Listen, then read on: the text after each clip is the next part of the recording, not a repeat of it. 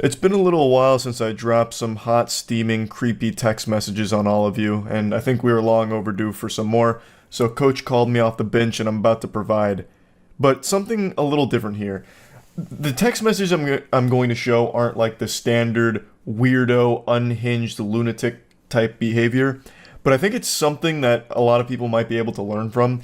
So, to give a little background, the poster here, she mentioned that she had gone on one date with this guy and knew him for like 2 months, and the date didn't go super well. And then we fast forward to this interaction that we're about to cover, and the reason why I think this is a teachable moment is because I feel like this is something maybe a lot of people do without realizing it's not a good idea, and there's actually hints of old Charles in these text messages here. Deep in the flavor profile of these embarrassing texts we're about to go over, I see myself staring me in the mirror when I was but a wee lad, a young man. The very first time I got a girl's number that I was interested in, I was giddy. It felt like I had just won the Super Bowl, and I couldn't stop texting her, even when I wasn't getting responses, which is a big no-no. That is a huge, unforgivable sin. You don't do that because it's annoying. And sometimes if I didn't receive a response after my like fourth text in a row within a like 20-minute period, I'd just be like, oh man, shucks. She hates me. Zoinks. I blew it. And then I'd still send like another 3 texts. And I know I mentioned this before at one point, but sometimes I'd get so like desperate and like begging for a response that I'd send her little ASCII art of stick figures. It's so bad. Actually, I was worse than the guy in the messages we're about to cover, but his is floating around, and I really think it's important that people realize that that's just not how you should communicate with anyone. Not even just someone that you're interested in, just anybody in general. No one likes to just be pestered. So let's begin. I am believing right now you might be my kryptonite. Need to hang out more, but I'm pretty sure you're my kryptonite. I'm good with anyone, and they will probably be my best friend once they are done. Just what I'm used to. I don't really know what that means, if I'm being honest. What do you mean, she's your kryptonite? It's supposed to be cute and romantic, but I don't really get it. That's kind of like an insult to her. Like, look, you're bad for me. You literally poison me. You make me sick, is basically what that's saying. It's not really that romantic, but I think he's trying to mean it in like a sweet way. But anyway, she says, sorry I can't talk right now, I just got my son from school, give me a second, which is totally reasonable. She's giving a response letting him know that she can't really properly respond to whatever conversation's trying to be started from this cold open. And he goes, okay, sounds good, enjoy your time with them please. Cody is about to get home, and then we're gonna go play some skee board, and I'm drinking, and then sends a picture of the beverage. He must have been butt-chugging that Miller Lite there, because then things really fly off the rails. Feels kinda weird being in Wichita Falls. I love it though. Let's have a good time. Can I call you? I miss you already. Sorry to call, just wanted to talk to you. I'm guessing he tried dialing her there, and didn't get a response. I don't want to be one of those guys that just be passionate about anything, but in the instance I was passing about you, there's a couple things in society that you go through. I don't know what type of Confucius wisdom he was trying to drop there. There's a whole lot of words in that vomit, and none of it translates to anything in that sentence. I don't know what was even said there. That is a real head-scratcher. Where's life and just live, but nothing truly measures to you meeting up and having a good conversation. I like you. I like you a lot. My friends coming from all destinations have a party tonight. I hope you're there. I hope you have school, please deem that necessary. Please deem your boy necessary. I love our conversation, but I'm probably the best dude you ever know. Big red flag. Anyone that identifies as a nice guy or the best guy you ever know, hey, probably not gonna be the best guy you ever know. Yeah, I'm not gonna beat around the bush here. If you're tooting your own horn, that horn's gonna be stinky most of the time here. But me saying that, I don't know. But you are a princess to me. Sorry to text you so much, as I'm not a texter. Do you need to call me? I'm there. I'm leaving Cheddar's now, about to hang out with one of my friends. He's meeting me here. Heart. And she finally responds saying, I'm sorry, I have class in a minute, I'm trying to rush through everything quick as can be. Again, totally understandable, she has already said that she is busy. So it's probably not a good idea to just fucking flood her phone with all this spaghetti that's fallen out here. So let's break this down. He's clearly very excited. And there's nothing wrong with being excited. Being excited's great, but maybe dial it back when you're not getting responses. He talks about loving their conversation. Brother, there's no conversation except for the one you're having with a ghost right now. There's nothing happening in these messages. You are speaking to yourself. To me, it seems like he started panicking when he wasn't getting a response in a time period he felt was acceptable, so then just kept sending more and more text messages on top of it, just bombarding her. And then he sent another picture of, I believe, them out and about. Another thing is, I don't think just sending a bunch of pictures is a good idea either when you're not getting responses. That makes it seem very desperate. Just let this sit for a bit. Just let it ruminate. Let her marinate on this and get back to you when she's not busy. You don't need to keep sending these text messages, which is a lesson that I and many others have learned. You don't want to just keep texting endlessly if you're not getting responses. There's this unspoken rule, I suppose, about, double texting or the forbidden jutsu of a triple text. Of course, it's mainly a meme, but there is some real logic behind it.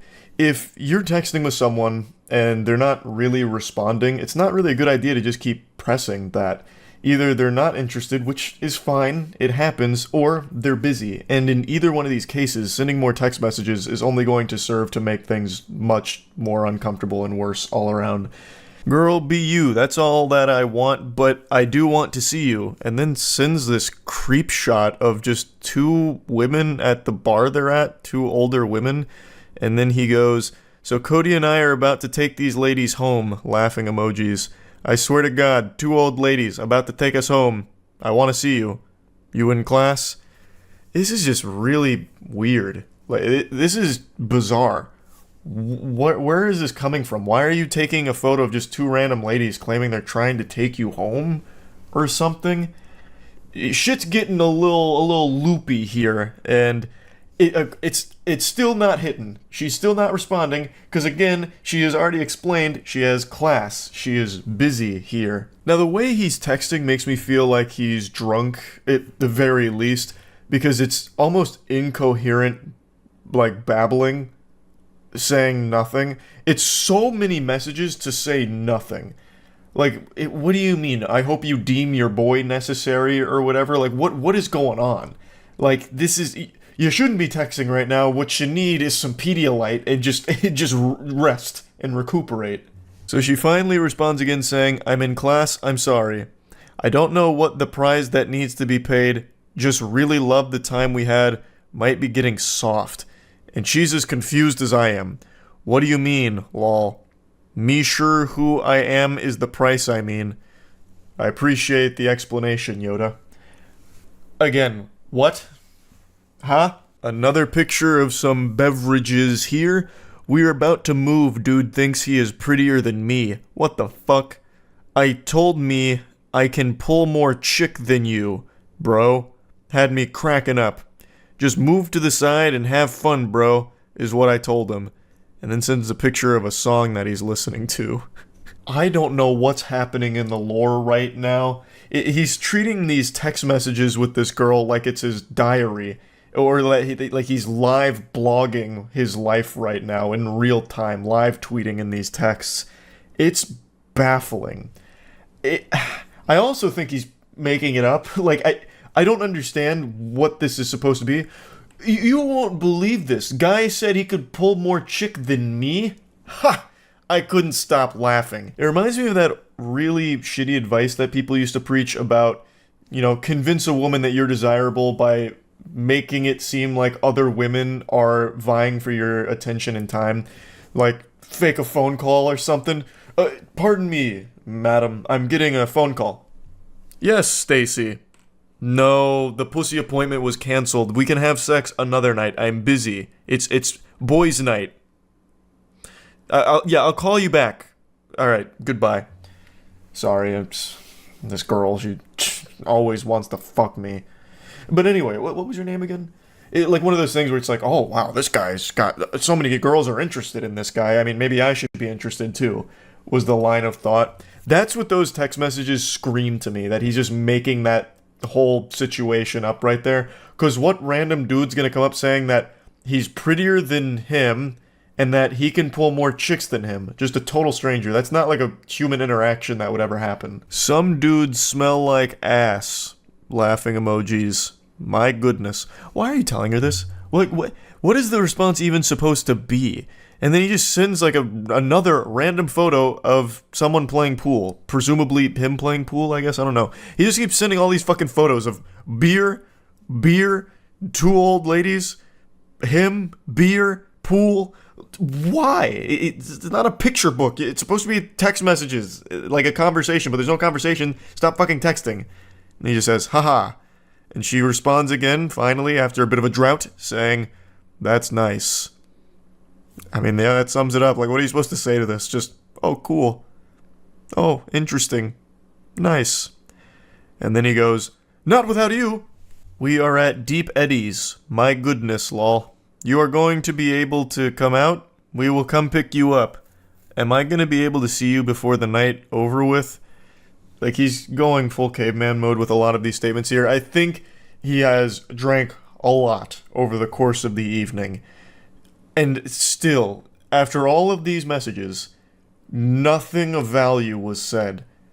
It's just been weird. You've sent 30 messages to almost no response ever. So let the lesson be learned here to not just keep texting into the void. If you're not getting responses, don't force it. It's a bad idea to just keep sending text after text after text. This fool. And then she finally responds and she just gets right down to business. I don't want to be rude, but you knew I had class. I made it clear. I've been here an hour and a half and you have texted me 33 times compared to my 5 times. This was all... I bet a lot of you watching this thought that these text messages had come over the course of like a day or something. An hour and a half. Jiminy Christmas. I'm sorry, I do not want to pursue this any further. You don't understand boundaries or when someone isn't answering. Be safe. Have a good night. I think that is a very understandable, reasonable, and respectful way of just getting this across here. He clearly did not respect boundaries or respect that she was busy, so I think this makes complete sense. And he says, I won't text you anymore, nor will I ever message you again. Have a good life. My apologies did not mean any disrespect. I hope you climb mountains. I truly like you. Glad you disrespected me now so I know. I get it. Wow. And then that emoji, I don't really know what that emoji's supposed to convey here for the emotion. Told me that you would keep me updated. We have a good life. And then some more hand emojis. I mean, it could have been worse, I suppose. Yeah, anyway, just wanted to share this. Hopefully you learned something from it. That's about it. See ya. I've never had a threesome, and I've never had an experience where I read something so cringe that it made my tummy upset. One of these two things is about to change today, and I don't think it's the threesome.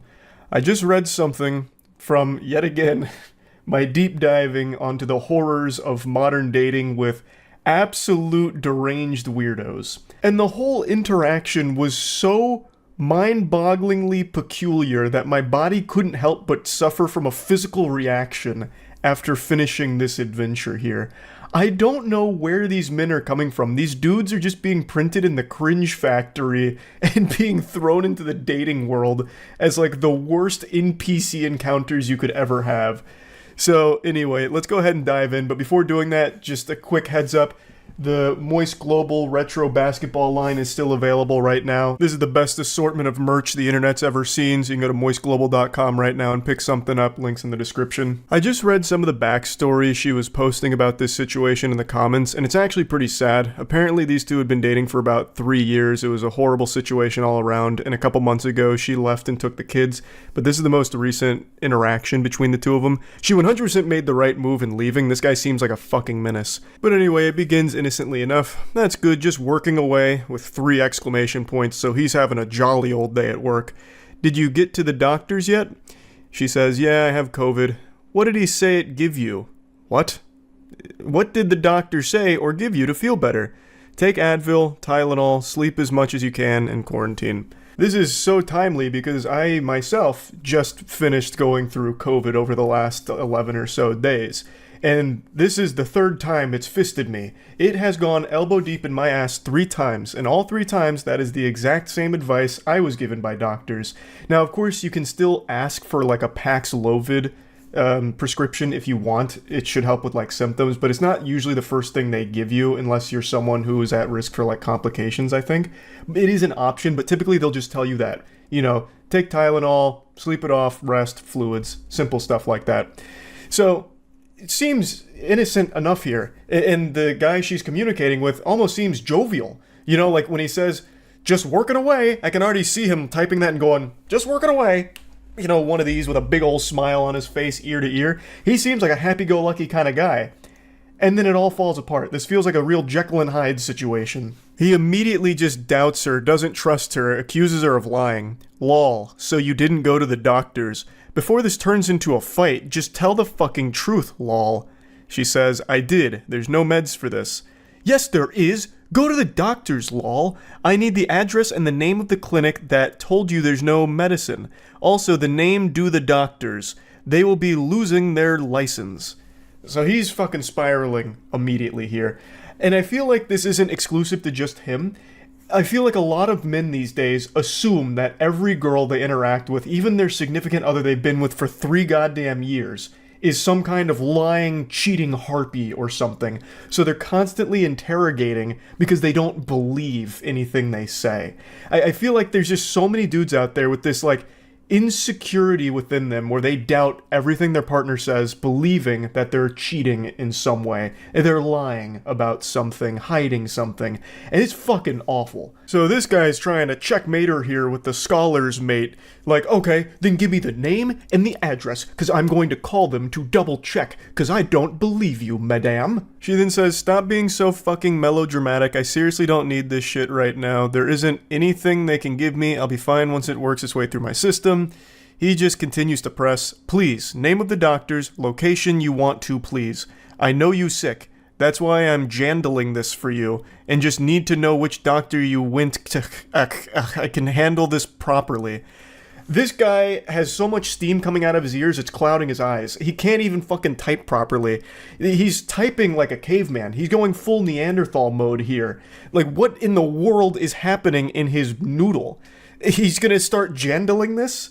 That reminds me of jelking. Like, that was an old thing on the internet where you're supposed to, like, masturbate in a certain way to elongate your wiener. Jandling feels like it's some kind of, like, sub-discipline of jelking. But anyway, she says, I don't need you to scream at the receptionist for no reason at all. Stop being ridiculous.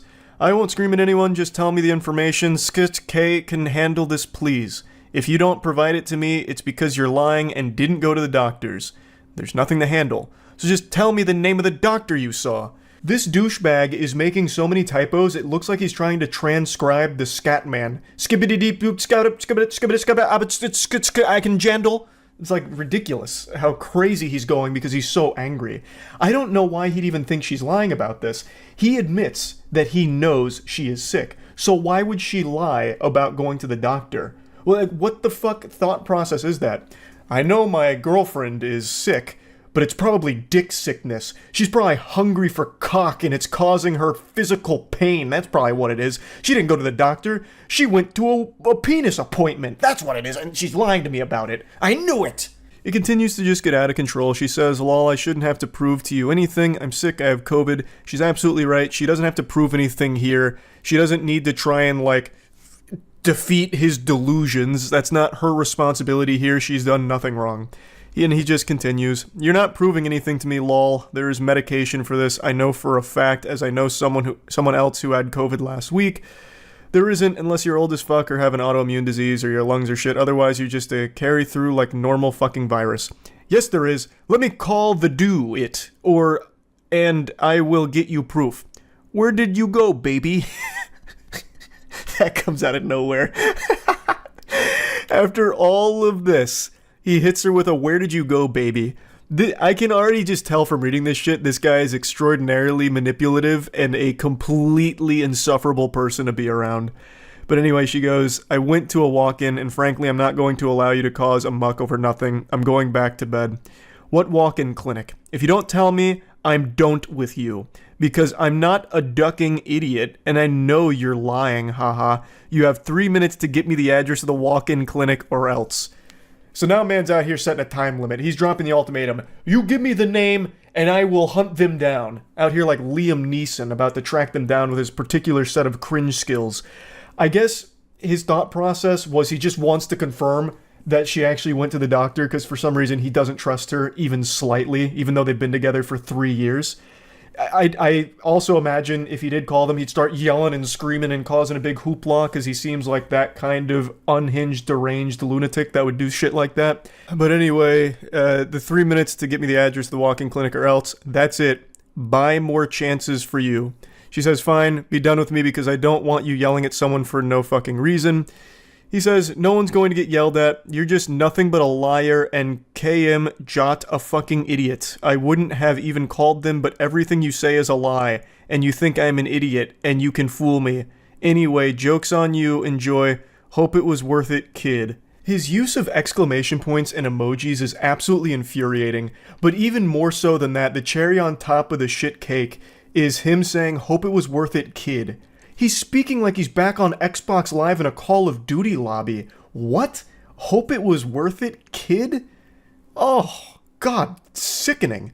But clearly the reason he's using the emojis and the exclamation points is he's trying to put on this strong, masculine front that none of this bothers him. This is the biggest mistake of your life. You're going to regret this. But me, I'm laughing. I'm having fun with this. This means nothing to me. So much so that I'll drop a laughing, crying emoji and 5 exclamation points. Haha, not hurting me. She then says, lol, joke's on me because I'm sick. Great joke. Love that for myself. Love that I feel like I'm being dragged through the mud, fire, literally feel the worst ever. Great support, thanks.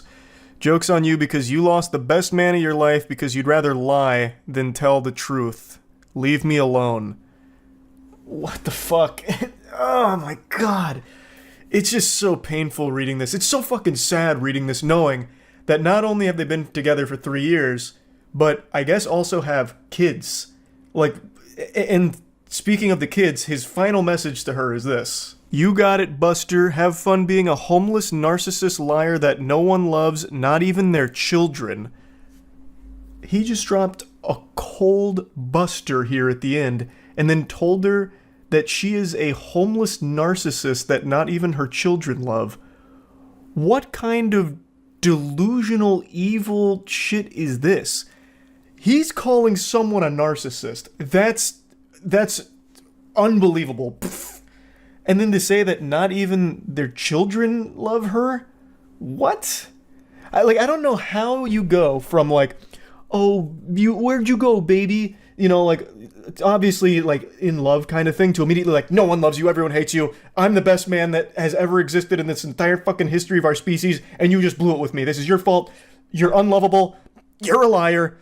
Your children don't love you. You're a narcissist. Like, it's just crazy how quickly someone can become this.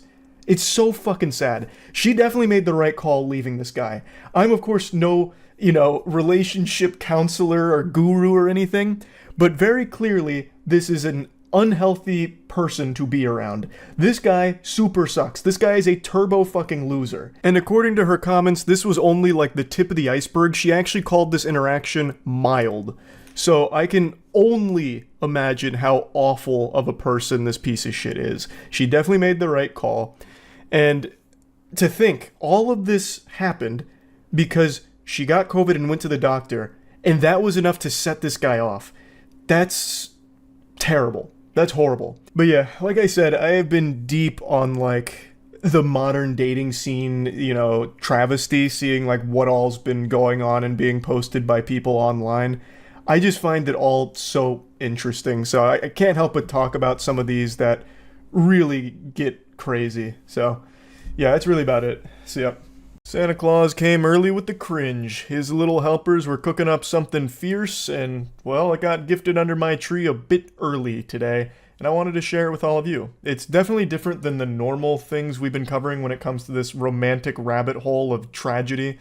The worst text messages, the worst flirting, the worst dates. This one is different from all the others I've covered, actually. So cozy on up with your favorite Christmas sweater, get under the mistletoe, and get ready to kiss your sanity goodbye, because this one is a real head scratcher. For the first time in this goofy little series history, we're getting the perspective of a man talking to a woman here.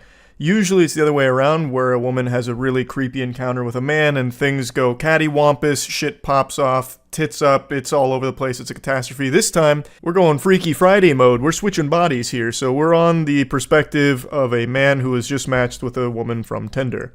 They've been talking for a little while and it leads to this. I'm jealous, I want ribeye. I'm assuming they were talking about ribeye. I'm quite the detective, I know. I just have a hunch that that's what the conversation was about. She then continues, lol, I'm glad you liked that. To which he says, I would happily cook for you. What's your favorite food? Oh, you will? I love baking, so maybe I'll bake you a cake or some bread, lol. I love steak, rare or medium rare. I love that idea. When can we make this happen? What a great start. I dare say these two are soulmates. This is wholesome, the exchange is going super well. Looks like they're about to set up a date to cook together or bake together. How could it possibly go awry? The good vibes continue. I'm not sure. You haven't asked me on a proper date yet. To which he says, what are you up to tomorrow evening? This is already looking like something out of a Hallmark movie. This is super efficient, super, great all around. She says, I'm pretty sure my family is stopping by because my sister's in town, but I'm not completely sure. What about you? I see. I've got nothing tomorrow evening. I'd like to schedule said date with you, but I also need to maneuver around holiday busyness. Do you have availability 12/26? And she says, I'm off all next week. The 26th would be perfect, with 2 blushing, smiling emojis. And I'm just sitting here, smiling, blushing, reading this story. Got me cheesing, it's so happy and wholesome. I also find it cute that in order to schedule the date, he conducted it like it was some kind of business meeting, penciling her in and locking it down. And the whole thing is just adorable. So how could it possibly end up in the shitter? What went wrong? Well, let's take a peek. Beautiful. It's a date. Would you be comfortable coming to my loft in blank and we can cook? I have a cat here too. She's lovely. To which she responds, no, I'm sorry. I don't do apartment dates for first dates. That literally made me so disappointed that you said that as a suggestion. I'm going to cut this loose. I hope you have a good Christmas and good New Year. Wish you the best. To which he says, all good. That's a totally understandable position from the woman here. Not going to a stranger's apartment for the first date is probably the safest decision you can make, so there's nothing wrong with setting a hard line in the sand like, hey, I don't really go to people's apartments for the first time meeting them. That kind of decision probably keeps you alive. You might end up at like a fucking serial killer's place. You go over there for medium rare steak, and you end up the steak. Turns out your Tinder date is Armin Meaves or something from Cannibal Cafe. So there's nothing wrong with her not wanting to go there for the first date. But she immediately jumps to being like, all right, we're done here. I'm so disappointed you even suggested it. Even though they were talking about cooking and baking together. It's not like he just pulled this out of his ass like a nefarious plot where he was rubbing his hands together and came up with this scheme. They were talking about cooking and baking together. How are you supposed to do that together outside of a household or an apartment or something? There's really no way to do that, so it should be pretty obvious why he suggested it. And he wasn't pressuring her into it. He even said, if you're comfortable, here's an option I think would be fun since we've been talking about cooking and baking. He wasn't like poking her or trying to bribe her into coming over there and set a trap or anything. He was just putting the offer out there. So I feel like a less aggressive response from her would have been something more along the lines of, hey, politely, I'd like to decline that. Don't feel comfortable going to your place for our first time meeting. And according to the comment section, he planned on offering an alternative because he understood why she wouldn't want to do that. But then things really start to pop off before he had the chance. So he says, I hope you have a great Christmas as well. To which she responds, Jdi du perdele zatrat se. I'm 100% sure I butchered the pronunciation on that, but I popped it in a Google Translate here, and it translates to go to hell, get lost. And I decided to investigate further, damn near having to revive Babelfish to try and get like another translation because that just sounded so incomprehensibly mean after all of this. But the other translation that I keep seeing for it is basically, fuck you. Which just doesn't make any sense to me because the guy was just following the conversation they were having.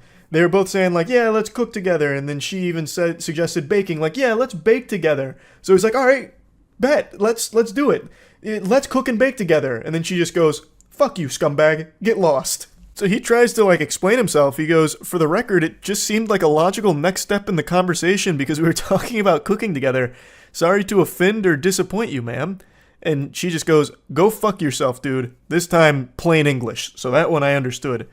And then he just says, very weird response in my opinion. And then she unleashes the demon here. She lets Hulkmania run wild. You know exactly why you fucking invited me to your loft. And it wasn't for cooking. Don't text me ever again. Blocked. And then he just goes, we met on Tinder, remember? Wish you the best in getting a date. I'll be warning all 30,000 women in blank about you. Now you're blocked. And he's just like, well, actually, wiggling his finger, blank has a population of 6.47 million, about half of which would be women. Warning 30,000 people about anything is an extremely tall order. You don't even get 30,000 people that heed hurricane warnings in Florida. If she's somehow able to send up the bat signal here to warn all 30,000 women in that immediate area about this guy, hats off to her. That's an incredible achievement, and she should use that power for good instead of evil. This guy didn't do anything wrong. He's clearly starting to take the piss here a little bit and just play around with it with that population remark. But I almost don't blame him because this is such an unbelievably hostile response to something that wasn't ever really meant in a disrespectful way, at least not from what I can see. She just immediately jumped to the conclusion that this guy is only looking to have sex with her. He's not actually inviting her over to cook. He is inviting her over to his place just for some coitus. There would be no steak being prepared. The only thing being steamed in that apartment would be ham. Steamed ham. I'm referring to them fucking. Like, that's such a stupid way of saying it. Mashing pissers, whatever have you. So she just believed that this guy was some huge asshole and was only using cooking as some kind of Trojan horse to get her over, but his true intentions were for a little bedroom rodeo action and nothing more. When really, to me, it really seems like they were talking about cooking and baking together. They were both on the same page. So when the idea of a date came up, which she proposed, the logical conclusion you draw is, hey, we've been talking about cooking and baking together, let's do that for our date. Like, it doesn't really seem like there was any kind of malicious intent behind it, and he never really had a chance to offer an alternative because she immediately just shut the whole thing down, which she has every right to do. There's nothing wrong with that, but it does seem like he wasn't trying to just be some douchebag or whatever. Like, it seemed like he was just offering a date that they had been talking about as a mutual interest. I'm sure he probably would have offered an alternative since she wasn't comfortable coming over to his place. He continues to just get a little sarcastic about things. He goes, please warn them about how a guy from Tinder invited you over to cook the day after Christmas. To which she says, dude, I'm in multiple groups totaling over 500,000. With your face, LMAO, you won't be getting no play unless you pay. Good riddance, roach. Honestly starting to sound like the Navy SEALs copy pasta. I've got over 500 confirmed blocks, and I will have your face plastered in the papers for 500,000 people to see. I'm part of every goddamn Facebook group on the East Coast, and they'll all know your name, villain. He just says, lol, roach. She continues, and I will! 2 exclamation points. It's like she's giving like a big speech in front of an auditorium. I'll let them know you tried to fucking invite me to your pathetic ass apartment for an easy lay masquerade as a cooking date. Yeah, we aren't stupid. Even your fucking hairline ran from you. Now sit back and enjoy being alone. And he just goes, I hope you find peace and love. Yeah, I mean, what else can you do except pray for happiness for her? Like, this went south so quick out of nowhere, and I don't think it needed to. They could have just said, like, not comfortable, are you open to anything else? And if he tried to be pushy about it, like, no, you have to come to my apartment, then all of this is a totally reasonable thing to say. Like, no, you clearly just want to fuck, get out of here, get lost, scram, Buster, hit the road, take a hike. But she didn't even get that far. She immediately just jumped to this assumption that this guy is a piece of shit and he needs to go to hell and get lost. And now apparently she's going around putting up wanted posters like it's One Piece with a 5 billion berry bounty on this guy's head, all because he had the gall to invite her over for a cooking date that both of them were discussing together. I just don't really know how she'd even frame this as a bad guy to her 500,000 person group that she's a part of. I don't even know what group that would be. That's like a wildly large group to be a part of, and I can't imagine she has like a power position there where she can put out an APB on this guy or something. But even still, I don't really know how you could even spin this guy as a horrible person. But yeah, anyway, just wanted to cover this one. This one's different from the norm that we usually go over here, so that's really about it. See ya. I'm sure all of us have been lonely and desperate at some point in our lives. It helps build character. But very few of us will ever have the same level of courage as this man I'm about to show you, to step up and do something about it. He said, "Dag nabbit, I'm tired of being alone, and I'm ready for a girlfriend." So, he used his 6th grade choir experience as well as finding an acoustic royalty-free song off Facebook, and then created his masterpiece, a song that dwarfs every other song that's ever come before it. And he sent it to a random girl off Twitter, hoping that she'd marry him, I guess. I don't really know. Let me go ahead and show you. Hi. So, today on Twitter.com, a man sent me a very long DM about how he found my account and decided to write a song about me. And they say romance is dead. Who doesn't want some greasy stranger somewhere in the world writing a song about you? I think that's beyond chivalrous. Also, this is something I've talked about briefly, but it's wild. If you're just a woman on Twitter just existing, dudes will DM you sometimes and just give you money for the sake of existing. It's called pay piggies. It's fucking crazy. It's such a wild atmosphere. But unfortunately for her, he wasn't giving her money. He was giving her like the opposite of money. Something that like drains her just having listened to it, which is an awful song. Like this terrible ballad you're about to hear. This man decided to continue the message by saying that he's never written a song about anyone, not even his wife, and that he had to ask his wife's permission in order to finish the song. Sorry, just one more quick segue before getting into the song here I need to talk about.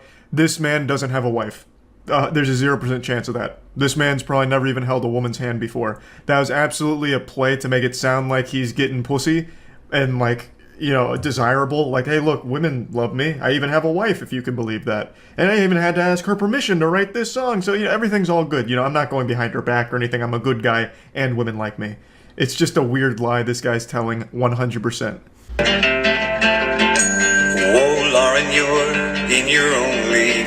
Watched your videos on Twitter just to hear you speak. And yeah, you do sound as cute as you look.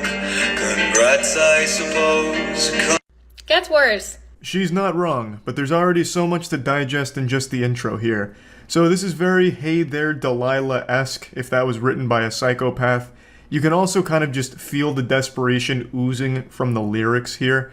You have to be in a pretty weird state of mind to think that this is a good idea under any circumstance, just writing a song about a stranger and then sending it to them as your first contact with that person. That's pretty wild. But let's look at the lyrics, you know. Hey there, Lauren, I watched your videos just to hear you speak. And yeah, you sound as cute as you look. Congrats, I suppose. You know, wow, I'm fucking sweating over here. Very smooth, what a silver tongue. The lyrics are inspired, to say the least, but it almost sounds insulting at the end there with the congrats, I suppose. It doesn't even rhyme with anything there. He just like threw that in as if he's like salty about it, like, yeah, congrats, I guess, you fucking harpy. Lauren, only you know what you could do to my wife. My beautiful children and comfortable life with a push of your will. Move over, Johnny Cash. Hoo-wee. This one's about to bring a tear to my eye, to be honest. Let's go ahead and go over this one as well. A little pit stop again. Lauren, only you know what you could do to my wife, my beautiful children and comfortable life with the push of your will. I wasn't exactly an English major in school, nor did I really study literature or anything, so I've got to tell you, I'm a little confused on the meaning behind these bars here. But they are fire, of course. But what is exactly the meaning behind it? Only you know what you could do to my wife. What is that, like, does he think Lauren's gonna go over there and beat her ass or something, or replace her? I don't really get it. Like, with the push of her will, she could do something to his wife and his kids. The comfortable life I get, like, he'd leave behind his life to be with Lauren, I understand that. I see what he's trying to say there. But then also, let's go back to, like, the beginning here where he said that he needed to ask his wife's permission to write the song. I could see why. It makes a lot of sense why he'd probably want to ask his wife's permission when he's writing a song all about leaving her for a different woman. and throwing behind their kids and his life for a random woman on Twitter, I could see why he'd need the okay from his wife for this, assuming she exists, which she absolutely doesn't. But I'm suspending disbelief trying to understand what this all means, because I don't really get it. I think the whole message there is, I would throw my wife in the fucking sewer and leave my kids at school, tell them I'm going to get cigarettes if you just gave me the word, Lauren. If it was your will, I would throw everything behind. I'm ready to risk it all for you. Hey Lauren, are we in common? Are you over-trusting? Are you analytical? Do you feel everything? It sounds like I'm listening to the background track of a shitty commercial with that xylophone hit, the ding, that little bell that keeps sounding with the generic acoustic guitar chords behind it. It just doesn't even seem like it's supposed to be a love song. There's nothing romantic about it at all. It just sounds like a cry for help. This guy should have let me ghostwrite it for him. I'll hit you with a timeless classic to really wiggle your finger to and get you laid. Hey darling, hey, let me love you. Let me kiss your pretty lips. I'm feeling kinda hungry. Let me eat those titty chips. I'll be honest, I'm all alone, but give me your hand and let me give you a home. Yeah. That's not bad. That's a chart topper, honestly. I'm gonna fucking write that down. And more, I guess you're like razors of steel, with grace and zeal and sex appeal, all dwarfed by your will be still be. So anyway, I blocked him. The nice guy loses again, god damn it. What is wrong with society when a banger like this ends up getting you blocked instead of getting you dick deep in some good high quality vagina? Blows my mind. It makes me sick, honestly. Just couldn't appreciate the fine wordplay and zeal and sex appeal. Oh. In a follow-up video, she showed the DMs here, and they're a lot worse than I expected them to be. So first of all, the amount of comma splices Alan's using here is insulting. So he begins with, "We never met and probably never will, but I had the pleasure of reading one of your articles, and as one does after reading an article, I looked up the writer, in this case you, first hit Twitter, and I had a nose around your Twitter, whatever you call it, feed page, I don't know, but anyway, I got inspired by those first 30 seconds or so because you're quite, well, impressive." God, the way he writes, I can immediately picture exactly what Alan looks like. He wrote this while taking a sip of tea with his pinky out and caressing his soul patch.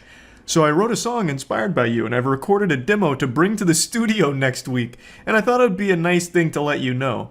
I've never had a song written about me, neither has my wife, or at least I don't think she has, but I imagine you get that all the time." Yeah, I mean, I'm sure that's totally normal. What a flex. This is going to be turned into a big song. He's going to the studio to record it. I can't wait to hear it on the radio. 98.9 delivering the hits here with, "Hey there, Lauren, I'm outside your window." He then finishes it off by saying, "My mate/business associate and emailed you pretty much the same thing, but don't know if you actually got that or if I sent it to the right address for that matter. Yeah, red wine on an empty stomach equals messy me." Jesus Christ. One thing about the song, I actually needed to get permission from my beautiful wife to actually finish writing it. Can you imagine? No. No, I can't. I actually can't imagine. You didn't need permission from your beautiful wife to write it, nor did your business partner email it to you, because you even dropped that ruse in the next sentence by saying, "I don't know if I sent it to the right address." So you immediately forgot that you just told her it wasn't you that emailed it. I digress. What a ride. So let's see how he responded to being blocked. My man said, "Oh, blocked, K. Should have said this is a fictional thing, not to be taken literally kind of thing. Ah, well." Listen, Lauren, you see, you misunderstood the song. It's a work of fiction, which means it's not weird. This is totally normal, and you fucked up by thinking it's supposed to be real. But if you so happen to choose, I would actually leave behind everything for you. That's not fiction. It's, just one of those things. A little too desperate, I would say. I would say this was really swinging for the fences, and it didn't work out. which is pretty predictable. The song was trash, and the idea behind it of just writing a random song about a stranger you've never met as a way of coming on to her and flirting with her is weird. Even if fucking Harry Styles did this, it would still be a weird thing to do. Like, it doesn't matter who you are, that whole idea just doesn't really track well. So, just wanted to talk about this a little bit. If you were thinking it's a good idea to write a song for a girl you have a crush on and the girl doesn't know you exist, it's not a good idea. Let this be a lesson. That's about it. See ya. I know my calm, composed, stoic demeanor may not give you any clues or hints at my internal struggle, but trust me, right now, I'm spiraling. I'm falling down a dark path I swore I'd never walk again. Like a former addict who finds the pipe once again, I have found my long since abandoned drug. I have become hooked on reading horrible text messages from dudes trying to get laid again. It's been many moons, and some of you who have been around the channel for a while may remember I've made a lot of content covering horrible pickup artists, as well as horrible text messages with self-proclaimed nice guys who are one gentle no away from letting the demon out and just flipping the switch to a full-blown conniption. Like, the word boyfriend would be, a Winter Soldier event that would have them just go ballistic. And I've made quite a bit of content, both laughing at the absurdity of it, as well as using it as an educational tool, like, hey, don't be like these goobers. But over time, I started kind of petering out from doing that because I just made so much of it, and I stopped indulging in that kind of content until recently. I could only fight the urge for so long. The werewolf is coming out. It's a full moon, and that moon is nothing but fucking cringe. I saw some text messages today that I've just got to go over. Now, before we embark on this journey together, it's important that I let you know that these are two college students. As we go through this, you'll probably assume that it's two 13-year-olds, but that's not the case. These are two college students that worked on a group project together, and now we're coming in after the completion of the project. So, they say, I just emailed Professor the final draft, so we should be good. To which the poster says, yay, and then sends a meme, go team. I really enjoyed working with you. You seem like a very sweet and smart girl, and I'd love to take you out sometime. To which they say, that's very kind of you, but I have a boyfriend. Oh boy. She said the phrase, I have a boyfriend. There is no phrase more powerful in the English language than that. The strongest sentence ever constructed. That's like the nuclear bomb here. I have a boyfriend is a phrase, nay, an incantation, more powerful than Avada Kedavra from Harry Potter. And it's just been deployed. So you can already start to speculate where things are going to go south. He responds by saying, heh, well, thanks for leading me on, which catches her off guard. She says, I'm sorry, but I don't think I've done anything to imply I was interested in dating you, to which he responds, it's just funny how you never brought up that you were taken until now. Which is an interesting thing to respond with, because that makes it seem like he expects every girl that's taken to immediately state that upon starting a conversation with a man. Like they need to wear some kind of sign or some kind of label on their forehead that says, currently in relationship, not available, thank you. Try again at later date. Although she does say that she mentioned her boyfriend. Actually, I did. When I was at your house, I told you my boyfriend was picking me up. Which she's able to counter beautifully by saying, I thought you meant a boy that you were friends with. Because why would you go over to a guy's house if you're dating someone? And she says, because you offered to host and we needed somewhere to work on our project together, my boyfriend knew and didn't care because all we were doing was working. I'm sorry if I did anything to give you the wrong idea. And then he says, you let me buy you a pizza. Now, admittedly, I understand where the guy's coming from here. We all know about the law of equivalent exchange thanks to Full Metal Alchemist, and we have something like that in the real world. If you buy a girl a pizza, she is obligated to have sex with you. It's the pussy for pizza transaction. It's as old as time itself. So the fact that he was able to buy her a pizza and he didn't get his winky stinky is shocking. But anyway, he seems to really put a lot of stock in the importance of that pizza. Like that was going to carry them all the way to marriage. Like this is a moment she'd remember for the rest of her life or something, that pizza that he bought her.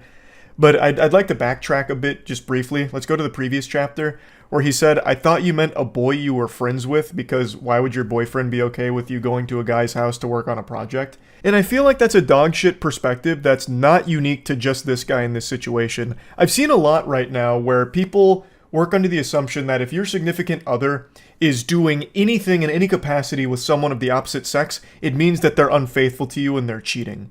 But I just don't really subscribe to the belief that most normal, sane people think that way. Of course, there are extenuating circumstances to that, but in this scenario, and in most scenarios like this, where it's just she's working on a group project with a classmate, I don't know why you'd immediately jump to, she must be a whore who's going behind my back to fuck this one goofball in her class and pretending that they're working on a group project. I just don't think that's something most ordinary people jump to immediately, and in this case, the guy views it as weird that she ever even agreed to go to his house to work on this group project if she was in a relationship, but I just don't understand why that would be viewed as weird. Like, where else are they going to do it? Like, if they go to her place and do it, it's the same problem, right? Now, she has invited a guy over to her house and she's in a relationship to work on this group project. Wouldn't that be the same issue? Or if they go somewhere in public and do it, like a fucking Starbucks or whatever, it's still the same issue. Like, oh, now they went to a public place where people go, like, on dates sometimes to do this group project. So you can always make that argument no matter what. So just, I don't know, it just doesn't compute with me. But anyway, back to the pizza. I offered to split when you told me you were ordering a pizza and you said it was your treat. If you'd like, I can sell you for half of the cost. Yes, I'd like that. And you ate more of the pizza than I did, so you should pay for like 2/3 of it. Now we're getting into the nitty-gritty math calculations here. Like, well, actually, listen here, Harpy. You ate more of the pie than I did, so you're gonna need to reimburse me more for it. And you know what? It wasn't my treat, because this Halloween there was only tricks. You tricked me. You lied by not telling me that you had a boyfriend. So give me extra cash for that pizza, you disgraceful harlot. She's being as gentle as possible here. I imagine she's scared of this individual, and she said as much in the comments of the post. She said that she didn't want to, like, get too aggressive back because then she'd be, like, afraid of what he might do. So it's just, like, I understand where she's coming from. You don't want to, poke and all of that. So she's just like, okay, that's fine. And I'm sorry again if you got the wrong idea, but I thought I made it clear that I viewed this as a professional relationship. Well, you didn't. And then he comes back and says, don't leave me on red. So he's getting very aggressive here. He's red in the face. He's steam coming out of the ears. Like, I understand why she wants to, like, tiptoe around this as gracefully and smoothly as possible. And it's something I've said a lot on stream, where in the current climate of things, it feels like everyone's more on edge than ever. Like, I've read so many stories over the last couple of years of people snapping at the smallest things, like even the most minor inconvenience. Like, this is a story I've referenced a lot, but it's one that actually legitimately sticks with me. There was a murder at a Subway where a man shot 2 Subway workers because they went a little heavy on the mayonnaise on his sandwich. Too much mayo was a death sentence for one of the 2 workers that was shot. The other one did survive, but I mean, it's things like that where it's never really worth pushing back. So in a case like this, I understand why she'd want to be really light about it. And I just want to mention that because I saw a lot of comments, like, not really grilling her or anything, but just really kind of wondering why she was being so polite in lieu of all of the aggression from this guy. And I totally understand why she would be. I really do get it. I just wanted to point that out real quick. But anyway, it wraps up by saying, I don't think this conversation is worth furthering, which is fair. And then he responds saying, it's ridiculous you even chose a guy to work with if you have a man. I bet he was upset even if he pretended not to be. Now, she explained this a little further in the comments. She didn't even choose him to be, like, her group project partner. Apparently the way the groups were chosen were people chose topics and whoever had similar topics worked together. So these 2 just happen to have the same topics. It's not like she went out of her way to choose this, benevolent angel to work with or anything. But anyway, I understand this was like a very short text exchange. It's only like 3 screenshots here, but I just think there's a whole lot to digest and analyze here. As we as a species have become more and more isolated, all of our socialization and human interaction comes from behind a computer screen now, mostly. Almost all of our interaction with each other is through the internet. So it's leading to a lot of people not knowing how to socialize or not knowing how to pick up on, like, social cues, and I don't even really blame individuals for that. But it's led to situations kind of like this, where this guy really views that her being off the market, having a boyfriend, should mean that she shouldn't do anything at all with another guy, even work on a class project with another man. And also, something as simple as buying a pizza shows some kind of romantic interest between the two of them, some kind of mutual romance. So when it turns out that she wasn't interested and it leads to a rejection, it's something that he doesn't know how to handle appropriately. And overall, it is just pretty sad. Yes, it is like equal parts entertaining with some cringe text messages, of course, but at the core of it, there is a problem where people aren't going out in the real world and making genuine human connections. It's all through computers. So when you are in the real world with real humans, you don't really know how to handle things super well. So something as simple as getting like a rejection is a much bigger deal than it used to be. And overall, like I said, it's just kind of sad. I wanted to just talk about these text messages because I got real deep on why. Why would this be the response to something so simple? And, of course, the text messages are very silly, like with the whole fucking pizza side quest thing. But anyway, yeah, I just wanted to talk about it a little bit. That's it. So, yeah. I hope you've been practicing your ha-ha-has, doing your laughing stretches, because we're about to have ourselves a real giggle fit here over this weirdo loser embarrassing himself in a big way. This post blew up on Twitter right now, so it seems like I'm not the only one with a naughty little guilty pleasure here who enjoys laughing at unhinged creeps. So the woman here has been talking to this fine, gentle sir from Bumble, and she asks him, I guess I'm just wondering what your expectations are from a partner. He goes, like, in terms of expectations from women? Or men, I don't know how you swing. And he goes, women, not men. He uses 2 periods here, so it feels like this was like very serious to him. He put his foot down on that one, so there would be no confusion. So then she says, lol, okay, then yeah, what are your expectations for your girlfriend, wife, whatever? Can I be honest about it? It might be seen as outdated or something, haha. To which he says, yeah, of course, this is a judgment-free zone. It's almost cute to imagine him typing that, like, can I be honest about it?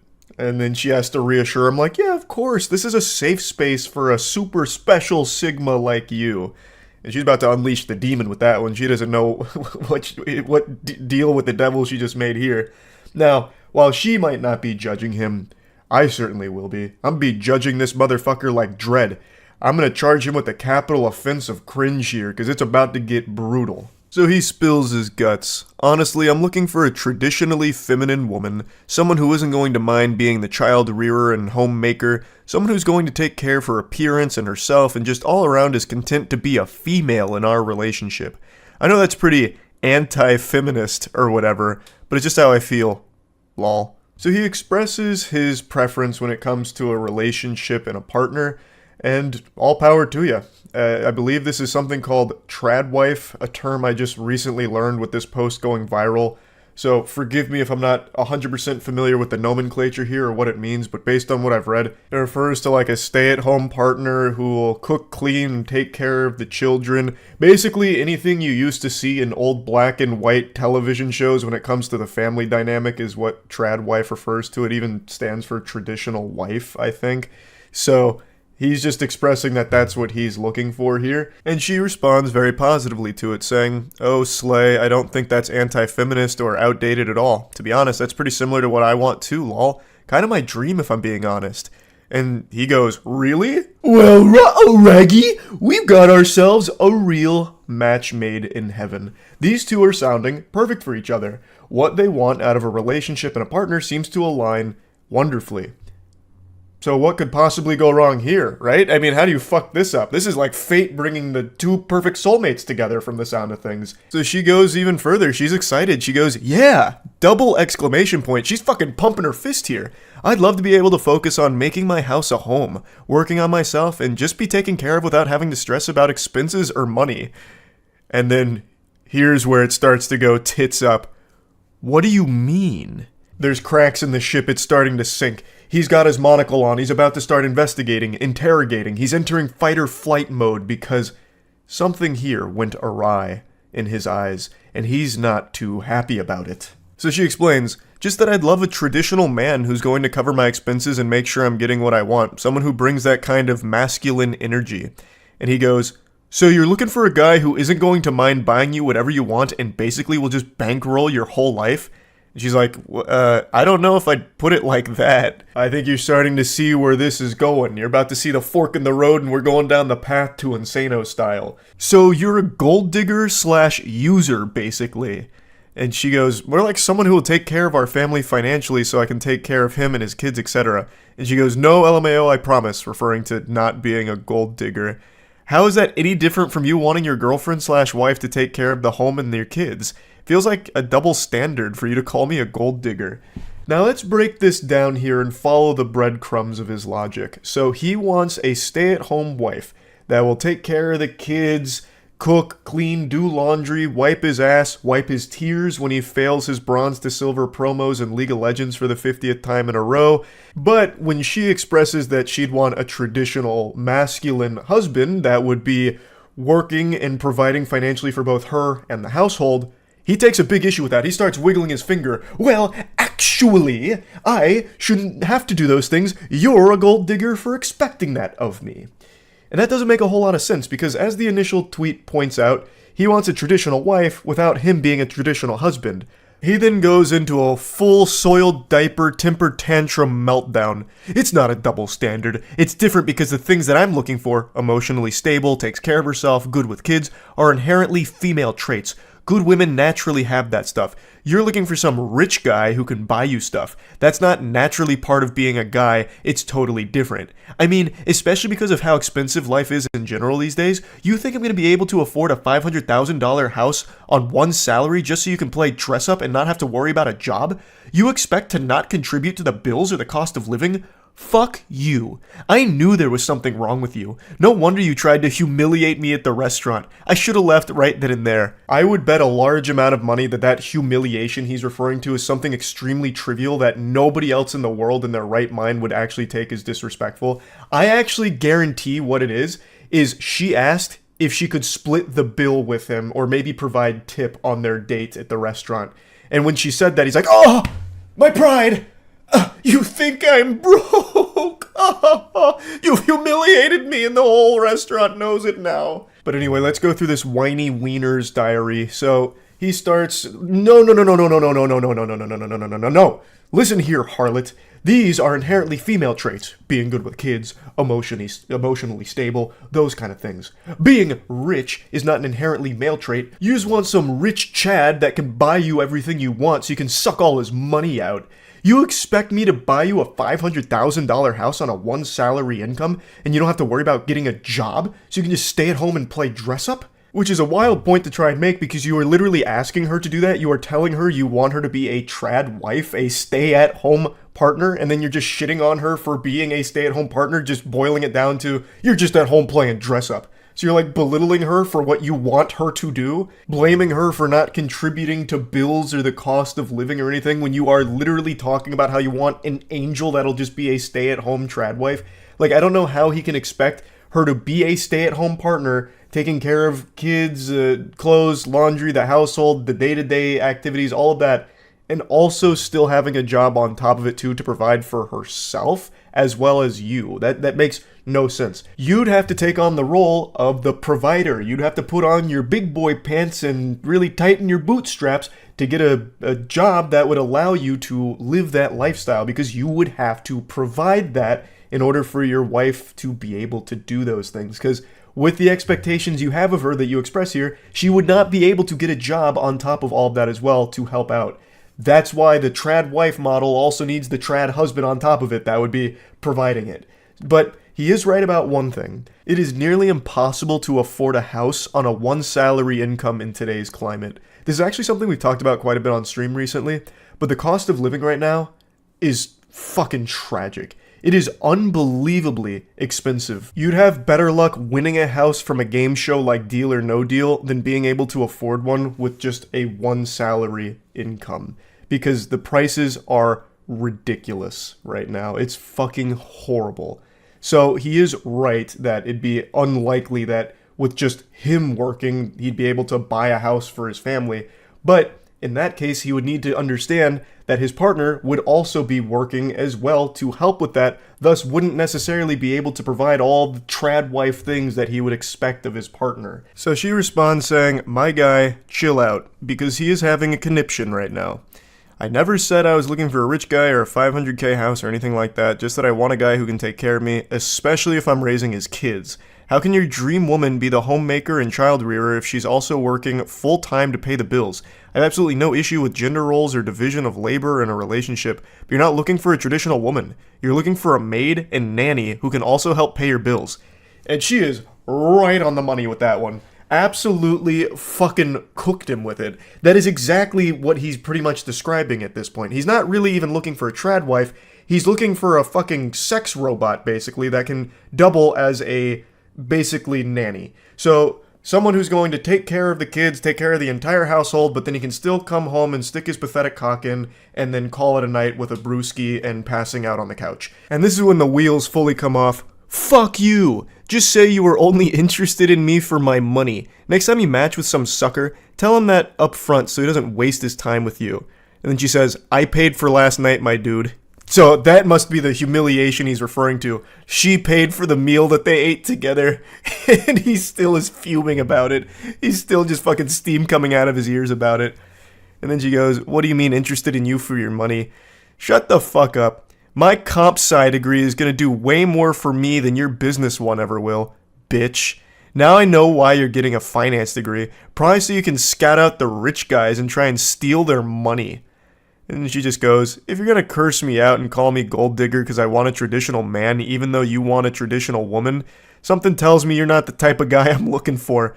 Lose my number, but I hope you have a good life. I really feel like behind his text messages, I can sniff the tears in his eyes. Like after he sent that final text message there, he threw his phone down and screaming and wailing into the bathroom where he locked himself in there for the next half an hour to calm down, splashing water on his face. These two, in the beginning, seemed to be perfectly in line with what they wanted out of a partner. This felt like a great match here. And yet, Goofball was able to snatch defeat from the jaws of victory here, driving her as far away as possible, frightening her, and revealing that he is a massive, unhinged lunatic and a big old creep. Like, what in the world? She even paid for their dinner last night, too, and then he still had the gall to be like, you're only with me for my money. What? But the shamelessness still wasn't over yet. He came back later and then sent a message at 1:30 a.m. after all of this hoopla and just said, hey, you up right now? Trying to booty call the girl that he just had this embarrassing temper tantrum in front of. Hey, sometimes you gotta just shoot your shot, I guess, even after you make an absolute fool of yourself. I don't know what fantasy land he's living in that would make him think that would work. I don't know what he was expecting. Maybe he thought the Men in Black went and neuralized her or something, so she totally forgot about these text messages. But that was never going to pan out well there at the end. I don't know why he thought he might get some action from it. But yeah, I saw this floating around today and I just had to talk about it a little bit. I am so glued to these fucking awful text messages and like these awful dates and romance stories, man. I am in so deep on it. Anyway, that's about it. See ya. The specimen I'm about to expose you to is extraordinarily cringe, like this SCP weirdo that I'm about to unleash before your eyes. But I want you to take this as an inspirational motivator because somehow this goober was able to get into a serious relationship for the last 7 months. And if he can do it, anybody can. Alright, now let's begin our journey. This is a 26-year-old woman communicating with her 29-year-old boyfriend. Now, the previous night they had an argument, which we'll get into in a moment because it's crucial to the lore here of what unfolds. Now, this is the next day. She says, had some honey chicken with rice and broccoli from blank, how about you? He responds with a Naruto gif, which is already an incredible start here, and goes, that sounds good. I had a muffin and cheese lol, by the way. The call yesterday really sucked, but the New Year's Eve call was very nice. She says, I know lol. And then for some reason he decides to pour salt in the wound. He just digs the knife a little deeper, letting her know that it was probably the worst call he's had, lol. To which she responds, alrighty. Well, that makes me feel great. I'm heading to bed. Love you, good night. For some reason he thought it was a good idea just to remind her how much he disliked talking to her last night about what they were discussing. Oh man, that call last night, that was the pits. Jesus Christ, am I right, you fucking harpy? Last night's call was horrible. The New Year's Eve call was a little bit better, but goodness gracious, heavens to Betsy, the call before that, fucking atrocious. And then he'll probably drop another Naruto gif. This time it's like an Itachi one casting a genjutsu. Don't ever do it again. But anyway, the argument they had on the call before these text messages was about her mentioning that she might want to try shrooms at some point. It was basically talking about drugs and how she's not interested in drugs, but the only one she has even an iota of interest in trying is shrooms, like, one time. And he took a very hard stance against that. Like, it was like he was a fucking DEA agent here. I'll drop the information right here if you want to pause and read it, but the gist of it is, she mentioned that shrooms at least sounded somewhat interesting to try at some point, though she was never really being serious about it, and if she ever did want to try it, she said that she would talk to him about it first before doing anything. It wasn't going anywhere, and eventually she just said, "You're right, I'm wrong, sorry," and tried to move on from the whole conversation. But it looks like that was never in the cards. It's weighed heavy on the mind of her boyfriend, who brings it up out of the blue again, just to remind her how awful the conversation was. In the follow-up message, he decides to just go whole hog and let it all hang out here to just reignite this argument. He says, "Yes, I say wrong stuff to you sometimes. I know I make mistakes, but not this time. I stand by what I said yesterday, and this time you were in the wrong. But I'm heading to bed. I love you. Good night." And she reminds him, like, "Hey, we fully discussed this last night. There was no reason to bring it up again except to attempt to make me feel bad. Just because you're in a bad mood doesn't mean you should try to bring me down with you." She's 100% right. They had already discussed it. There is no reason to keep doing this again, this song and dance. Just let it be. But he just can't do that. "I know, but this is serious shit." And then he censors the word shit. He puts stars on his swear word like he's a 12-year-old in Twitch chat that has the language filter on. This is a 29-year-old man who is censoring the word shit. And we've only just begun with the exceptionally wacky stylings of this 29-year-old fucking goober. If you use any substitute, I am done with you. And I'm sorry I say this because I care about you too much, and you're much worth more. And you're much worth more. I don't, that's all over the place. I think he was just so angry. I mean, he dropped the word shit. You could tell his temper was flaring up. He used a naughty word. So I think he was just scrambling to say words in a panic. And then she just goes, "I'm not talking about this." It's fine if you don't have the mouth of a sailor, but why censor it? Just don't even use the word. You could have said poop. This is some serious poop, m'lady. You're talking about drugs. Unacceptable. Why even bother censoring yourself? Oh, it's so cringe. And we've only just begun. She says there's no reason to go over this again. We talked about it. It's over. Drop it. Really just trying her best to move on from this because it's only going to get worse. But he's already too deep. He's already made his bed and it's time to piss his pants in it. "Okay, but promise me you won't do it and I will drop the whole thing." She again reminds him, "I already fucking told you I wouldn't do anything without talking to you first. Leave it alone. I'm done with this conversation." But it's just not registering in his mind. His neurons are just firing and he's going into flight or fight mode and he's fighting his own demons here. Don't get angry at me just because you had a drug problem in past. That's not my problem. That's your problem. Which is a crazy fucking thing to say to your significant other. Jesus. And she goes, "Bro, you're being dense right now. Just shut up and leave it alone. This isn't a conversation to be had over text, and we already talked about it on the phone. Just drop it, dude." Now, if you pause to read the explanation for the context around these messages, you'll know that the drug problem he's referring to is her smoking weed when she was 19, and the one time she tried cocaine. That's the drug problem to this guy. He speaks as if he's like a 14-year-old boy who just had a class on Dare, and now he is scared. He can't sleep anymore. He has to go to bed with one eye open and Narcan on the dresser next to him, just in case a burglar comes in and tries to force him to OD on drugs. Like drugs are out to get him and everyone he cares about. And he just keeps spiraling. You have to change that blank. He's literally beeping himself with a sensor. You have to change that beep stupid attitude. And I'm not your beep, bro. And I'm not your beep, dude. Maybe that's why wow, that's hard to read. The grammatical catastrophe that he's unleashed upon my eyes is really fucking with my brain. I'm not your beep, dude. Maybe that's what you're call your beep friends. I don't give a beep. I'm not your beep friend. I'm not your beep. X is beep. Remember that. Like, what in the world is happening? This is the most childish text message I've ever seen in my life. It's like a kid melting down on League of Legends. This is a 29-year-old man. And he's speaking like this. He's a fucking boy. He's a baby boy. Why is he censoring his texts like this?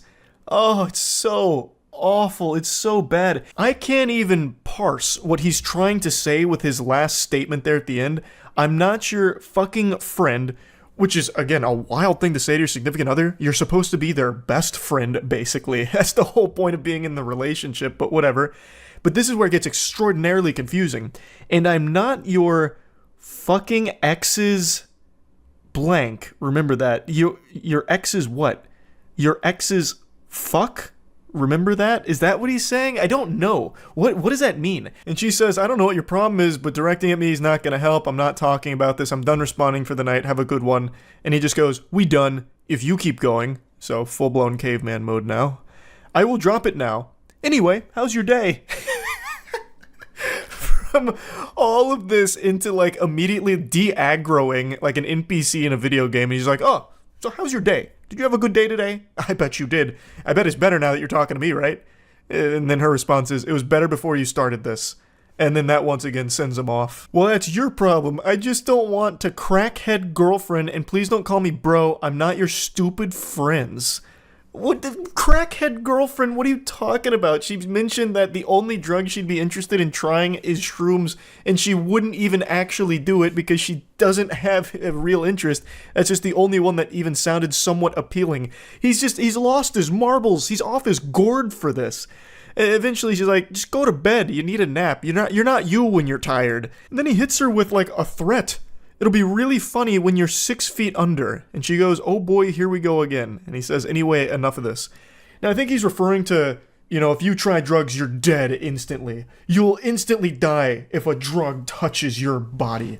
It'll put you 6 feet under instantaneously. Like, I don't know if he's actually threatening that he'll put her 6 feet under, but that is kind of how it reads. But I think what he's trying to say is that the drugs are going to kill her, and he's the only one that can save her from going down this destructive path. Now, obviously, and here's a hot take, drugs aren't good for you. But what he's doing here is an outrageous overreaction, and the way he's treating his girlfriend is unacceptable. He's just yelling and screaming at her like it's an episode of fucking Scared Straight. All over her, going over a hypothetical of if she was to ever try a drug, she'd want it to be shrooms because that's the only one that sounds even somewhat interesting, but she doesn't even want to do it. She's not saying she's going to go do shrooms or anything like that. She's not going down this path to being a crackhead like he thinks she is.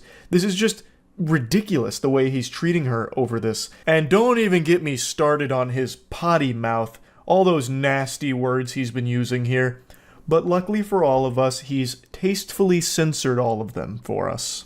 Clearly don't respect me. You think I'm a joke when I'm saying the truth. I wish just once you just listen to me. I think you're a joke, buddy. I'll say it. She won't, but I will. I think you are fucking cringe incarnate. She says, I'm listening. I'm just tired of you repeating it over and over when this whole thing was finished last night. Of course I don't want to hear it again. I dropped it. You should too. Leave it alone. And then he tries to play the saint again, like he's just looking out for her and it's all for her benefit. He's the angel.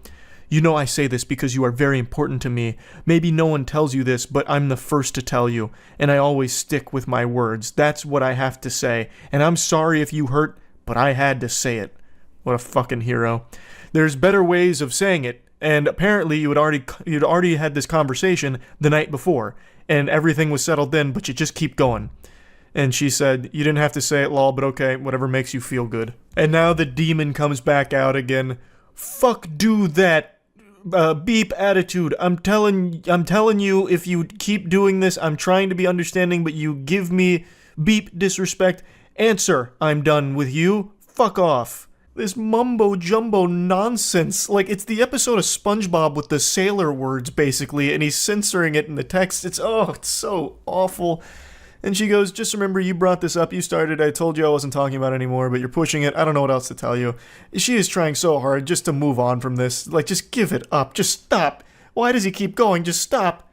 And then he drops another extremely mean, nasty insult, saying, no wonder your friend left you and your exes left you. What a huge piece of shit, just a horrible thing to say to anyone, let alone the person you are dating. And then she just goes, ouch, yeah, fuck you. And then he comes back with another confusing head scratcher. I was ready to drop it, but you keep fuck give me bitch, just stop now. What am I reading? What is that sentence? Oh, man. Oh, brother, this guy stinks. And then he's like, ooh, that wasn't nice and I'm sorry. So he has an immediate change of heart within 2 minutes. And then he's like, he goes full apology mode here to try and save this, even though it's unsalvageable. This is where the relationship should end 100%. He goes, I'm sorry for being an beep. I should have never said that. That was my fault. I really apologize. And thankfully she shoots that garbage down. I really don't want to hear from you. Good night. And then he tries again to go really sweet talking, like, oh no, it's all a misunderstanding. Baby, I'm really sorry. That part I said, I didn't mean it. I'm really sorry. Anyway, baby, I'm so sorry. I should have thought more about your feelings, and at that time I wasn't thinking, in that part I said was really not nice, but I love you. So he signs off with yet another completely incomprehensible, dumb, stupid text. But at least there was no censoring in the last part. He didn't use any foul language that needed to be, censored, because he's a classy guy. He wouldn't want any of those yucky words being uncensored in these texts. But yeah, as far as I can tell, she is planning on leaving him, according to the comments, I think. She said she's not going to give him another chance to show this side of him, which is good, because this relationship shouldn't continue past this point. That right there is the kibosh on it with the things he said about this. She didn't do anything wrong. She was just talking about a hypothetical. If she was to try a drug again, it would be shrooms, because it's the only one that seems even somewhat interesting. But she even said multiple times she didn't want to, and she wasn't planning on it anytime at all, really. And this guy just had this crazy overreaction to it. So yeah, huge weirdo, big cringe guy. That's about it. So yeah. If you've got a full belly, prepare yourself, because you might just puke upon seeing and listening to this unbelievable, embarrassing cringe. This is the worst flirting, the worst attempt at wooing a potential romantic interest I have ever seen. This is like playing a visual novel and then scaring away all of your potential love interests at once and getting the worst ending. Now, I'd like to give a bit of context here to the situation before we really dive into the meatballs from our spaghetti entree of cringe. A user on Twitter posted screenshots as well as videos from a random guy who had reached out to her on Facebook because he had seen her on a dating app. The two didn't even match, and I guess he must have assumed that it was some kind of glitch because they were destined to be lovers. It was fate that was pulling them together, but unfortunately technology had a malfunction, so he took matters into his own hands, tracked her down on Facebook, of which she had no connection to the dating app. She didn't connect any of her socials to the dating app, so he did some super sleuthing to find her on Facebook and reach out to her there to try and win her heart. And let's see how that went. Kelsey! I love that intro right there. It's straight out of Scary Movie, like that old commercial. What's up? He's coming at her like they're best friends from way back in the day. He then executes Order 66 and kills all potential for romance. He goes, shit. Mayhaps that was a tad overly enthusiastic for a stranger danger message on a sunny Friday morning. There is so much quirk to the way that he texts that I'm getting uncomfortable. I can say with a high level of confidence that he is definitely in some kind of theater troupe because he is typing like he's acting out some kind of skit for a play. It's a little much here. My bad. Let's go with, I can explain. Fuck yeah, that works. Then drops a couple of emojis and then one of these bad boys. How she didn't immediately fall in love with this man is beyond me. This is aggressive. And it's already creepy because it's a complete stranger who saw her on a dating app and then tracked her down in order to, really directly communicate with her. So, let's go over where things went wrong here. I'll go ahead and get the playbook out like John Madden and say where everything fell apart for the offense. From the start, basically. There is nothing that's even remotely salvageable from what he tried to do here. There is nothing more annoying than texting like you're talking to yourself during the text. Like when you say something like, Kelsey, mayhaps that was a tad too far on a stranger danger sunny Friday afternoon. Goodness gracious, how do I save this? Like, that is so fucking lame. That is shameful. That is just downright shameful. I am shocked he didn't drop like an asterisk nuzzles you, and then an asterisk, you there? Yeah, and then one of those emojis. So she said, sorry, do I know you? And then it reactivates this cringe protocol. He says, oh hey, no, we don't know each other. Sincere apologies for this subterfuge. Oh brother, this guy stinks. Dropping subterfuge here in your creepy approach to a stranger.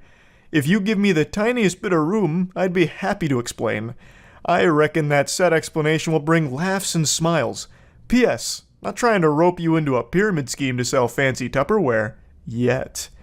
He's trying very hard to be self-aware, and when he starts sending his voice memos to her, he reiterates 1,000 times like, this is weird, you're probably gonna think I'm weird, and then just keeps doing it. He sends so many voice messages that go for a long time. It's making my voice crack because of how fucking embarrassing it is. And you want to know the wildest part? I'm getting ahead of myself, and it's a spoiler.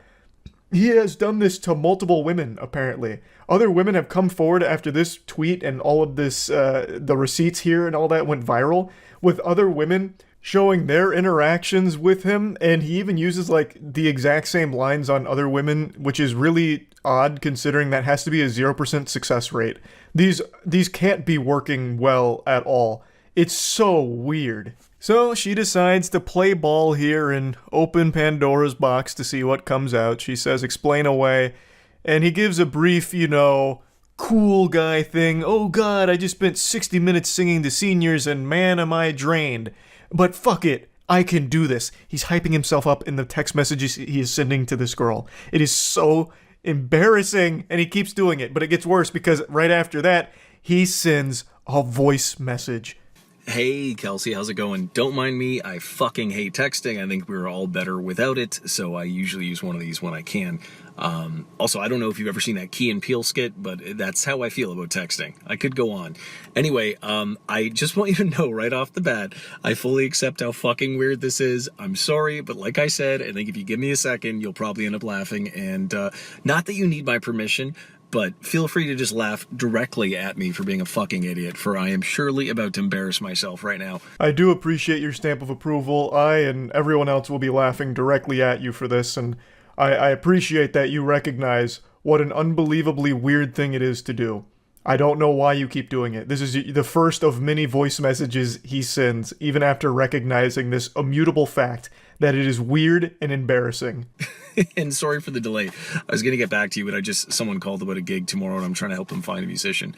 Also, I'm not sure if I'm fucking funny anymore. I just spent 60 minutes, like I said, playing guitar and singing to a room full of senior citizens, but the room was stuffy and hot.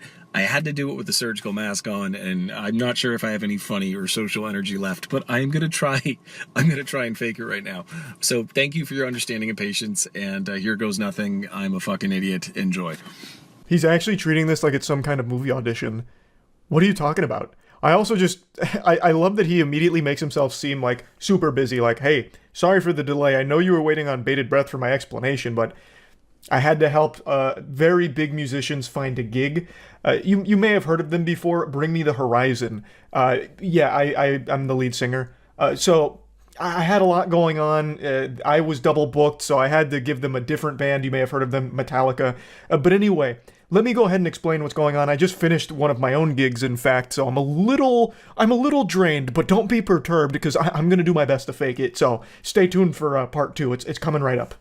Like he's about to go through his stand-up comedy routine, which, you don't want to miss. In the trenches of online dating for a couple of years, so I definitely know how to identify the kind of person I'm like, if nothing else, the world would be better if we were friends. So hear me out. First of all, I never fucking see that shrug emoji. No one else uses it. It's typed into my phone. If I type shrug with 2 G's, it just shows up. Same thing on my laptop. Like, I'll use it in work emails. Fuck it. So right away, I'm like, interesting. I don't get it, though. She's cute. For how pretty she is, she should be boring. Why does she seem kind of strange in a good way? That's a spectacular start right there. I was like, she's kind of pretty, so why isn't she like a fucking lobotomite boring dumbass? Like, she used an emoji that I really like, and she's pretty. Like, that doesn't make any sense. Pretty women can't have a personality, but you're like, defying all of science right now. He just keeps going on about this fucking shrug emoji. He's talking about her bio on the dating site, and he just really fixates on that. That shrug emoji is like Cupid's arrow to this guy. He fell in love instantly when he saw it in her bio. I don't know why he thought it was a compliment to say that she's like strange and different in a good way because pretty women are like boring or whatever, insinuates that a pretty girl can't have a personality. I don't know what the thought process was with that approach, but it's definitely a bold play. I think you said something about live music. My job is actually live music. I play guitar and sing. I do about 25 shows a month. I know it sounds made up. I feel like I invented the job. It's redonkulous, but I live very comfortably. Life is good. I do play at a lot of retirement homes, and it's great for my self-esteem, Kels, as I am a big hit with women over 80. Time out. Technical foul here. He just dropped a redonkulous. He just said redonkulous. And then not only that, in his only second voice message here, he's already just calling her Kels. They're not even on like a first name basis. They're not acquaintances. These are two complete strangers, and he's already giving her like a nickname. What the fuck? Oh yeah, and just the night before, I'd been talking to one of my best friends in the world, Roxy. Just people that like match you and they just write hey. So if someone writes hey, I just write hi. And if someone writes sup, I go nothing much, you. And like people that match me and clearly haven't read my fucking bio, folks will match and be like, so what do you do for a living? I'm like, come on, Chelsea. Like, yeah, you're kind of cute, but I'm pretty damn sweet. Try harder. Why are you even talking about this? You're like trauma dumping on this complete stranger right now that you've tracked down from a dating app to try and communicate directly with because you didn't match with her. What the fuck is this? Now you're just going on about like, oh, dating apps are so weird. People just say like, hey. So then I'm like, hi. You don't know how to have a conversation. You didn't read the bio that I painstakingly typed up. I spent a long time on that bio and now I'm offended. Ridiculous. Redonkulous. I don't know. It's just to see someone mention that in a bio, I'm like, thank you. I can see that you feel the same as me. Yeah, if people, I always think that effort should match interest in dating. So if you're curious if someone's interested or not, remember that scene with Justin Long and What's Her Face in that movie about dating? Is it he's just not that into you? And he's like, if the guy's interested, he will call. And it's true. So I found a line a couple years ago and it's like, effort will always match interest. It will show you how interested someone is.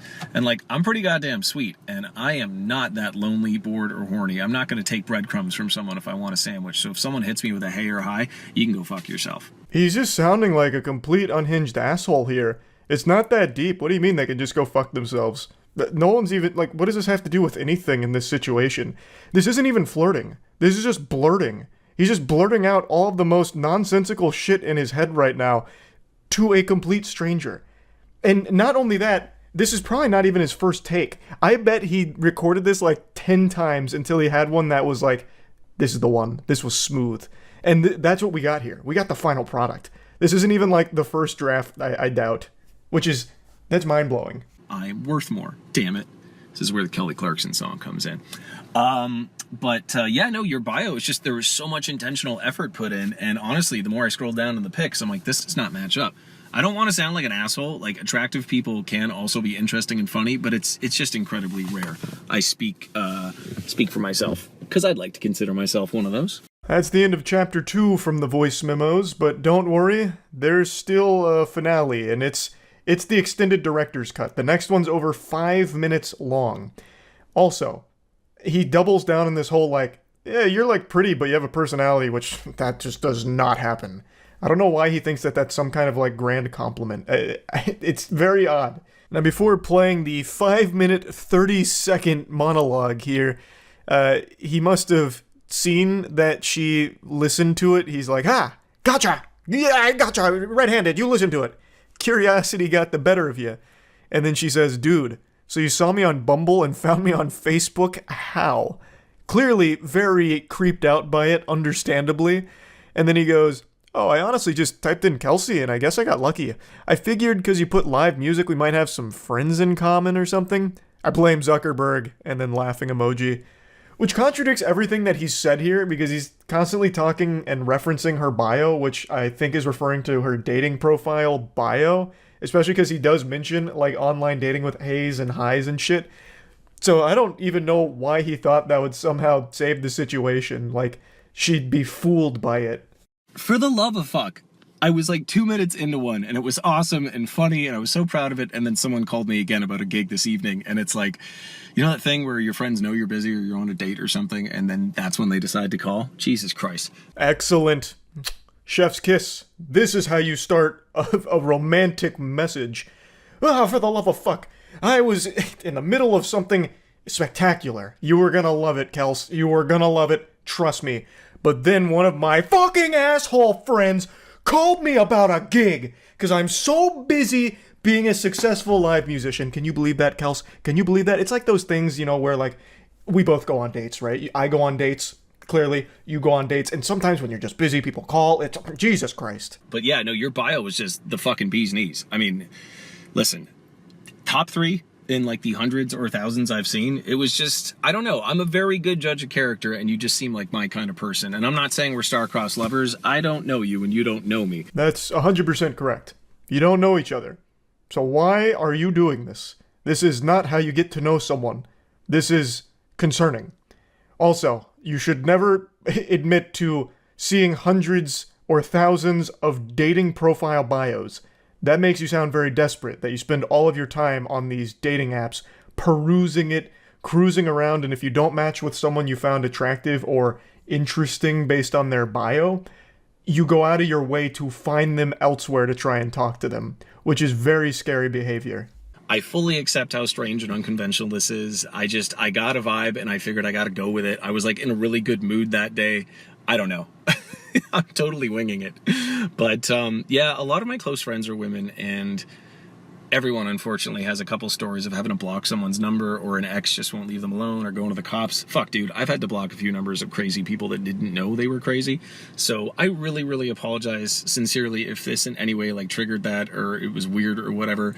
Kelsey, that's the furthest thing from my intention. I just wanted to say howdy and I figured if I talk like an idiot, you'd probably feel like I did after I looked at your bio. It's so close. He's teetering on the edge of self-awareness. Him saying all of this out loud should have led to this eureka moment where he was overcome with immense shame. And he just presses the eject button and deletes the voice memo and doesn't continue this conversation. Like, he's clearly pointing out just how weird all of this is. He's even going into all of his friends are women who, you know, have stories about having to block crazy people who didn't know they were crazy. Like, case in point, what you're doing here, but you keep trying to, like, make it seem like it's not weird, even though you do keep acknowledging how weird it is. So, like, you're fighting, like, a battle against yourself in your own messages. You are calling yourself out in front of the person that you're talking to as well. It's really weird. Oh, okay. It's not fair. You've seen mine, or sorry, I've seen yours and you have not seen mine. If you want, I will screenshot my Bumble bio. I'm quite proud of it. I think it's pretty fucking good. It represents me well. And what else would I want to know if I was you? Gee, I'm like 6 feet tall, pretty damn handsome. I'd give me like a 7. No, like a 7.5 out of 10 looks wise. I mean, to my knowledge, no one has dated me for my abs or my hair. I'm guessing it's because I'm funny and honest and clearly very humble and go to therapy and emotionally intelligent. It's not a job interview, bro. You don't need to be giving your resume here. Brother, just stop. Please, goodness gracious. 7.5, maybe even an 8. I'm feeling really fucking good lately. I got a tan. I'm up to like 80-second side planks. I hate them, but they're totally worth it for the core. And big feet. So you know what that means, baby doll. Big socks. You're scaring me. You are scaring me. Why would you do that? What? From way downtown here, he's throwing up a crazy jump shot. He immediately goes into, I've got big feet. You know what that means, baby girl. Oh my lord, please. Have mercy. Have mercy. Why? Why? What else? I feel like I didn't tell you enough about the bio too. That shrug emoji was just, if nothing else, the fact that like you look like a Disney princess and you use that, I'm like, fuck it, I gotta talk to her. So, oh, I was definitely getting strong Kirsten Bell vibes too, and she's awesome. I don't know if you listen to her husband's podcast, Armchair Expert with Dax Shepard. It's quite the reference, but I have a feeling you might know what that is. One of my favorite episodes, actually, is it Lauren Graham that plays Lorelai? She was on there. Anyway, I am all over the fucking place, as is my job. You're also all over the place in this one-sided conversation. Now you're shouting out podcasts, talking about fucking shrug emoji again. It's hurting me listening to this. Let this be a lesson to everyone out there watching this. Just don't do anything even remotely like this. Never engage in a one-sided conversation where you have to be the one filling in blanks in a conversation that doesn't really exist. But I'm sitting here, a middle-aged guy in his car with the AC on and a SpongeBob shirt, and I would call this like the technological version of, when like Noah stops Allie in the Notebook and he's like, I had to talk to you when I see something I want. Yes, I just made a Notebook reference.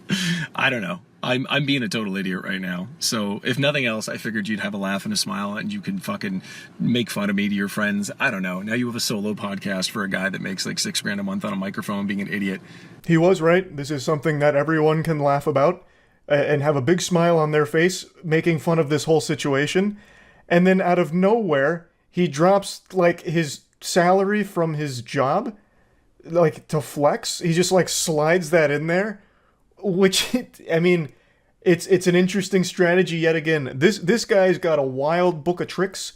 I'm sorry, I don't normally bring up money, but I feel like I created my job out of thin air, and like I just submitted my 2022 taxes, and shit's been getting so much better the last few years, so I'm quite proud of it. That wasn't me trying to impress you, though, with money.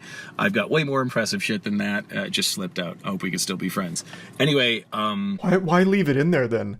You saying that clearly made you uncomfortable. You could have just deleted this and just tried again. Though I don't think you should have tried again regardless. This shouldn't have happened to begin with. But you yourself just made yourself puke in your mouth when you said your $6,000 a month out loud like that as like a flex, and you still let it ride. You still let this Beyblade rip. Why? You look like a goddamn Disney princess. The bio completely floored me. I felt like it was written by a friend or something. I just got like strong, like fellow nerd, divergent, super cool, gregarious, happy person vibes. And yeah, so listen, I'm an open book. You probably figured that out like 6 overshares ago. If you have any questions for me, please hit me. Don't be shy. If you want, I'll share my bio. I feel like it's unfair that, I've seen yours and you haven't seen mine. I'm quite proud of my bio. This entire situation has been nothing but overshares from you. She's not going to ask you any questions. No sane person would. It's not going to happen. This whole thing was a complete catastrophe. And once again, hung up on this fucking bio thing. They're just bios. Most people write them in 10 seconds. I don't know how long he spent, like, finally crafting his, but that is not the norm. I'm sure she didn't spend days coming up with her bio on here. I don't know how it resonated so strongly with this guy, but I bet after this whole song and dance, the woman here immediately just deleted her whole account, or at the very least removed the bio entirely. Yeah, for the 80th time, I apologize if this was weird or like gave you any bad vibes. That's not my intention. Yeah, I gotta drive home now because I gotta go sing at a bar in Mississauga, and I have 4 more gigs this weekend, and it hurts to talk. So I'm sitting here in my car like a jackass, and yeah, I hope that all made some kind of sense. And if nothing else, please take the sincere compliment. I've seen hundreds of shitty bios, probably thousands, and yours was easily top 3. The only reason I'm not giving you number 1 is because then it would seem like I'm lying. But I'm a very genuine, honest person, and yeah. Actually, on my way home, I'm going to go to the park and feed the ducks. My favorite swan couple, Mr. Plump and Mrs. Plumfett, they just had babies a couple weeks ago. So, like, I'll run up and they recognize me and the babies are squeaking. The hierarchy of, like, waterfowl cute babies, it goes swan babies, then ducklings, and then goslings. But, yes, I may or may not do that 4 to 7 times a week. I'm a huge animal lover. Dogs are better than cats. Cats suck. Sorry if you have cats, but I'm sure your cat is cool. That was one of the most peculiar lies I've ever heard. You're going to stop at the park on the way home so you can visit your favorite swan couple, Mr. Plumph and Mrs. Plumfett, because they just had babies a couple weeks ago, and they recognize you and get excited and start squeaking when you come by, like you're part of the family, part of the crew, part of the ship. What universe? What the fuck? That's not even something Dr. Seuss would write as like a little goofy side plot in a story. That is the biggest lie I've ever heard, for no reason, for no reason. The quirkiness is overloading. Like, the cup runneth over on cork.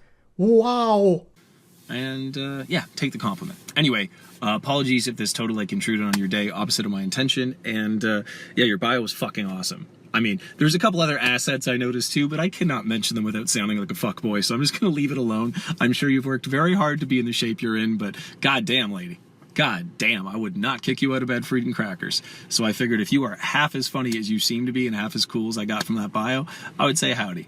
Yeah, all right. Hope this made you laugh and smile, and you have a fantastical day, Kelsey. Cheers. And that's the grand finale of this whole situation, and what a journey it was.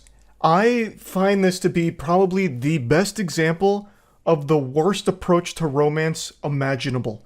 And like I said, this was not an isolated incident. He's done this before.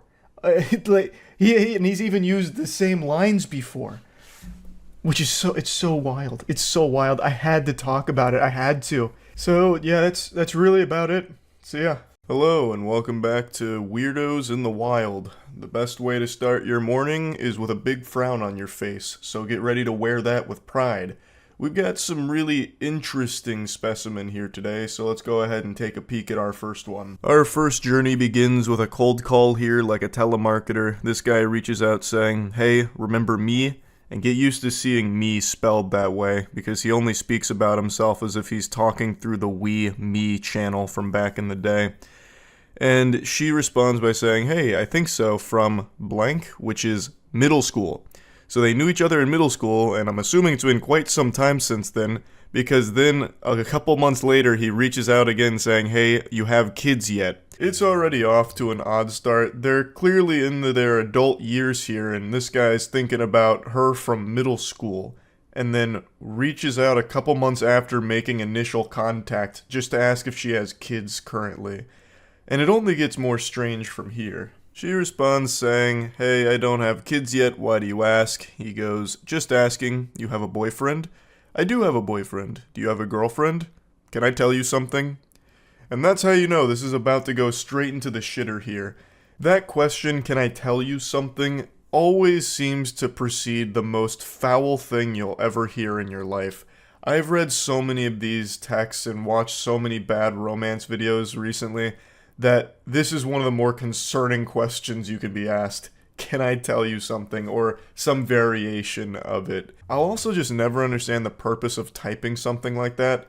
Just fucking spit it out. Say it with your whole chest here. What's the point in acting like some kind of shy anime girl? "Oh, can I tell you something?" Like, what's the response going to be to that? No? You've made it impossible for someone to shoot that down, because then the conversation immediately gets hostile. So everyone has to say, like, "Yeah, I guess you can tell me something." So just do it. Rip the band-aid off. You're going to say something ridiculous anyway. Just say it without asking for permission, because we all know you're just going to fucking blabber about it anyway. She says, "Yeah, what's up?" However, even if she declines saying, "No, you can't tell me anything, leave me alone, bozo," it wouldn't have stopped this maniac. He goes, "No grill frimmed." So I believe he has entered this like flow state of horniness and it's clouding his vision so he can't type properly. "When we was in middle school, I wanted, period, to do this to you." And accidentally drops like a fucking hyperlink here. Do what? Like, "When you were in skirt, I want to make you mine. Hope you don't get mad." What an outrageous creep. "Hey, was just thinking about you in middle school, and how in middle school I wanted to make you mine. Don't get mad at me. Tee-hee." Clearly caught off guard and uncomfortable, she goes, "Oh, it was a long time ago, no reason to get mad." And I think this emboldens him because she says, "There's no reason to get mad." So he starts rubbing his hands together. Oh, okay. And then he sends a message that he deletes. He unsends it. So there was something so bad there that even this shameless sack of cringe was like, "Ooh, no, that's too far. I'm using my mulligan." So he unsends it. But the original poster here, she apparently saw it and said that the message he unsent was saying that he wanted to pull down her panties and put his fingers inside of her. And then he goes, "If I were to do this to you, What, you let me? The way he talks is so frustrating. It's so broken and disjointed. It's like communicating with Dobby if Dobby was hitting whippets. Clearly, she declined such a generous offer, saying, "No, I have a boyfriend." I mean, back in middle school. I wasn't interested in dating or sexual activity when I was in middle school. I wanted you really bad. Oh, okay. Gets him with the Eeyore really sad. Oh, okay. This is the craziest red flag conversation ever. This should be like a self-report straight to the authorities. This man is like dangerous, it seems. Perhaps that hyperlink he accidentally dropped in the beginning was a link to the sex offenders registry with his name and face on it. This is an adult man who's fantasizing about middle school. He's not even saying like, hey, I used to know you back then and had a crush on you. He is literally fantasizing about her in middle school and him wanting to finger her. That's concerning. And that's when all hell breaks loose. The mask fully comes off, the dam breaks, and he unleashes the demon. She says, I'm a bit confused as to why you're telling me this now, because obviously anyone would be confused getting this shit out of the blue. It's really creepy. And then he goes, "'Cause dear." Oh, it's already such an awful fucking start. Dropping dear like this, it gives me the heebie-jeebies. In those days, I want to pull down your panties. Not even a little bit, dear. Or excuse me, not even a little bite, dear. You there, lol? Can I ask you a personal question? When you were in middle school, you there? He is so fixated on middle school in particular. That's the big thing for him here. And he keeps talking about pulling her panties down. It's so unhinged. You there? He keeps checking to make sure there's a pulse here, that she hasn't abandoned him and called the police or something. Can I tell you something that I want to do to you in middle school? Or you mad at me, Lou, lol. If you didn't have a boyfriend, you let me do things to you? You there? Surprisingly, she was still there and hadn't blocked him yet. So she says, no, because I'm not interested, I don't really know you at all. Somehow, she was able to resist his charm. I can't believe Casanova's silver tongue here was powerless against her. He says, I know, lol. Also, it's a bit weird that you're talking about a 12 to 13-year-old me and still being sexual about it. Exactly. It's so fucking weird. And then he just goes, hope you not mad at me for this things. And she says, please don't contact me again. The vibe I get from this guy is Freaky Fred from Courage the Cowardly Dog. Just reading what he keeps saying to her is so unnerving because he's talking about a middle school version of her. He's trying out that sexual predator riz here, I guess, and it did not work at all. I'm gonna bless you with a little bonus one here. Let me show you how not to flirt with someone you're interested in romantically. So it seems like they were talking a little bit before these screenshots were taken. He says, you play video games? Like, other than Candy Crush and Pokemon. And she goes, yep, what gave it away? Cool. Not many chicks that are, like, into real games. This is just your classic flop from a Redditor gamer, bro. Ugh, girls only like Candy Crush or Pokemon, fucking Sims or Barbie Jeep Racing. They don't like real games like me, a fucking man. Call of Duty, Battlefield, BioShock, big rigs over the road racing, Madden 24. But you're different, m'lady. You're not one of those normal chicks that likes those fake games. You can appreciate these gyms that I like. Most chicks can't do that. I don't know why. Must be periods and pheromones or something, but you are rare, m'lady. You like real games. Like, I just don't know why anyone would try something like this. It's just immediately confrontational. It makes you look like a whack loser. And everyone knows it too, so she calls that out saying, really? Gonna try that one? Because it's so pathetic. And he goes, what? It was a compliment. And she just says, whatever. And then that really sets him off. So, a guy who you are already desired to be intimate with gives you a compliment, you get bitchy? And then he doesn't get a response, obviously. And then it comes back later saying, are you ignoring me now? She said, you live in a different country than me.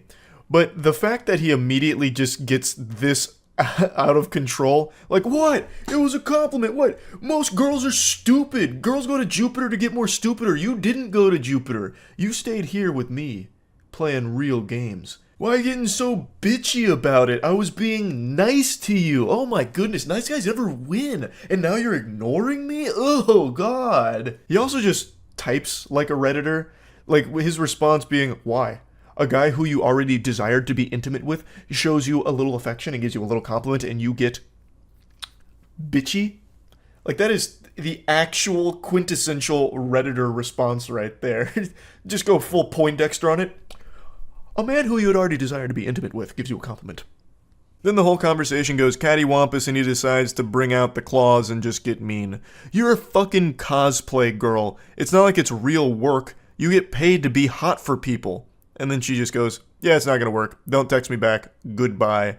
Totally reasonable response. This guy's just immediately shitting on her for nothing she did wrong. She's done nothing wrong at all. This guy's just a loose cannon.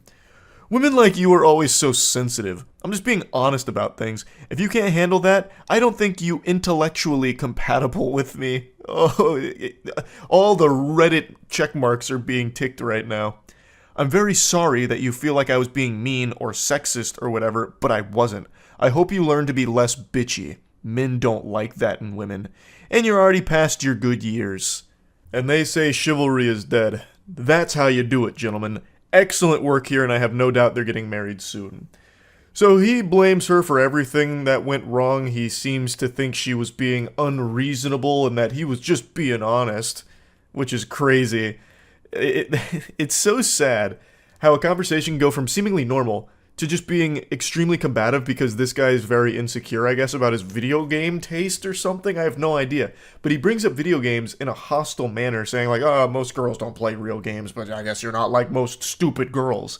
Like, I don't know why he can't see how no one would ever respond positively to that. And when she didn't respond positively to it, he immediately says that she's being bitchy.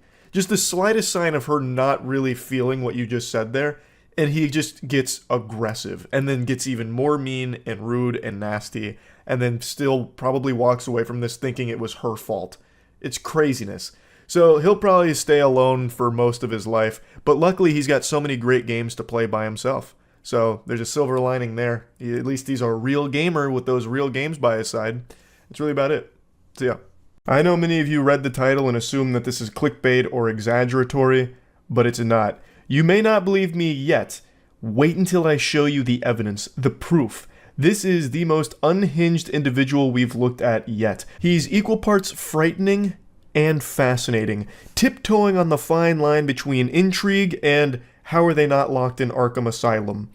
It's a mystery here. He's like the product of a science experiment gone wrong, like if Professor Utonium added chemical cringe to the concoction instead of chemical X and then created this weirdo. Since I've been down this rabbit hole, this bender of consuming awful romantic texts and bad dating stories and bad dating videos and all of that, this guy is now at the top of the tier list for the weirdest. Like all great fairy tales, it begins over Facebook memes. So he says, "Did you block me on Facebook?" To which she responds, "Nah, my profile got deleted, maybe, I don't know, lol, long story." Then he goes, "You don't have to lie." I can just feel the sadness emanating from that line there. I can imagine him looking down and kicking his feet in some sand. And she goes, "I'm not. You can ask pretty much anyone. The profile is gone." To which he responds, "I'm not going to waste my time finding out you're lying to me. So now you're going to ignore me." This is, I'm assuming, a lot of time passing between those two texts. And by a lot of time, I mean probably like 5 minutes because this guy's fucking delusional. So he double texts her like, "Oh, so now you're ignoring me? Now that I've called you out on lying about this?" She responds by saying, "It's not like that, it's just I don't like being called a liar." He then claims, "I didn't call you a liar, I just wanted to know what was going on." And then she says, "I told you and you said I lied, dude." I don't even know why he's trying to pretend that he didn't call her a liar. He can literally look 2 text messages back and see that he point blank blatantly does call her a liar, basically. He's already off his gourd right now. He's fuming because this account that he follows posts memes that he likes, and now he doesn't get access to those memes, and he's throwing a temper tantrum. But really, at the end of the day, it's not so much the memes. He wanted to try and shoot his shot here with the individual who runs the account. He then tries a new angle by going for pity. He's like, "Oh, I'm sorry. Just been going through shit. That sucks about your Facebook. And then he's able to almost cobble together a normal human interaction here. She goes, shit happens, it's cool. Just been in my head and your memes brighten my day. I got weird because I didn't do anything wrong for you to block me like that. My memes actually got me banned. This reminds me of like the potion seller video on YouTube a while back. You can't handle my strongest potions, traveler. But in this case, it's memes for Facebook. And he just goes, for real? That's crazy. You post them all the time, though. It must be something fucked up, haha. Well, if you made another Facebook, you better add me first. I'll be waiting, JK. To which she just tries to close it out by saying, lol, yeah. Next chapter in this cringe anime is him trying to pull out the Riz here, trying to showcase his game. So what are you doing, dork? Haha, causing more trouble for Zuck? He's going for like the playful insults kind of thing, like, oh, you dork, you fucking dweeb geek, what are you up to, huh? And she just goes, nothing, just hanging out. That's so cool! I love that with the exclamation point. He's like, whoa, badass! I bet you're kicking ass in Animal Crossing, huh? Is it that fun? It looks too much for kids. It must be since you keep ghosting me. Do you play any real games? To which she's baffled, saying, how is that not a real game? So again, a certain amount of time elapses between his first message with the, that's so cool, NPC dialogue, and then him going, oh, it must be so good you're ghosting me. So this guy's flipping emotions back and forth rapidly. His brain is all over the place. His fucking noodle is scrambled. And then he tries to, like, make an argument out of this, successfully making an argument out of this, by the way, by calling Animal Crossing not a real game. So he tries to get like this sort of elitism about him when it comes to gaming. So I'm assuming he came straight from Reddit and was just ready to get argumentative about like what a real game is, and Animal Crossing doesn't fit the criteria. Yo, you serious? Laughing emoji. It's dumbass animals or some shit being your friends. No real gaming, you know that. Oh, it hurts me to even just read that. And then she goes, well, what's a real game then? You don't have to get an attitude, I'm just making fun, dork. Oh, why are you getting offended? I'm just insulting what you're playing. Like, what are you getting all bent out of shape over? Oh, come on, calm down. What, are you on your period or something? Well, why don't you ask one of your dumbass animal friends to help you with it or something? Like, dork? Oh, it's so painful reading this guy's text, and it only gets worse. It gets even more outrageous. But he's so aggressive with everything. It's like he treats a text conversation like it's an active war zone. Rocket League is a way better game than that, but I guess that's not cute enough for you. Yeah, not enough sunshine and rainbows for you girly girls. This is a real man's Battlefield. And speaking of Battlefield, a game like Battlefield, Cyberpunk, Far Cry, shit, Madden, that's a sport. And men like me play sports. I could help you play them. What a generous offer from this guy. Wow, tell me you're a basic white guy without telling me you're a basic white guy. You got jokes. Double laughing crying emoji. All that is casual shit. Pick up a real game, get on my level. I really appreciate that now she's just making fun of him directly to his face. I have no doubt she was laughing while writing all this shit just to string him along and continue to watch him embarrass himself like the clown he is. What the fuck are you talking about? I'm playing around, dork. Every game I play is so much more hardcore than what you just said. Witcher, Shin Megami Tensei, fucking Fable even. And that was the straw that broke the camel's back. She started to insult his gaming choice, insinuating he's not playing real games and she's more hardcore. And he does not take kindly to that. Now he gets exceptionally whiny. Why are you being such a bitch? I'm literally trying to have a convo, that's it. And oh brother, it's the worst conversation ever attempted. I feel like I should have blocked you even if I did have Facebook. You're insulting my game choices. Which is all he's been doing is just insulting what she plays. I don't know why he thinks it's just some like normal conversation. And he keeps calling her a dork like it's straight out of Ed, Edd n Eddy or something. I don't know what he was expecting. Because they're weak AF and you're being a cunt over nothing. Whatever. She really hasn't even been even close to mean. Not an iota of malice from her here. All she did was like defend her game choices and then joke about what he's playing being casual. which it is. Fucking Rocket League, Madden, Battlefield. Like, what are you talking about? It's not like you're some kind of hardcore gamer playing some niche shit. You're playing the most mainstream games ever. Like, it's so silly. I don't know why he thinks that she's some supervillain that's just been doing nothing but belittling him. He started it, and she's not even doing anything mean. Does your mom know you talk to women like this? My mom won't around. Why, TF, you bringing that up? That checks out. You have zero respect for me or anyone. You're just a fat bitch who does nothing and leads people on. You're nothing. Fuck you, I was being nice. If this is him being nice, I am so curious to see what him being mean looks like. He immediately just breaks down into his fucking soiled diaper meltdown. You're a fat bitch! And he keeps using the wrong "you're." He never even accidentally gets the correct form of "you're" in any of his statements here, which grinds my ass a little bit. But then he's like, you just lead people on. What? How? How did she lead you on? By responding to you?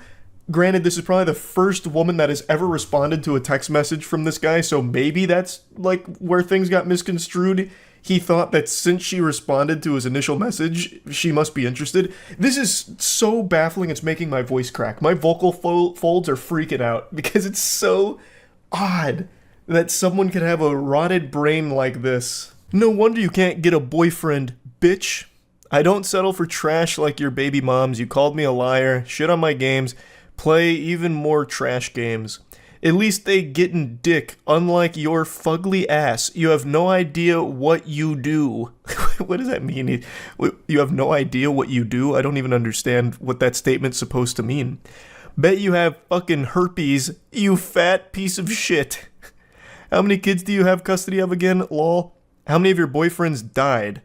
Which, I'm guessing these two must know each other through Facebook mutuals or something, so he must see, like, some of the stuff that she posts, because that sounds legitimately extremely personal, and if that is a real situation that one of her partners died, that is one of the most vile fucking things you can say to somebody, and this guy is an irredeemable, insufferable piece of shit. Wow, so this is what you do to get girls? Insult them? Again, I was playing, but you had to be a cunt.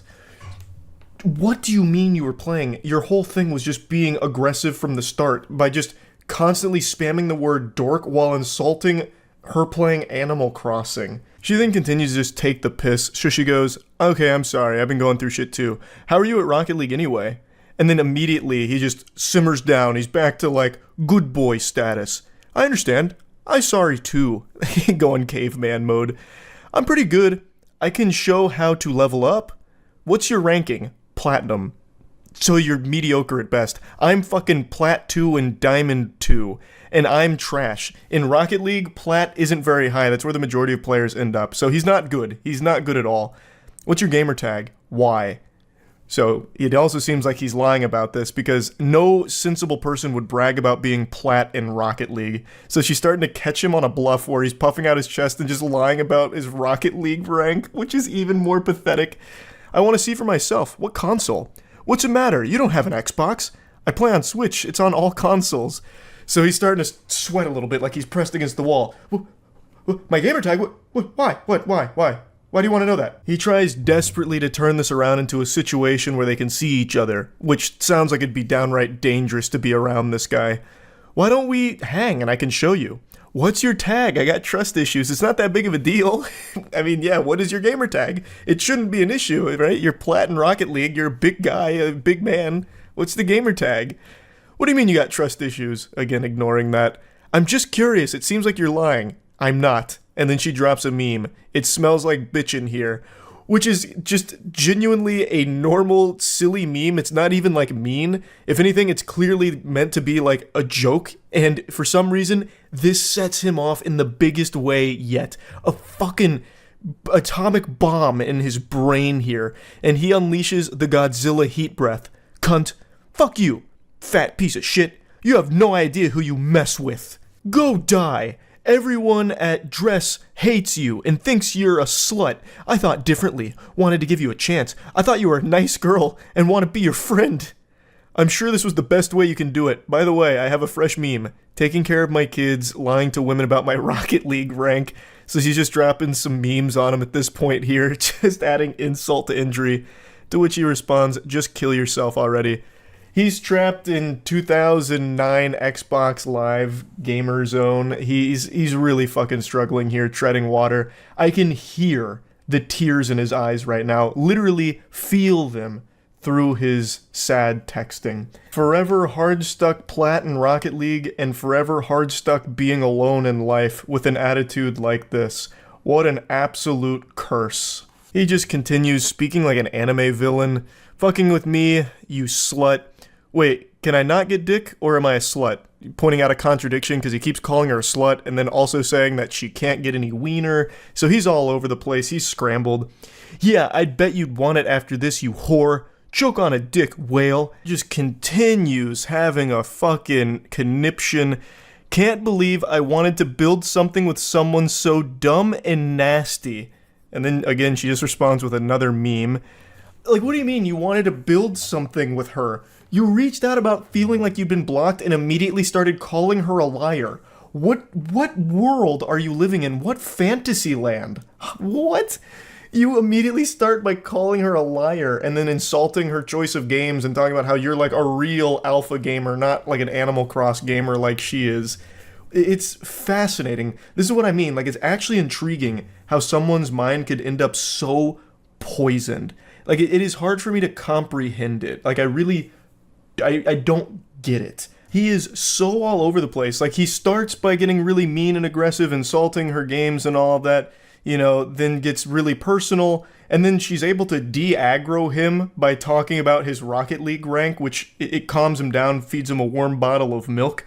And then the second she drops a meme making a joke, again, he explodes once more. It's just so peculiar. Anyway, though, here's the finale. Everyone knows you're a slut. A little fat slut who uses people. Again, this comes out of fucking nowhere. She didn't use you. She didn't lead you on. She didn't do anything besides just respond to your initial unhinged messages. Couldn't get a boyfriend for years. That's because everyone... She keeps going. Got too much time in your hands, but I bet your mouth is filled with someone's nasty dick. And she just goes, yep, not yours. That's the end of their exchange. I imagine she probably blocked him again, which is the safe thing to do. What a creepy lunatic.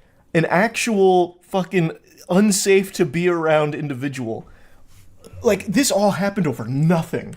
Actually nothing. Started because of not having access to some memes that he liked.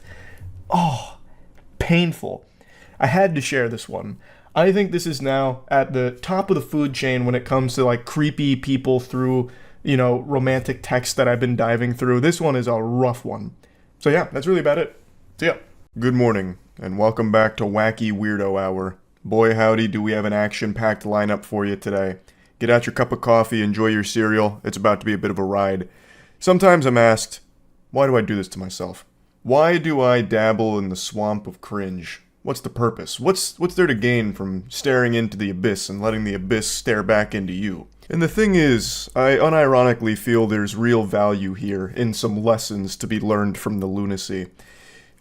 Let's say there's people out there that haven't really experienced a lot socially in life, suckling mother's bosom, and has never really branched out from the nest to get their own wings and become the social butterfly that they are destined to be. Sometimes people might not recognize that the behavior they're exhibiting is not good and is bad, not productive, is not going to lead anywhere. So by going over some of these absolutely atrocious, downright painful exchanges in the dating scene or like romantic interest, I feel like it can serve as a scared straight kind of moment, like, behold, don't be this guy. And you're like, oh, I don't want to be that guy. What the fuck? He sucks. Okay. All right. I get it now. I know what not to do. Or maybe I'm just reading way too deep into all this. I'm not a fucking hero. I'm not a psychologist. I'm just a guy here laughing at some goofy situations. Anyway, the story for today is one I got tagged in a lot last night when I was at a Lightning game. So I actually watched it unfold in real time and had a sneaking suspicion that by morning this would no longer exist. The poster would probably remove it because things went out of control. That shit went cattywampus. And I was right. The posts were deleted, but I saved them. I made sure to. I said, dag nabbit, you're not keeping this from me. You think you can hide cringe, brush it under the rug, and I won't find it? Nope, I'm lifting that rug up with a big old smile on my face. I'll say, thank you so much for this, yum yum yum, scrumptious. So I got the Library of Alexandria of Cringe, and let's just go ahead and explore. I had to censor so many handles that were tagged in this initial tweet here. It was like a fucking CIA document with all the redactions. But anyway, I've got it in working order. I don't want anyone harassed here, including the original poster or anything, obviously, but I do want to go over this. So they made a call-out post out of nowhere. I don't want to be too rude, but I genuinely can't understand how this goofball, and then he tags the guy, got a beautiful girl like, and then he tags the girl. He says the dorkiest shit, yet has a massive following. I just can't wrap my head around how any girl would go for that. I really commend his efforts not to be rude. I think he did a great job of tiptoeing around it and being polite while also getting to the point. Extraordinary manners, clearly. Excuse me, everybody, not to be rude, but fuck this guy. He's got a girl and I don't, and he's a dork and I'm a Chad. What's going on here, guys? What an injustice. He's not ugly, but Sabrina is objectively hot, where he's average at best. He spends all his time on Twitter, unlike someone who has a full-time job and a ton of money he could use to provide for a stunning woman like herself. Nah, screw not trying to be rude. He's a loser, to be honest. Oh, he was doing such a good job of not being rude too, and then the wheels just fall off. It goes tits up. He really goes off the rails. I like how he's like analyzing this now as if he's a researcher studying the phenomenon. He's average at best, but Sabrina is on like a totally different plane. Like this something's not adding up here. There's something foul afoot. And then he had the gall to criticize that guy for being on Twitter all the time. Meanwhile, Goober is on Twitter all the time making whiny posts like this, just having a temper tantrum, tears in the eyes, shaking his fist. Why is she not with me? I want her. He doesn't deserve it. I deserve it. And then here comes the stone cold stunner right on his soul. So the girl that he was talking about and loosely tagging in his tantrum catches wind of it and drops the DMs that he continues to send her. She goes, I know your ass ain't tweeting this like you ain't been in my DMs constantly begging me for a chance like a desperate loser and refusing to take no for an answer like a disgusting creep. And here's the receipts, Twitter. Thank you for the receipts. God bless. I'll speak on behalf of all of Twitter when I say it's much appreciated. So it begins with, would you ever want to meet up someday? I'd love to see a movie or take you to dinner. Whatever you'd like. To which she responds, I'm flattered, but for one I have a boyfriend and I don't think you even live near me. Oh, I like to travel, so it's not a problem, lol. And you're not married, right? There shouldn't be anything wrong with hanging out. No, but I don't feel like your intentions are platonic, so... She was right. She really sniffed that one out pretty quickly. You don't need to be, part of the Scooby-Doo mystery gang in order to crack this code here. She immediately deduced that this wasn't necessarily a friendship offer.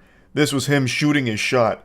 But I love how he just immediately goes like, well, you're not married, so I mean, like... What's the harm? I don't see a ring on your finger. And he continues, No, I'm absolutely being platonic. My intention is just that I want a chance to prove that maybe I could a candidate as well. Like maybe you'd have more fun with me. Just to weigh your options, About to have me talking like a Sims character with that kind of cringe. Like, what do you mean? Weigh her options. Brother, you came out of nowhere in Twitter DMs. Why the fuck would she want to weigh options with you? Like, she's already in a relationship which she makes clear off rip and you still keep pressing. But you know what? Let's go even deeper here. We'll get into real fanfic levels of garbage and delusion. Let's assume she's in an open relationship and would actually, want other options, I suppose, in a partner.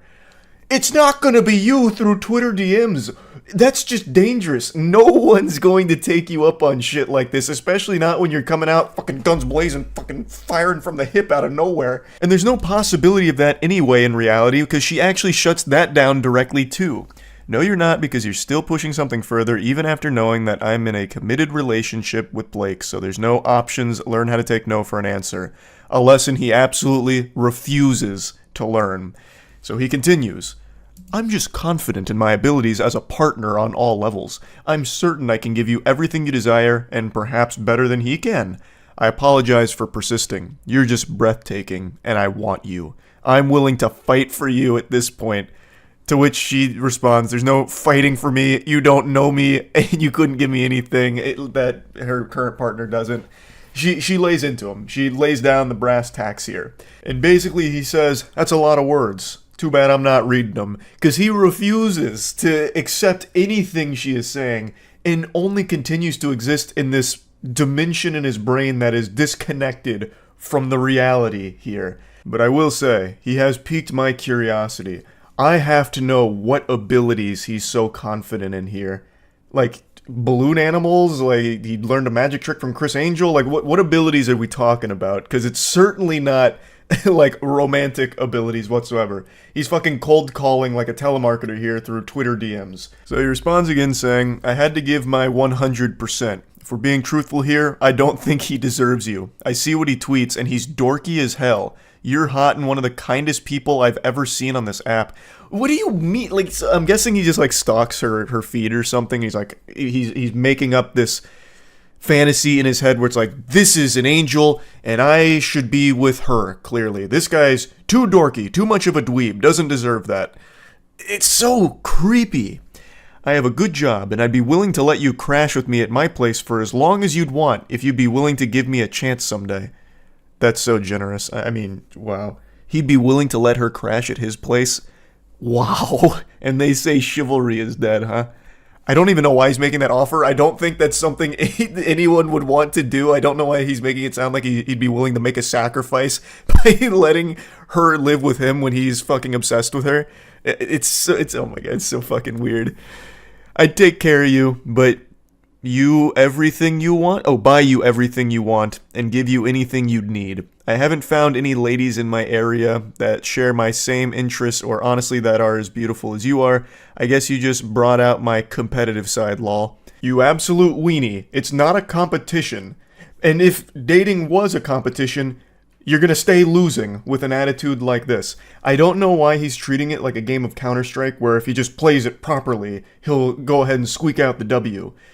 She's already in a relationship. No matter what you do here through fucking Twitter DMs, it's not going to change that and she's not going to want to go with you. No matter how much you lecture her about why her current partner doesn't deserve her, which is an outrageously weird thing to do. You don't even know them to begin with. You are just someone that is stalking their fucking Twitter feeds, I guess.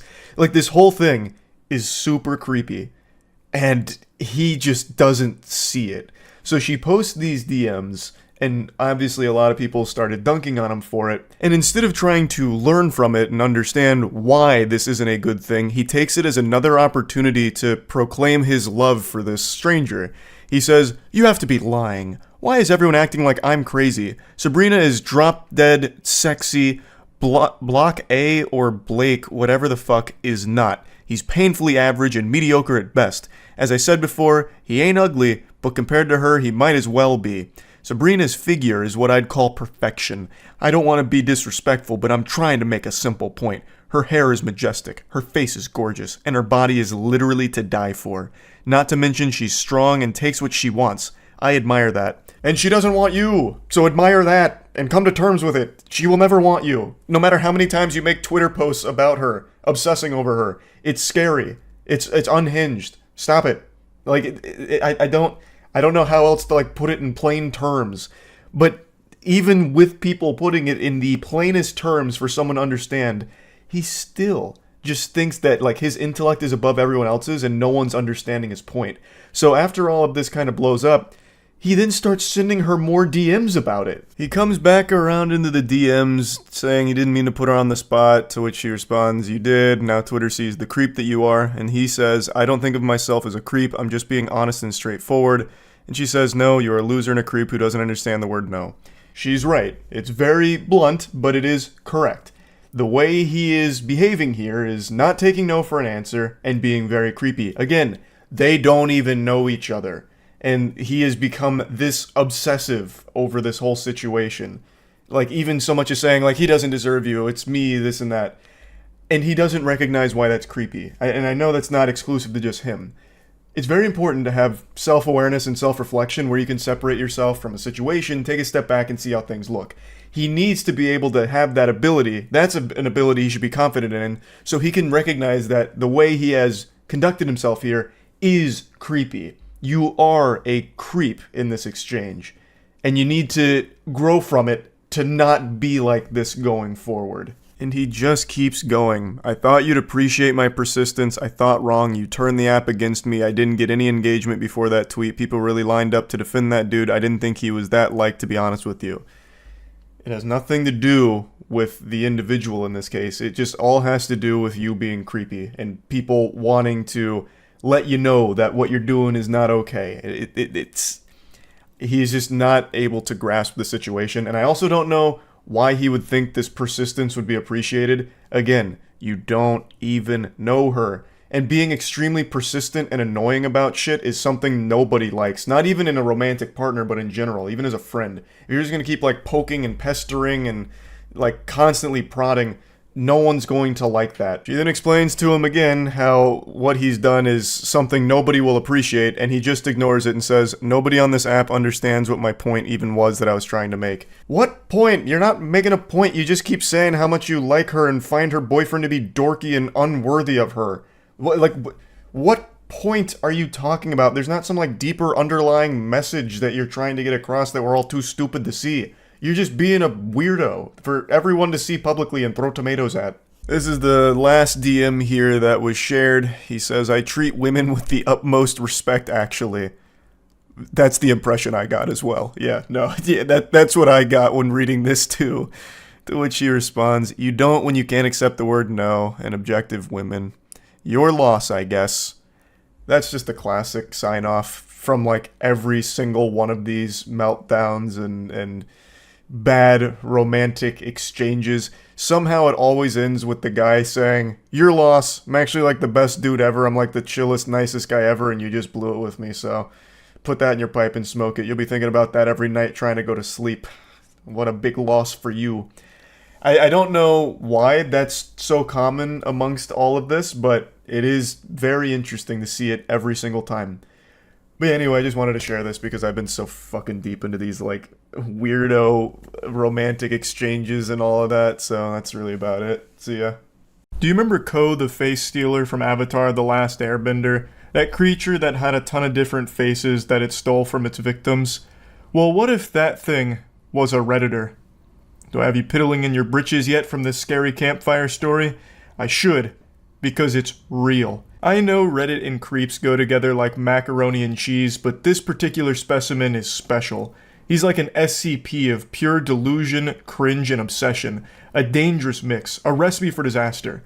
And over the course of like 2 or so years, he's made a bunch of different accounts in order to message one lady in particular. And I'm sure this isn't the only person he's been messaging through all of these accounts. I imagine all of the other people are probably just too afraid to show anything or talk about anything in regards to this guy, because they're probably fearing for their lives. They're probably worried that he's going to show up at their doorstep and turn them into furniture like Ed Gein, because this guy is a fucking freak. I haven't gone over weirdo messages in a while, so I thought it was time to dust off the swamp ass throne here to take a peek. The messages we're about to look at are the newest. They're only a couple of days old, and they come years after she thought she had already defeated this menace. But I guess there was a post-credit scene with like a hand reaching from the grave, and now he's back. And he's found her on Instagram, and he's starting to harass her there. Now, Buddy starts by activating his Sharingan of Riz. He's alting. He says, hey, can I slide her? We spoke on Reddit for a while. What an incredible opening line. This is no doubt a pickup artist. This guy fucks. Naturally, she asks, who is this? Because there's no profile picture here. I imagine the account name is some kind of like throwaway nonsense that looks like an Xbox Live arcade code. And he says, I don't know how to describe it. It was also some time ago, but you have a great profile, ha ha ha, and amazing highlights. You seem very outgoing. Weaving a bit of mystery in there. This guy's good. You know me, but I'm not going to tell you who I am. I actually don't know how to describe it, actually. Who am I? An existential question. If you subscribe to solipsism, I mean, we don't need to get into the weeds of it, but you have such an amazing profile, m'lady. And I'm just the gentle sir for you. She presses him saying, what do you mean you don't know how to describe it? Because that just doesn't compute. What do you mean you can't describe who you are if we spoke before?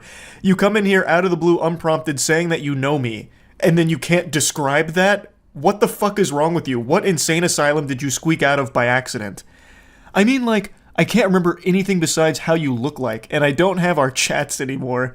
Only this right now. I don't even know your name. You even shot with guns. You Americans are crazy. She's talking to a lobotomite. He's suffering from amnesia, it sounds like. What do you mean you don't know? Like, you said we spoke on Reddit. You don't remember your Reddit account name or anything? And he tries to reassure her, oh, I don't even know your name, actually. I only remember what you look like. And just going off of that picture in my head, in my mind's eye, I was able to find your Instagram account somehow. Dude's trying to cosplay like he had his brain scrambled by MK Ultra and can't remember anything except for bits and pieces about this lady's appearance. He is very clearly just trying to avoid saying the Reddit name because he knows that she'll know that it's that weirdo creep from years ago that kept making tons of different accounts to keep harassing her. Also, I think I should clarify this because it may have been confusing. It started 2 years ago, but it wasn't like some one-time instance where this guy just made like a ton of different accounts and she blocked them all and that was it, just, put the kibosh on it. He continued to do this for a long period of time. Like, there's a post from her from 2 years ago with him doing it, a post from a year ago with him doing it, so he's kept doing this behavior for a long time, and now this is just his most recent rodeo here again. Somehow, creepy Redditor returned. The creepy Redditor of 1,000 faces. She says again, who are you? I don't know. That's the only thing I know. Maybe I told you my name and you'll remember? It's blank. I imagine whatever name he gave right there isn't his real name. He probably just dropped an alias or just a fake name that he probably thought sounded cool. I bet my sweet Bippy that he just chose a name that he lifted from anime. Oh yeah, it's me, Thorfinn. You don't remember anything, do you? And what's your name? Sorry, but I forgot. What do you mean you don't remember anything? You've given her no information. What the fuck are you talking about? What is she supposed to be trying to remember here? You are a complete stranger who hasn't even left like a single fucking breadcrumb to piece this puzzle together. She says, what's your name on Reddit? Point blank. That should be super easy to answer. And he goes, wait, let me think. Actually, it could be, I don't remember. Damn, it was so long ago. I don't know, I can't see the chat. I think you blocked me. But still, you are a bigger red flag than me. Oh boy howdy, he just dropped a bombshell and immediately goes on the defensive. I think you blocked me. But it's because you're a huge red flag and you were intimidated by my overwhelming masculinity and the very strong jawline that I have. I've been mewing a lot. You were the problem then, but I'm willing to forgive you. I just don't remember what my Reddit account was. I'm sure you block a lot of people, so this probably wasn't like a dead giveaway, right? I blocked you? This is why you won't tell me your name. I don't know, I am not that familiar. I don't see the chat, and a bit of time has passed. You're from the US, right? I am from Europe. I don't even know what this strategy is here. I blocked you? I don't know, I'm not familiar. It's, a lot of time has passed. You're from the US, right? Hey, did you know I'm from Europe? Said no European ever. Usually, if someone's going to talk about where they're from, they're not just going to say the whole fucking continent. So I'm starting to highly doubt that this guy is actually from Europe. He's probably just in the US and making shit up here. I don't really get what he's even trying to accomplish. It's just so weird. Like, it's not even like flirting or anything. It doesn't do anything. It's actual just like it's like NPC dialogue in a video game that you'd hear in the background that's malfunctioning. Like, it doesn't work. It's not even like statements he's making, it's just disjointed thoughts that he's shitting out. But this was enough to let the cat out of the bag. She says, you're the one who was DMing me from different accounts. Yeah, and I would have got away with it too if it wasn't for you meddling Redditors. So smart. But I can't see the chats anymore. Hopefully you are not creeped out or something. I am sorry. But you have an insane memory, especially if you have to read so much lol. And she just goes, yeah, you're fucking creepy, goodbye. And he says, no! He probably saw that goodbye text message come through and he literally reached at his computer going, no! Like some kind of dramatic death scene in a movie. But now let's take a look at how we got to this point. Let's go to some previous seasons with encounters of this kaiju of cringe. We'll go all the way back to the beginning, 2 years ago. These are the first of the sacred texts, and it actually does look like they were at least exchanging DMs before this conversation happened, before he went full mask off and showed just how weird he was. So he goes, yeah, no worries. You just have to pick the right one, haha. Did someone send you a tribute? And she says, what do you mean? Now, if you've been around the cyberspace for as long as I have, you immediately know what he's talking about. He's talking about a cum tribute. That's something that only the most deplorable of degenerates engage in where they come on someone's picture, or they even do it to figurines too, where they put them in a jar and then come on it, or sometimes they don't even use the jar. They go no props, they just do it raw. And that is what he is talking to her about here. This guy is so brain rotted that in the middle of like what seems to be some kind of conversation between these two, he starts talking about contributing to her. Like a contribute to your selfies. Just talking about it so casually, like this is a normal thing that normal, sane people do. What are you talking about? I don't know, I could expect it from Redditors. I love that he tries to talk down on Redditors. He is literally like the quintessential Redditor that people make fun of. I'm so confused. What are you talking about? Like coming to your selfie and sending it to you. Or was that too much? Why would you even say that? Boredom, I guess? That's dangerous. I don't know. I finished studying and I am waiting until I meet friends of mine. He is trying so hard not to seem like a fucking loser, so at the end he's like, oh, I don't know, like something Redditors would do. I'm not like one of them. I'm just kind of bored, I was studying and now I'm waiting for my friends to come over. I got like 50 friends coming over because they wanted to hang out and like smoke cigarettes with me and shit, because like that's kind of what we do, and then maybe I'll end up having a threesome tonight, but I kind of just want to talk to you about all this splooge news, you know what I mean? But yeah, I'm just kind of hanging out is all. Now, apparently she blocked him after that. I can't imagine why. And he was just as perplexed as I am. His confusion was so strong that he made a new account to message her again and try and get to the bottom of this mystery. Come on. And then I think he says her name there. Like, I am not doing anything, just being high. Like, come on, you can't get mad at him just for being high and talking about contributes. Like, what the fuck? Like, come on, I have a soul. Are you serious? You text me from a new account? You're the creepiest person I've met on here. Seriously. It's getting weird, yeah, but I enjoyed talking to you. Please stop. Send a selfie. I will also send one. No, fuck you. No! I don't know. I think we could have a good chat. Dropping his signature classic, no! Right before being blocked. I like that. I like how he says that they could have a good chat if given the chance, but it seemed like they were chatting, and then things just went off the rails, completely unhinged, with him bringing up busting a load, like tributes to her. I don't know what he expected. I don't know why he thinks that's something that's normal. And he also just in the middle of this asks for a selfie and then tries to bargain by saying, I'll give you one. Like, if you show me yours, I'll show you mine. Come on, this is a great deal. Show me a selfie and I'll give you one. I know you really want one. Come on. Like it's some kind of gift. It's not like she's asking for a selfie. Nobody wants that. And there's no doubt in my mind he was just going to send some random person's picture. He probably would have chosen like Henry Cavill, like, surprise, it's been me, Henry Cavill, this whole time. Don't you feel silly for blocking me on the other account? Alright, now let's talk seriously. Because this guy's probably like, I think he's probably on the much older side of things, just judging by the way he talks. And he has just been so poisoned by being just glued to Reddit that certain things on there, like tributes, he thinks are like normal things that younger people do. So after a couple blocks, he sends another one here from a new account, and it says, okay, will we talk if I send a selfie? Please, I want to prove to you that I am a 20-year-old chilled dude, actually also a romantic. And are you actually doing fitness? Answer this and I will send you a selfie. Nobody fucking wants a selfie. It's not a reward, it's a punishment, it's a goddamn curse, and he keeps saying it. Like, look, if you just answer these questions like, are you into fitness?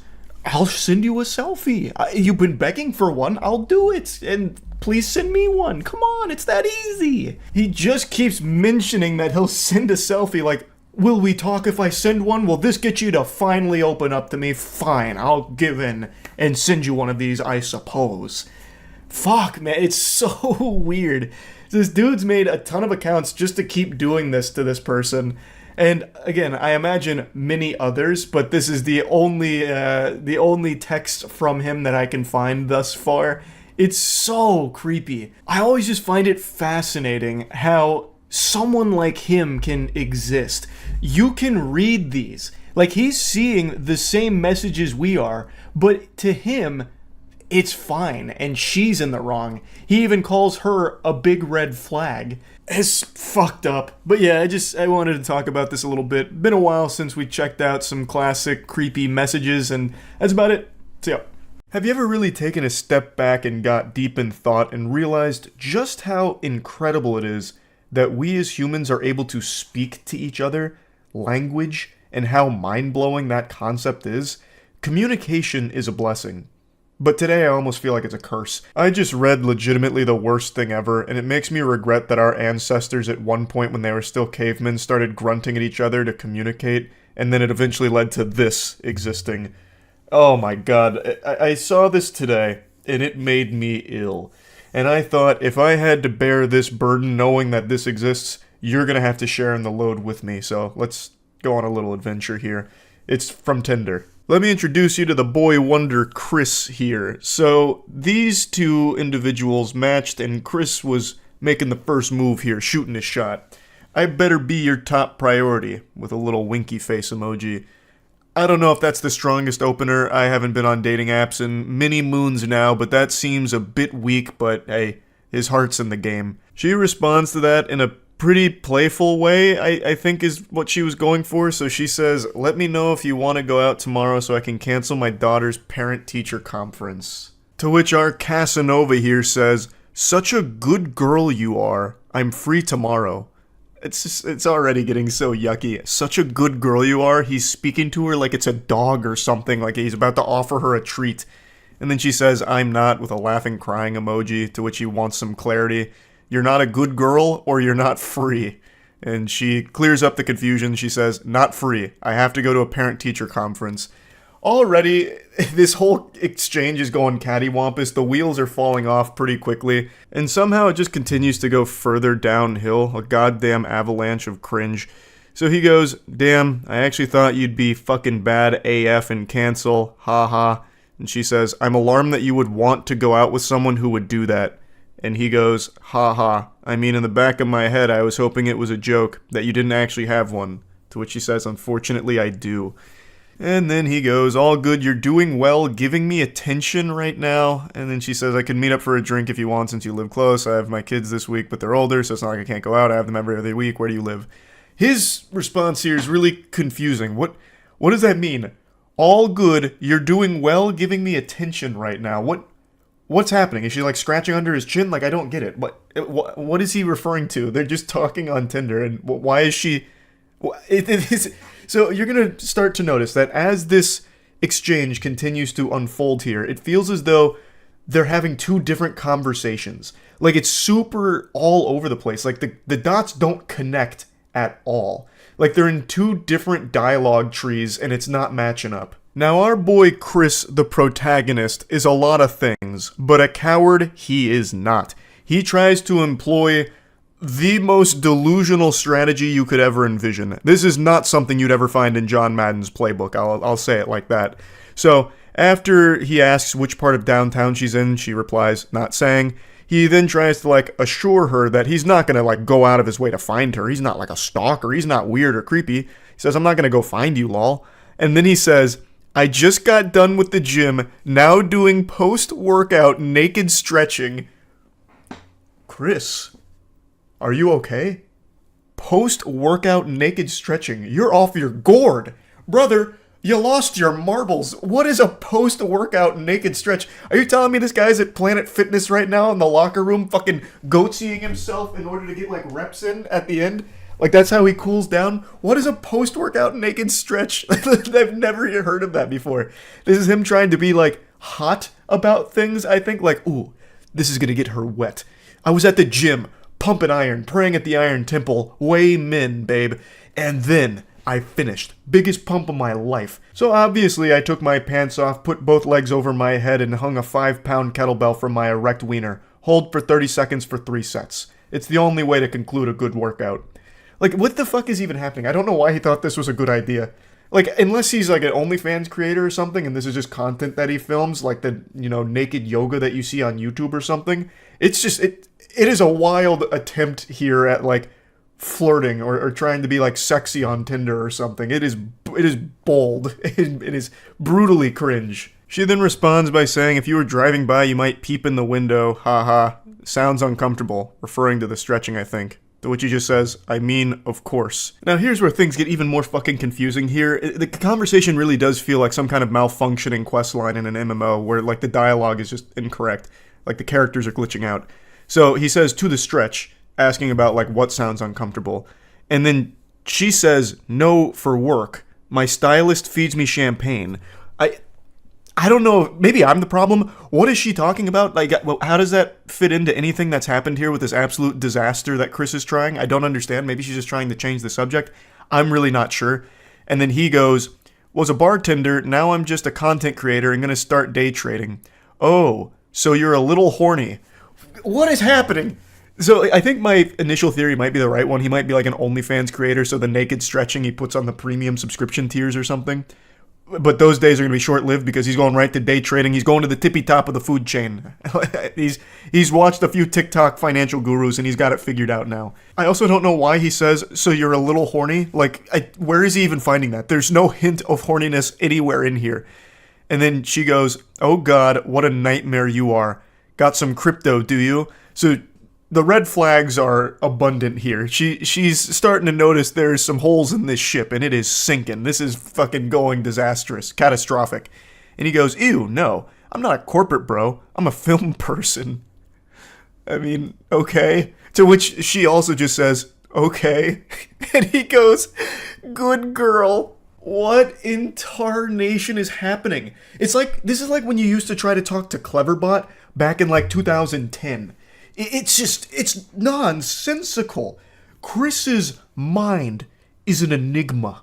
It is a confusing, perplexing hellscape of ideas, and communication is not. It's frying my brain just trying to process it. His inability to communicate effectively is impressive. It's alarming. Next he says, I just want to get away from bartending before I hit someone. Lol. To which he says, yeah, nobody wants to hit content creators and day traders. Obviously making a joke about it. He then goes, nah, or tap. But at least I'm tall and handsome. One saving grace. So he's trying to hype himself up, give himself some gas here, which falls extremely flat. The tank is run empty. She just goes, if you say so.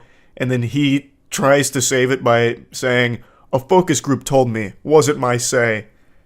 His attempt at being playful, like, oh, I would never say this about myself. It's what everybody else says. I'm tired of hearing it, actually, about how fucking tall and handsome I am.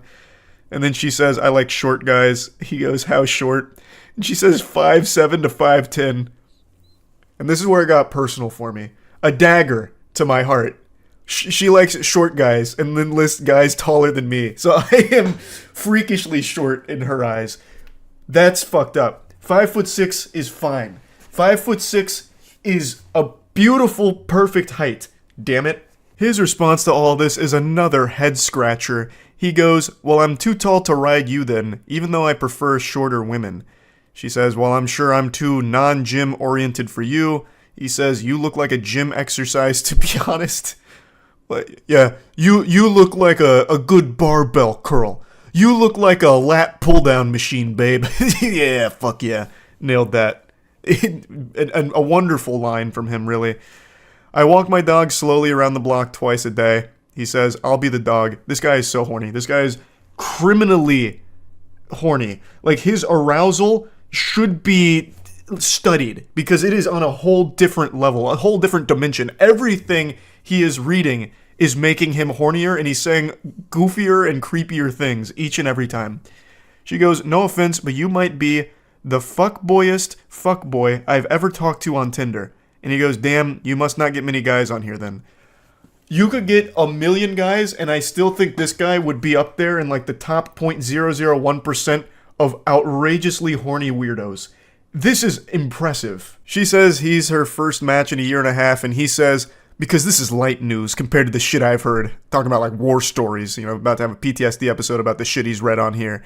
And then he says, doesn't help, I'm naked with a heart on. And then her response is, I don't feel like I'm being very flirtatious. And then he says, the stretching and stroking while talking to you helped. What is happening? Somebody save Chris from himself. What is going on? This could be its own fuel source. Like, his sexual arousal, his non-stop, never-ending horniness on a conversation that has gone nowhere, talked about nothing, and yet he is still beating his meat to it, choking the chicken to what? To what? Like, there's not even, like, an imagination you can make out of this conversation that would be even remotely associated with something sexual. And he just keeps going. He's talking about being naked with a heart on. What happened to your naked stretches? What are your stretches? What are those naked post-workout stretches? Did you put a butt plug in and wiggle it around or something to stretch out his ass, and that's why he's so horny now? Is hitting his G-spot? Like, what is going on? All she says to that is, okay. And then he goes, do you mind? I'm doing it whether you mind or not. I don't really care, but do you mind? Is that cool with you, you think? And then she goes, mind what? Me stroking myself while we chat. Oh, it's so yucky. Oh, it's so foul. Not at all. Can I tell you a story about last night when I was alone in my bed? Sure. My cat jumped up next to me and started hacking, and then she threw up in my hair. So this is her attempt to try and gross him out to ruin his mood, but she doesn't realize the raid boss of Cringe that she's up against. He even calls her bluff. He goes, not gonna get me soft. Literally wiggling his finger saying, nope, that's not gonna stop me. I'm squeezing my hog no matter what. I've had my cat vomit multiple times. I had to get up anyway because I perioded all over my sheets. And he goes, yum, nice try. And she goes, through the mattress cover. He goes, bleach helps. Were you naked? Oh my god, he's still in it. He's still in the zone. He's in the flow state. He's in the mainframe. And she goes, I was wearing my hoodie footy pajamas that have toasters on them. To which he says, with an ass flop. And he comes back to clarify that he meant flap, because ass flop makes no sense and wouldn't want to be rude, that'd be ridiculous. To which she also says, no, that's ridiculous. And he goes, of course, I'm harder than ever now. She just sends an emoji. He goes, yep, I'll leave you alone, unless I can show off. So he's finally saying, all right, I'm out of here. I've had my fill. I've done what I needed to do. I'm good. And then she closes this all out by saying, why do you even need to get a woman on the other end of the conversation? Just put a wig on a stuffed giraffe and show her your stuff and talk about how hot you are. So this whole conversation is one for the books. This is something special. This is so fucking weird. On every possible level. A part of me thought that it was him just trying to be weird on purpose, just to like, I don't know, gross out a stranger on Tinder or something. But the more I read about it, and read it itself, the sacred text here, the more I'm convinced that this guy is just an actual fucking freak. Like, just an actual lunatic. So yeah, I just had to share this. That's about it. So yeah. Over the last couple of months, I've analyzed more text messages than the FBI. I have been glued to bad romance and flirting, like a moth to a flame. I've been wandering the deepest, darkest pits of filth. It's like in Space Jam when Michael Jordan gets sucked into the golfing hole. I've been sucked into the asshole of the internet, and all I see is cringe down here. But today there's a new ingredient being added to this concoction. The recipe had a chemical X. Crime. This got posted to Reddit earlier today, and a lot of people sent it my way, and it actually reminded me of a real criminal case that happened back in 2022, and I actually found the case again through the comment section of this post, because I couldn't quite recall all the particulars of it, but there is a lot of similarities shared between that criminal case in 2022 and these text messages that this individual is showcasing here. So it starts with this girl's coworker messaging her out of the blue saying, hey. He receives crickets, no response, silence. And you know what they say, if at first you don't succeed, try being weirder. So he comes back around within 3 hours saying, hello, is this blank? She says, who is this? And he goes, it's me, with a smiley face. I just wanted to text you and see how things were. Oh, things are going alright, I suppose. Not to come off as rude, but how did you get my number, dude? I mean, I don't mind you texting me, but I've never gave it to you. And that's when he lifts up the curtain and breaks the magician's code, revealing his secret method. I just grabbed it off the contact sheet in the office room. Hope that's alright. To which she says nothing in response because that is fucking creepy. She never gave him her number. He just went out of his way to find it from their workplace. Yucky. But he comes back around saying, how's it going? And he just keeps going, throwing questions at the wind here, hoping to receive even the slightest semblance of life on the other side, not realizing that he has already scared her by snooping around tracking down her phone number without ever getting it from her directly. So it's already super creepy to do that. So he says, how was your New Year's? No response. 2 days later. Sorry to keep texting, but what are you up to today? If you're free later, I'd love to go out. I will never understand that kind of shit right there. How can you be so deluded and lost in your own little fantasy land Narnia that you think there's even an iota of a chance that she agrees to go out with you when she has ignored your messages for 4 fucking days? Like, what is the thought process? Scratching at his chin. Maybe she's playing hard to get. Perhaps she's just been truly swamped and has been really wanting to reply to me but just might be a bit shy and doesn't know how. I know. I'll go ahead and invite her out with me. That should make her a lot more comfortable. And he goes a bit deeper. I know you're probably busy, but I could pick you up too, so you wouldn't have to take the bus anywhere. If you wanted to go out, that is. Sorry to keep texting, but I don't want to be out too late, so I'd appreciate a response at some point, Smiley. I'm heading out to get coffee now, so if you want to join me, just let me know. Ma'am, you better hurry. The choo-choo train is leaving and Mr. Perfect is going with it. You only have one opportunity to get coffee with a gentle sir like this, so you really gotta play your cards right. She declines, saying, I would appreciate it if you didn't text me unless it's work-related. I don't really know you, and I'm only blank. You're 5 years older than me, dude. This just feels creepy. I didn't mean to be creepy or anything. You're just pretty, and I thought it would be cool if we got to hang out, Smiley. No thanks. That's honestly so weird, and if you continue to ask, I'm going to talk to Lean about this. I'm assuming that's like their supervisor or someone higher up at the place they work. And then he goes in deep. He says, I'm not gonna lie. I've been thinking about you a lot, and I just want you to spend time with me. What you said the other day just felt rude. At least try and give this a chance. I know you're probably not awake, but I've been up all night thinking about you. Not going to lie, sometimes I like to take pictures of your ass while you're in the drive-thru window and I jerk off to them in the bathroom. I'll go ahead and take a courtesy pause here to give everyone a brief respite and let that nugget marinate in this sauce here because he just dropped a real heavy, spicy meatball on the plate. And when I first read it, I certainly wasn't ready for that because that's just openly admitting to a crime. I'm not a sheriff or anything, but I'm pretty confident that that's illegal. He'd probably be taken away in handcuffs if this information got out, which it should. She should absolutely report all of this. Now, somehow it actually only gets worse from here. This is just the beginning. He's showing his true face, and man oh man, is it an extraordinarily ugly one. I know that's messed up, but imagine if we fucked in the work bathroom, or if we went out in public.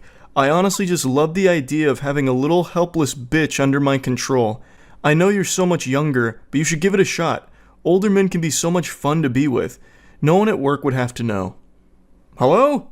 Sorry for calling, but I'm really lonely and you haven't replied to me at all. Since the text messages are going unanswered, I guess he's resorted to actually just calling her, which is also being ignored, obviously, because that's the safest thing you can do is ignore it.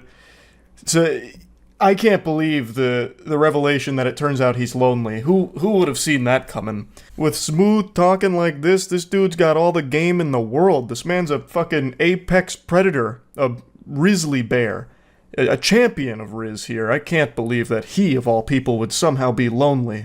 What a curveball. He then tries to brush all that under the rug, trying to apologize for it. Sorry about last night. I got carried away. I know you're probably not even reading these, but I hope you have a good day, Smiley. I'll be thinking of you. I really don't see an issue. It's not like a romantic date or anything. It would just be getting coffee and food. And if you were in the mood, we could always go to my place to watch a movie. I know it sounds creepy, but why not just get out and enjoy the day together? What in the hell is even that? What are you talking about? It's not like a romantic thing or anything. You were just talking about fucking in the workplace bathroom. And then you were talking about having a helpless bitch under your control. What do you mean it's just coffee? You're already showing how extraordinarily creepy and perverse you are. What are you yapping about? He's blabbermouthing about a bunch of hooey. And that's when she finally does respond to all this and says, alright man, I'm probably going to report you to the police. You know damn well that I'm underage and you're texting me in the middle of the night like that. Fuck off. And then he drops her address and says, if you continue to ignore me, I'll just make it so you can't. If you tell anyone, I'll make this even worse for you. So it turns out she's underage, and he was well aware of that fact. And he also would have been even more aware of that fact considering he snooped through the confidential workplace documents to find her address and her phone number. So it would have been abundantly clear that she is underage, and he didn't care. He still went for this full throttle. So he's also a pedophile on top of all of this. Now he concludes their conversation by dropping her address to obviously try and scare her, letting her know that he knows where she lives and he can always pay her a visit. And a lot of people in the comments, and I think a lot of people in general, would assume that that's just supposed to be like some kind of scare tactic to get her to not say anything. Not necessarily that he's going over there right this instant to do something, but that is still a legitimate threat, and I imagine an actionable threat that the authorities can use. This is one of those situations that really shouldn't be taken lightly, and it seems like it isn't. It seems like she's taken the proper measures here, like contacting authorities or contacting workplace staff and all that, which is what she should be doing, because this is just legitimately dangerous. I mentioned at the start that it reminded me of a case from 2022 where a man killed his 17-year-old coworker because he had a huge crush on her, and since he couldn't have her, nobody could. Her name was Riley Whitelaw, and she was murdered at her place of work by this individual. He recently got sentenced in October of 2023 for the murder, and it is just horrifying. Now, Riley had previously made a complaint to the employment about how uncomfortable he made her with like the advances that he would make on her and all of that, and even asked to like have her schedule changed so they wouldn't have to work together. And despite all of that, they still worked together. The place of employment did not change her schedule around to get her away from him or anything like that. They continued to work together despite all of her complaints until it eventually culminated with him killing her. It's a tragic story. Fucking horrifying. And it reminds me of the text messages we just read right there, where a coworker becomes infatuated with someone and then eventually does something disgusting like that. So reading through these text messages, it is a concerning individual in a scary situation. And it's something I think about from time to time about how awful it must be to just be doing your job, doing nothing wrong at all, and then still ending up in a situation like this. This girl never made any advances toward this guy. She never even gave him her number or anything at all. And yet somehow he still became obsessed with her and then stalked her company documents to find her phone number and her address and all of that. It's just so awful. She's literally just doing her job and then gets put in a situation like this because of this absolute lunatic. So yeah, just wanted to talk about it a little bit. I think situations like these should always be taken seriously. Like if a coworker or anyone for that matter starts to get like a level of obsession with you that it becomes a bit palpable, that you can start to see it, it immediately needs to be something that you take very seriously because you never know where it could lead. And I think that is just always something that needs to be handled with real care. So just wanted to go over this a little bit. That's really it. So yeah.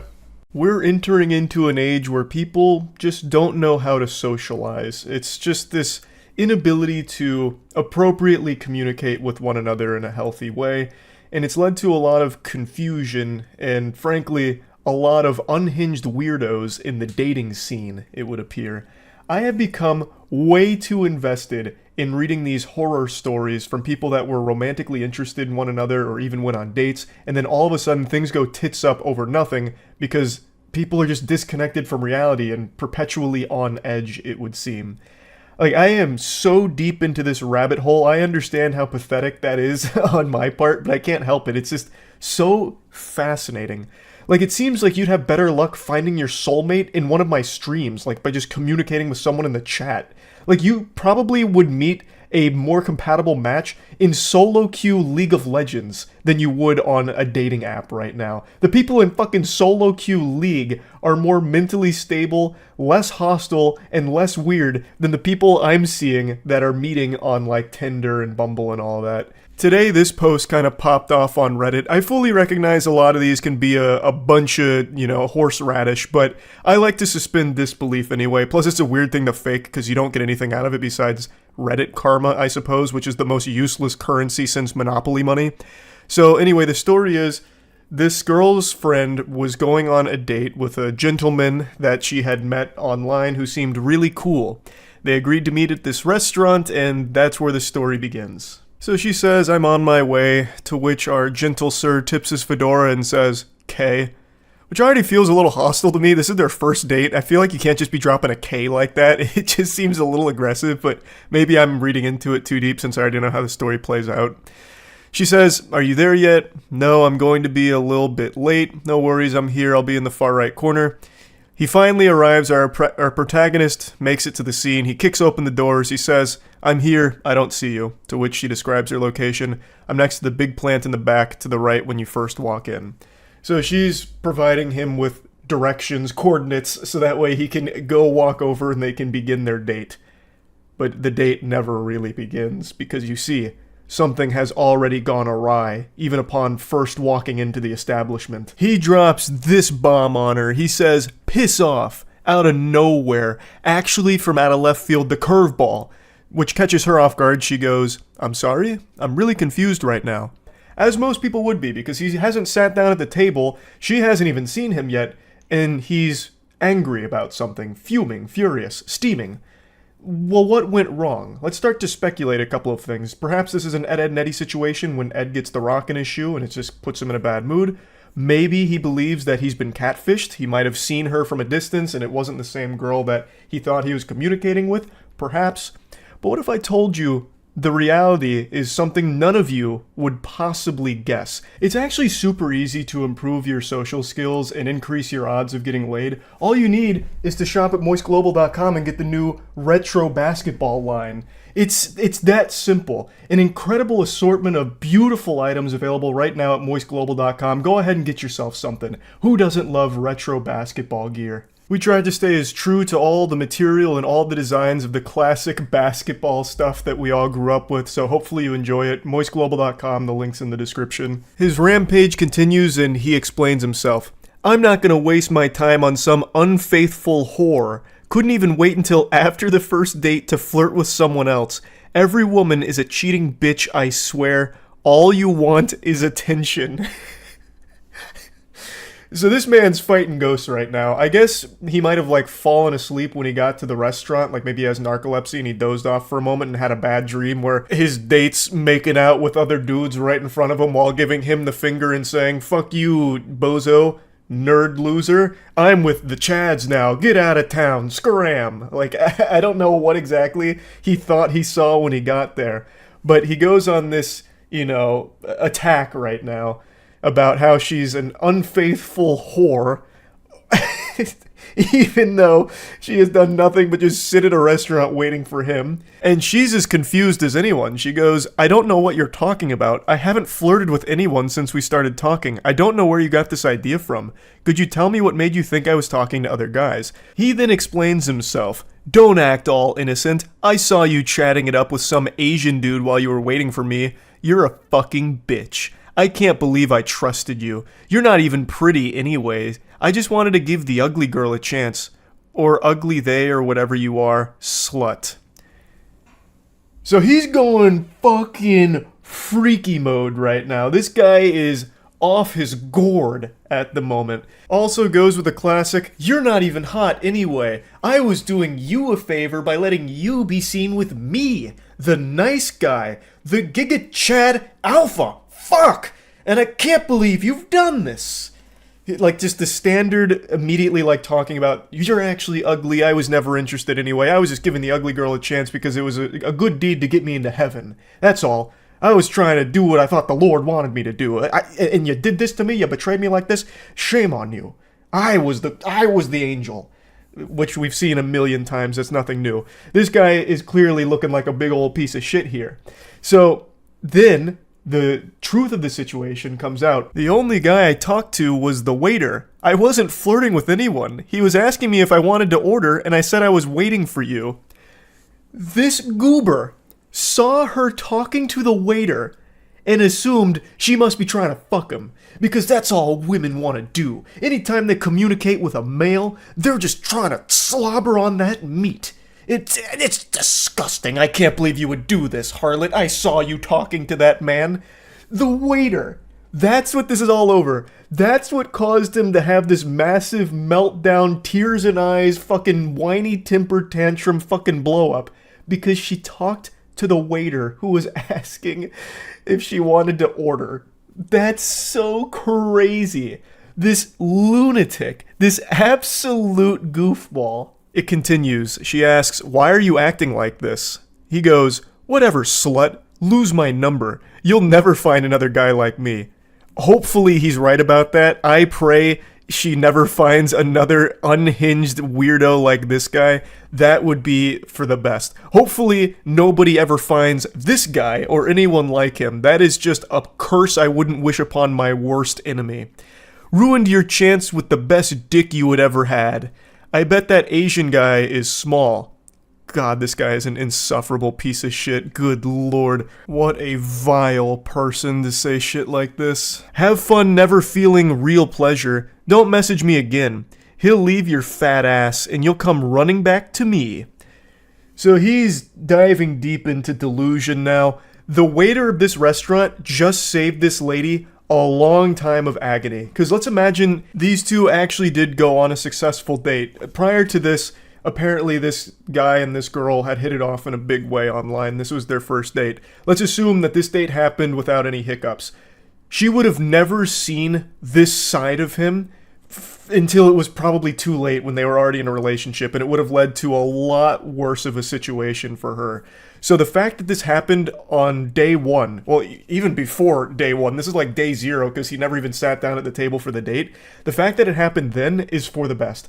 It saved her a long time worth of trouble. So the waiter in this story, actually a hero. Hats off to that guy. What's that expression? It's from Futurama. When you do something right, people won't be sure you've done anything at all. Like, that's exactly what happened here. Dude's just doing his job and ended up saving her so much trouble down the line. But yeah, anyway, so she talked to the waiter about her order. This guy blows a gasket, has this huge meltdown about it, shows his true colors, and then continues to just go on and on and on in these text messages with her. But girls like you like being used. All women just like bad guys, so they cheat when they meet a chill, nice guy. Whatever, I never liked your flat ass anyway. Don't leave me on red, you bitch. You just told her to lose your number, and now you're getting upset that she's not responding? Like, he's all over the place. He says that she has a fat ass and then says it's a flat ass. This guy's walking between worlds right now. He's caught in dimensions. His brain is completely scrambled, all because he saw his date talking to the fucking waiter. That is so crazy. That is crazy. And then still has the gall to say that he is a chill, nice guy. Chef's kiss. That is right on the nose. Everyone that self-identifies as a nice guy always turns out to be like this. Like 100% of the time. It's crazy. That statistic is as high as it is. The correlation between nice guys and being complete weirdos and just downright dangerously unstable people. It just, I don't know. I can't believe that it continues to be proven true time and time again. But yeah, anyway, I just had to showcase this one because I was giggling about it for quite some time. Like I said, I am in so deep on these horror stories of romance in the dating world. I couldn't help but at least share one here. That's about it. So yeah. Last night I had a little trouble falling asleep. I think what I needed was a good bedtime story. So I turned to Reddit, just cruising around, perusing, see if I could find anything that'd give me the yawns and help me go night-night. But I found something extraordinary. Something so stimulating I stopped any attempt at going to sleep and I just sat there bewildered by what I had just read. For at least 40 minutes, I just sat in silence, truly stunned, like a child who had just watched his first episode of Chris Angel's Mind Freak. My brain was blown out my ass. I couldn't imagine a world where this was real, but all of the evidence pointed to it being a genuinely true story. I did eventually hit the hay, and now, a full 9 hours later, I'm still thinking about this, so I figured, why not share it with all of you? Perhaps this will have a profound effect on your life, or maybe it'll do something to help motivate you to not be like the guy in this story. It's a series of text messages between a man and a woman.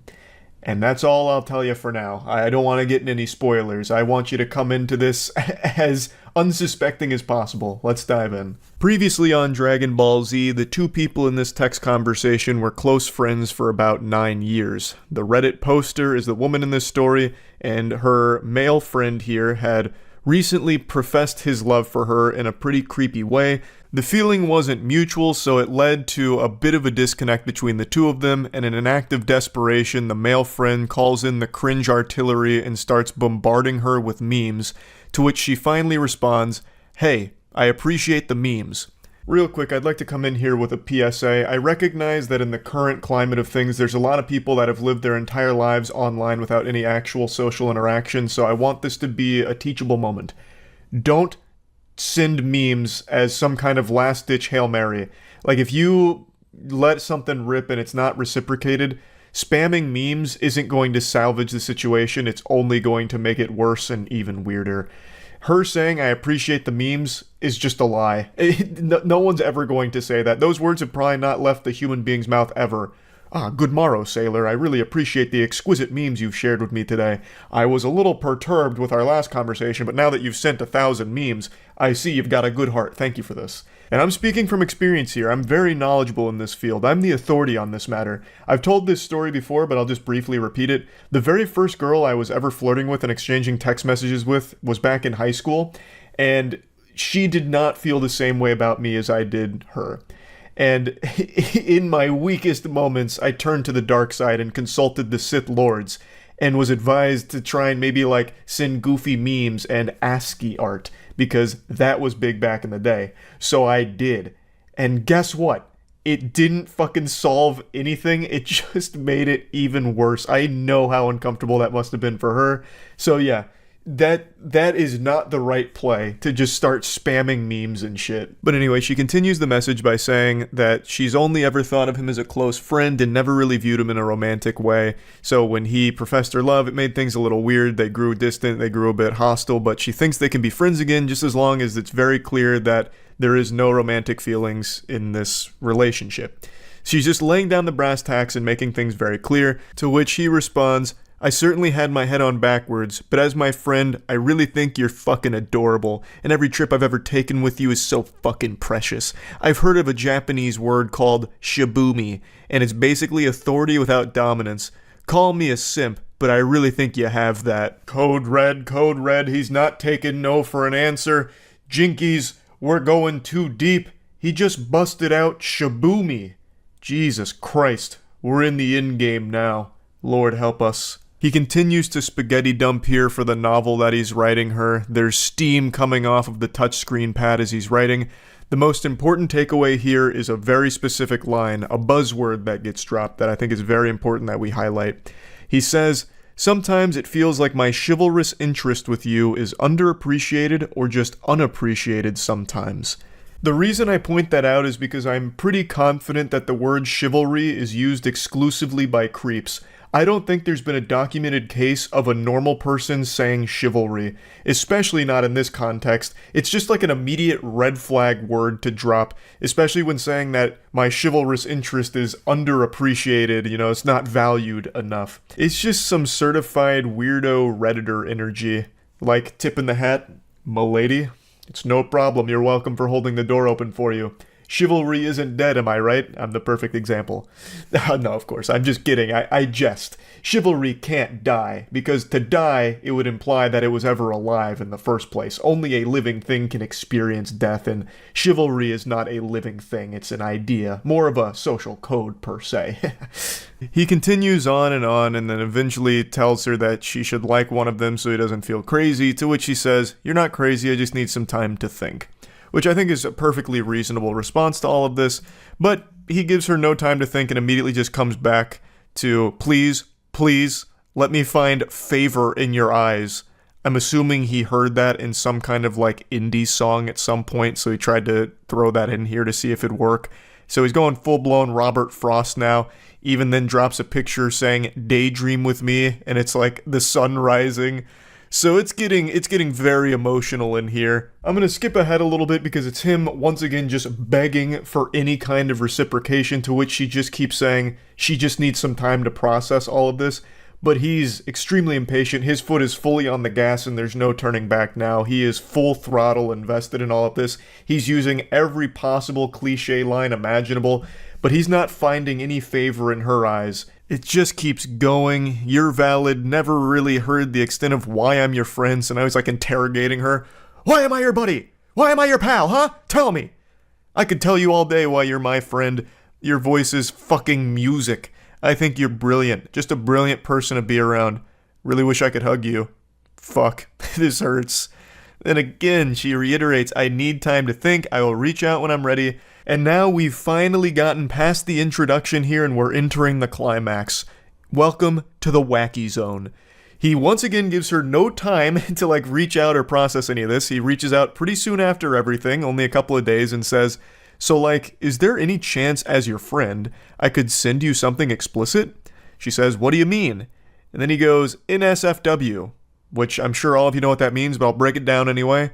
Not safe for work. Of course, she wasn't expecting this curveball, so she says, are you trying to make a joke right now?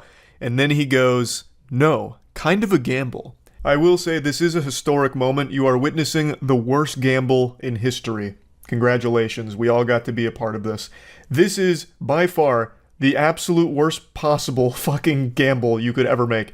This is like betting 100% of your life savings on me getting taller. What the fuck are you, I don't understand how you think an out-of-nowhere nudie is going to somehow win her over and, somehow solve all of these problems. I just can't even understand that mindset, really. It just doesn't compute. Okay, I tried all of the lovey-dovey, really mushy-gushy stuff with the favor in your eyes, your voice is like magic or music. It didn't work.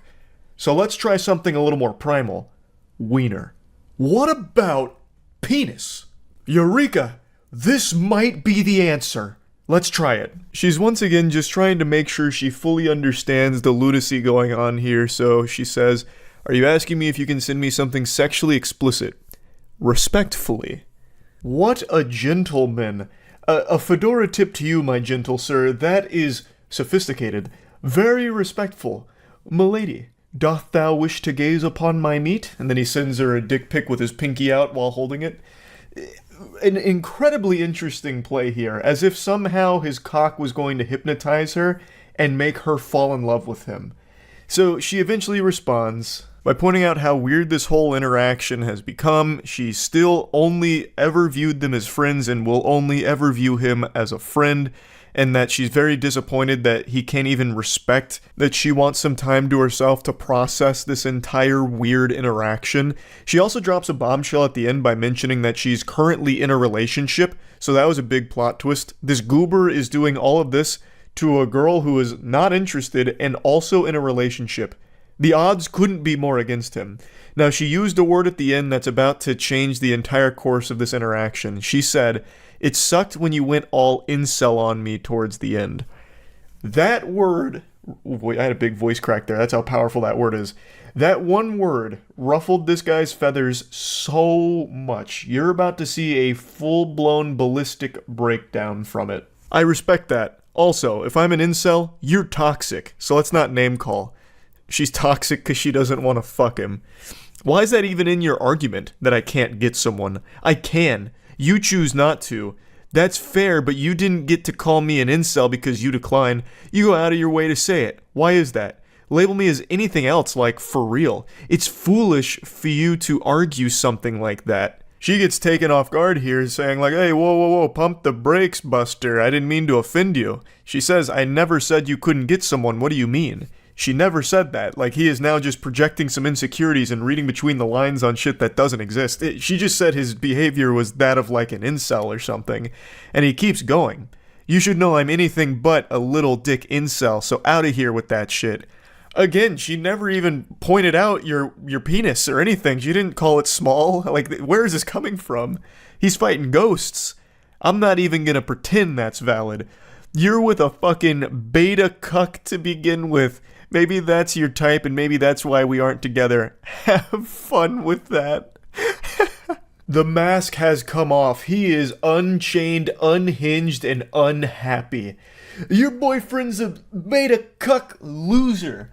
That's the only reason you and I aren't together, because that's what you're into, beta cucks. You couldn't handle an alpha male testosterone titan like me, a real man who cries while he texts. She then goes on to say, like, look, if you find me to be toxic and all of this awful stuff, like, okay, then, you shouldn't be upset that we're not close anymore. And to this big message, he just responds by saying, I'll see you in hell. And then she says r/nice guys, which this very much is an r/nice guys moment. Keep in mind, this is still only a couple days after the whole poetic, allow me to find favor in your eyes, miss. Your voice is music, sweet music. And now it's, what an excellent take on a 7-year waste of my fucking time. To which she responds, so you're just waiting around until I'd eventually date you? That's on you, man. She's absolutely right. That is entirely on you.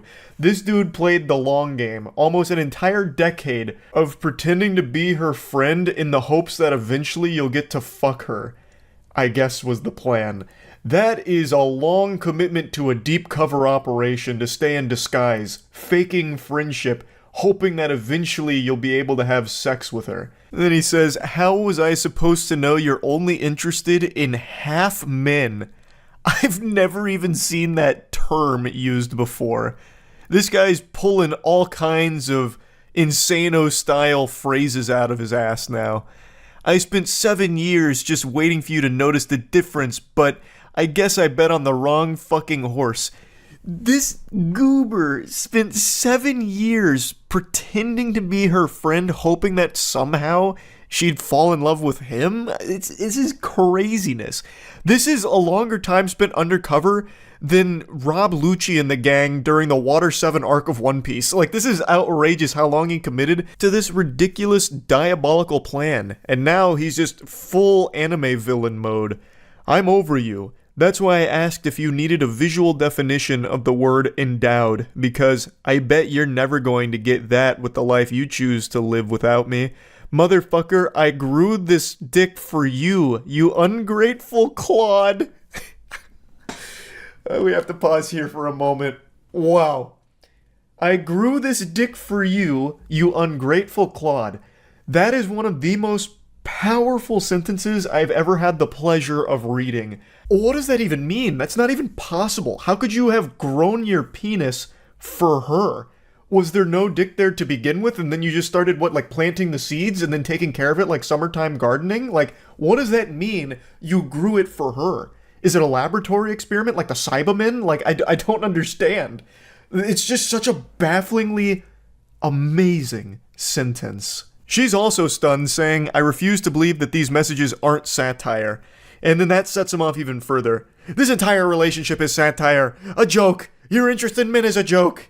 The wambulance is coming in hot. He's Squidward, you're Squidward, I'm Squidward, we're all Squidward. This whole relationship's satire, it's all a joke, you're a joke. Fuck you. My interest in you is a joke. This is the first time I wanted to show someone my dick because I hate them. Fucking brilliant. r/nice guys, these nuts. She waits a while and then says, I think enough time has passed and I just genuinely want to know if you've had any remorse for the shit you said to me or if you truly believe it was all valid. And then he responds 7 hours later saying, let's find out if you're still seeing the Hat Man first.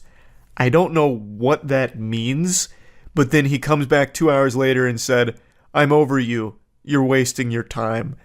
So he's trying to flip this around on her like, you missed your opportunity with the golden goose. You missed your opportunity with the alpha. I've moved on, you harpy. I don't need you anymore, harlot. Listen, I've matured a lot. You clearly haven't. So you're wasting your time trying to talk to me now. You had your chance, you blew it. I'm sure you're kicking yourself now for this, but hey, that's the way the cookie crumbles. But then just to finish it off with the cherry on top, he quotes from before where he was offering to show her his wiener and says, I still mean this if you need clarification. And then comes back and says, except don't even bother asking for nudes. I have a girlfriend. Okay. I mean, this is quite the ride. What an adventure. She eventually just says, what's wrong with you? We were friends for almost a decade. And then you go into this shit, which is a reasonable response. Like, how did this happen? We have been friends for 10 years. We've known each other for so long. Where did this come from? It is crazy. This whole situation was wild. And also, I'm calling fiddlesticks on that last statement from him. I don't believe he has a girlfriend. If we go back to chapter 7 of this Meltdown, he said that she was the first girl he wanted to show his penis to. So, I'm under the impression he's a virgin.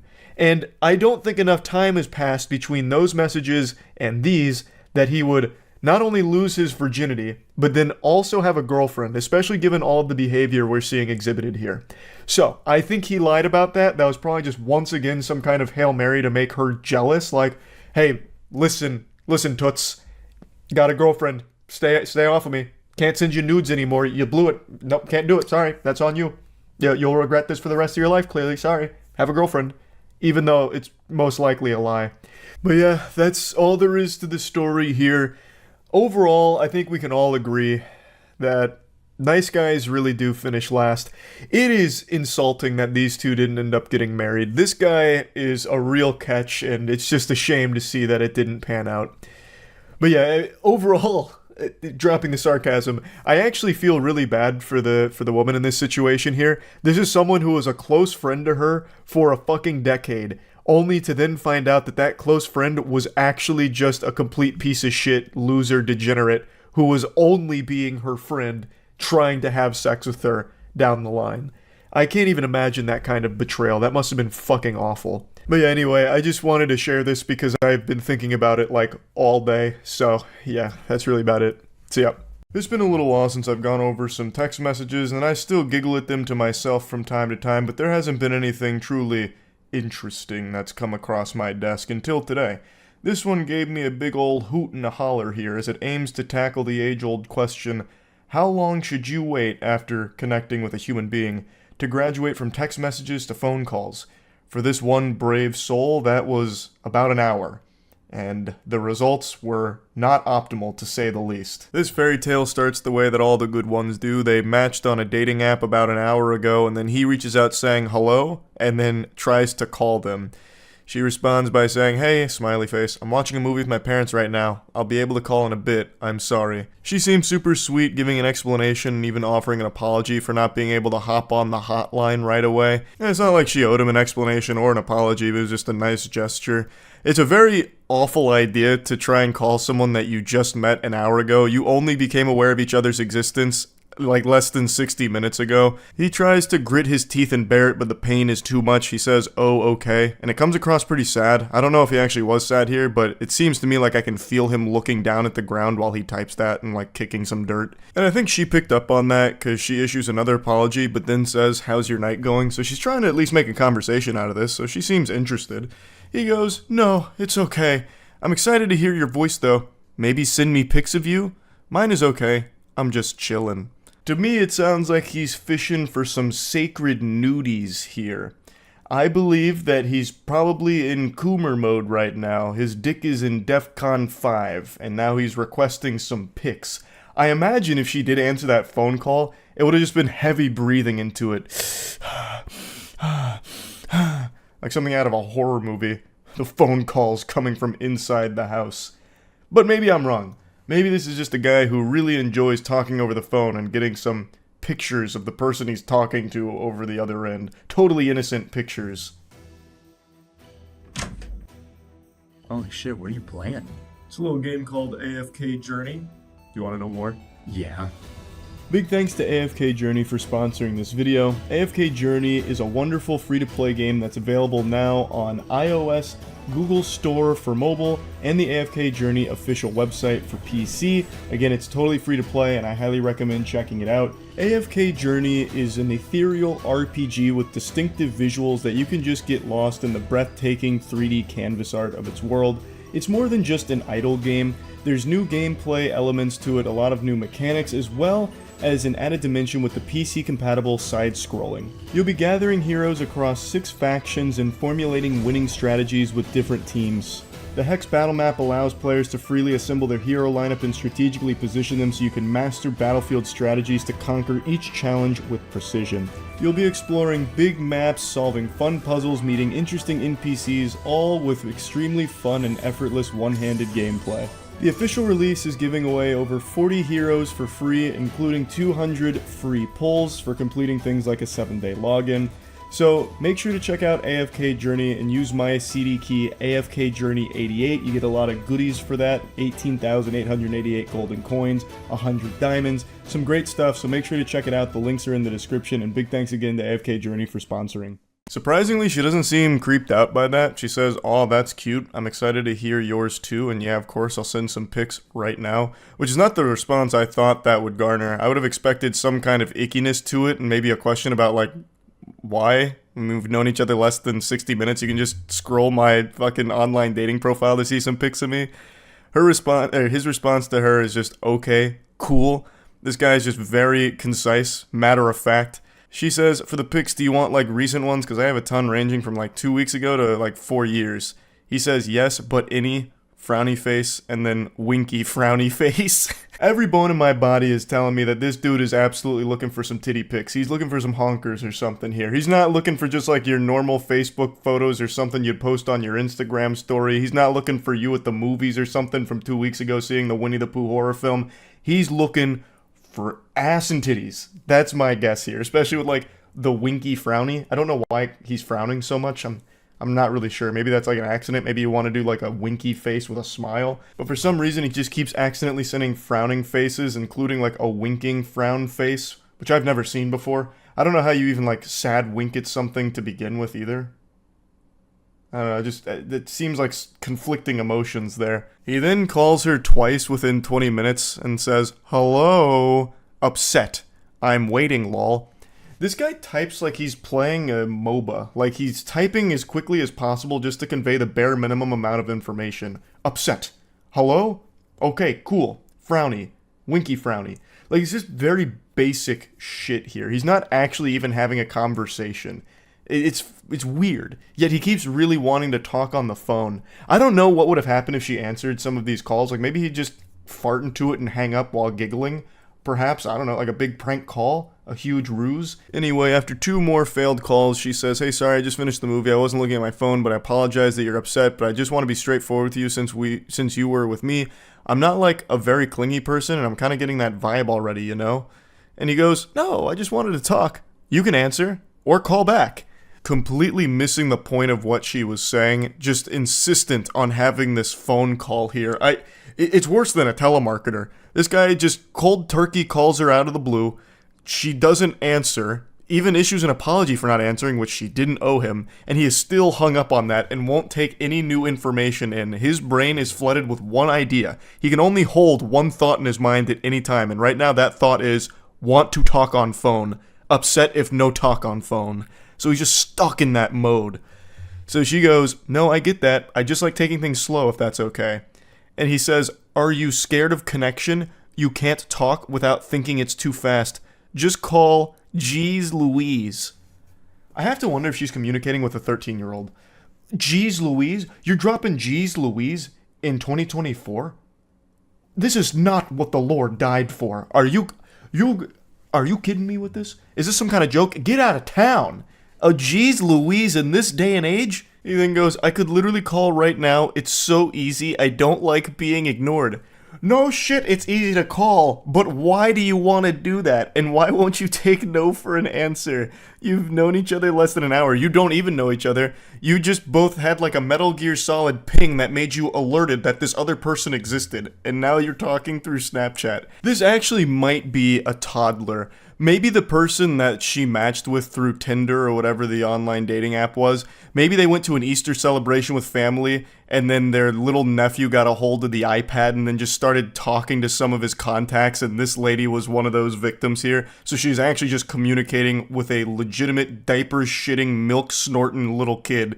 Because no adult, I feel like, communicates this way.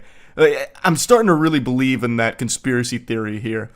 But anyway, she responds, "Of course not, but I like to take things slow. I'm sorry. Please respect that I'm trying to be as cordial as possible. I haven't had the best experiences in the past." That's in response to the "Are you scared of connection" line that he drops here. Like he's out of some kind of bad Hallmark movie, or The Young and the Restless. Because she won't accept his random fucking phone calls here.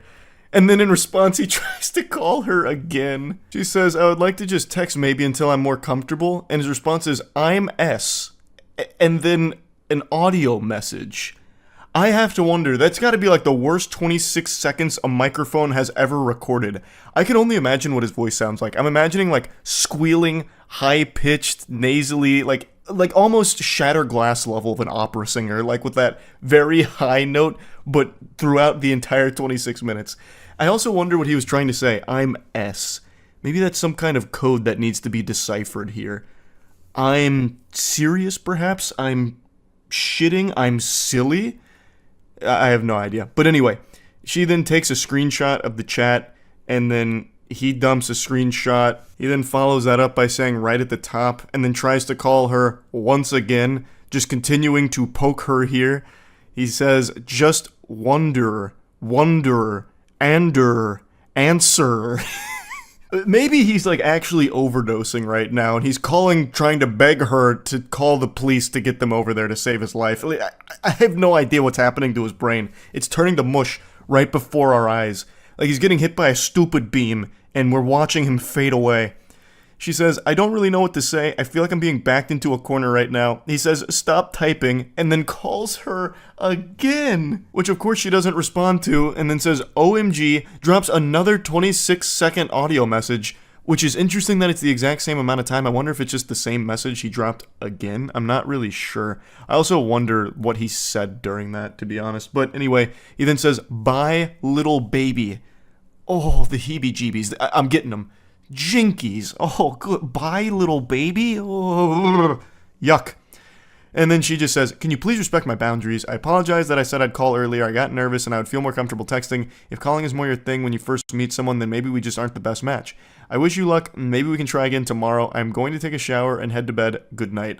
I don't know why she would even try and say, like, maybe we can try again tomorrow. She should have just not responded at all, because this guy is unhinged. This is just an absolute weirdo, and there's no salvaging this. Maybe she was a little fearful of, like, what this guy might do, perhaps, which is a very legitimate fear, so it's best to, like, cushion the blow. But even still, this guy is fucking weird. He then just says, no, like a defeated Power Rangers villain. Because that boundary is silly. I don't care. I'm of interested anymore. Bye. Not. So he's saying, I'm not interested anymore. So because she wouldn't talk on the phone, he's no longer interested, and he thinks that boundary is silly, thus he has no respect for it. What a man. And then she says, okay, I apologize again, hope you have a great night. And then he just says, just say bye. What a quirky little lunatic here. Impressive self-sabotage. Like, this lady seemed more than willing to communicate, like, interested in learning more about him, just didn't really want to hop on a phone call, which is super understandable since they'd only known of each other for less than an hour. She gave so many chances to just stop doing the creepy phone call routine and just text like normal people that are starting to get to know each other through, like, an online dating app. Like, you're not friends and you don't know each other at all. So why the fuck would you want to hop on a phone call first thing right away?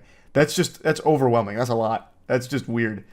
And he just kept getting creepier and creepier. He fell apart. But anyway, yeah, I just wanted to go over this one because it had me giggling quite a bit, because geez Louise, he was off the rails. That's really about it. See ya. I have to talk about these text messages. I can't help it. What do you want from me? What do you want from me? I'm only human. These are extraordinary in, like, the creepiest way imaginable. I usually don't like to do the same type of content back to back, and yesterday I covered some text messages as well, but I can't resist the urge. It calls out to me, the void beckons, and I have to speak on these. So, the context. A lady had an old coworker whom had been fundamentally stalking her for quite some time.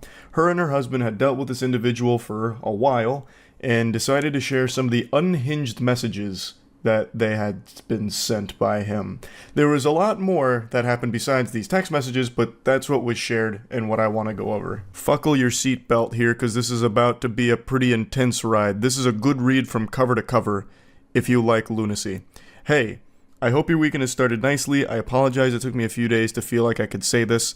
No need to apologize, goober. I get it. Had to muster up the courage here. Hype yourself up in the mirror so that you could really let the demon out.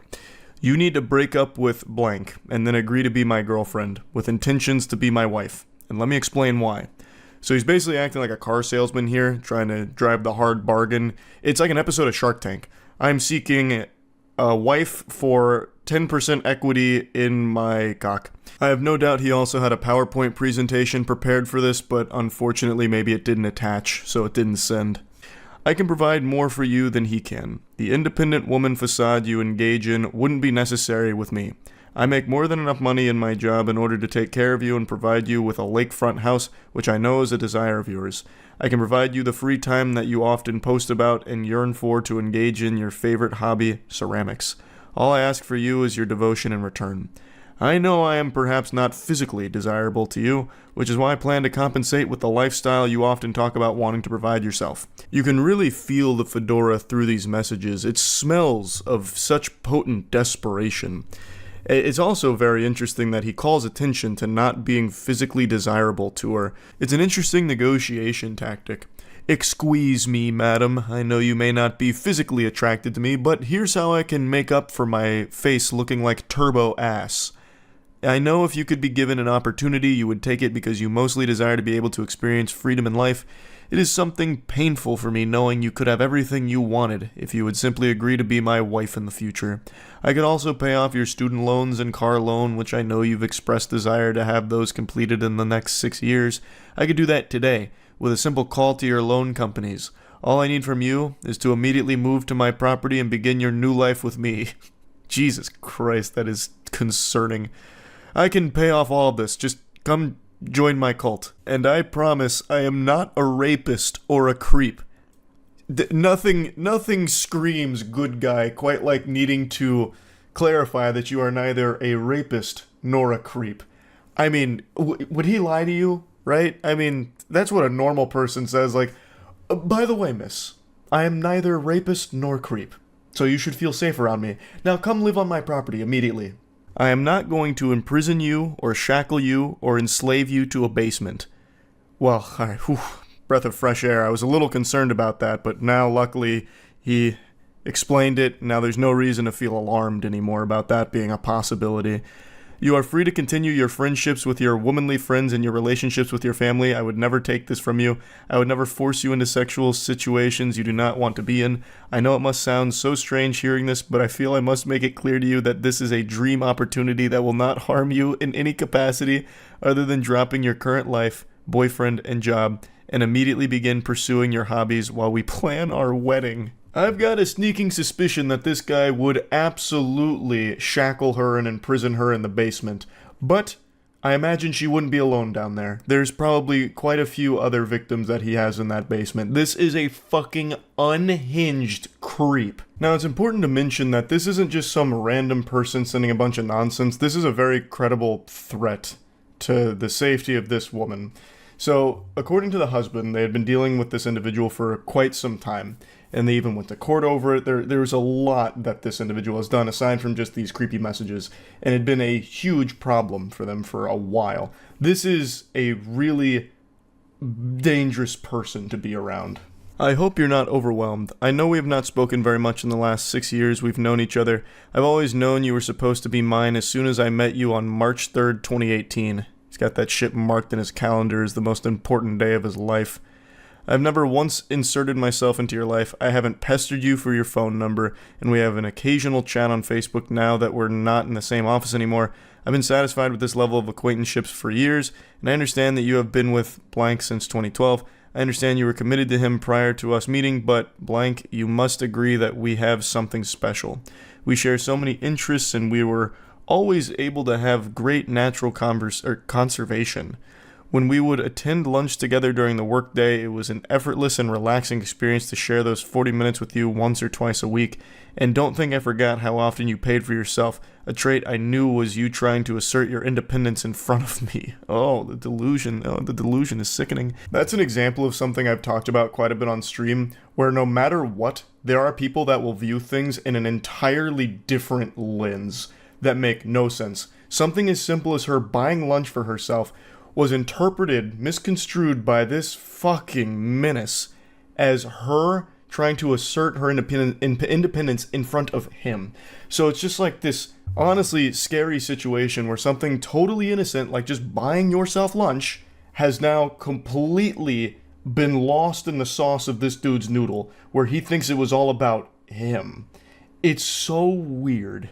I knew then you were trying to show me that you'd love for someone to take care of you. I'm ready to settle into a family-oriented life, and I recall you saying you would have children if you had the financial capital to do so. I know you desire to be a mother despite your current male partner not wanting them. You would make a wonderful mother to our children. I would ensure you had everything you needed to live the family life of your dream. Wow, I just had a voice crack. That was a big voice crack, too. This man's serial killer stalker Riz just attacked my vocal folds. And I know you love to travel. Before we settle down with children, I want to take you to your dream destination list. I've kept track of all the places you've mentioned over the last few years that you'd like to visit. You always share such a beautiful landscape photos. He's like the Zodiac killer here. I bet if this wasn't over Facebook Messenger or whatever, it would have been sent via postage, letters in the mail, using cutouts from magazines for the letters. I want to take you to Japan, to Thailand, to New Zealand, to Greece. Yaw! It's like that classic one. Oregon! Yaw! Fucking the Dean scream. And after that, we'll go to the opal mines in Australia for your dream ring, and then I'll take you to all the waterfalls the islands have to offer. How does this sound? My proposition is serious.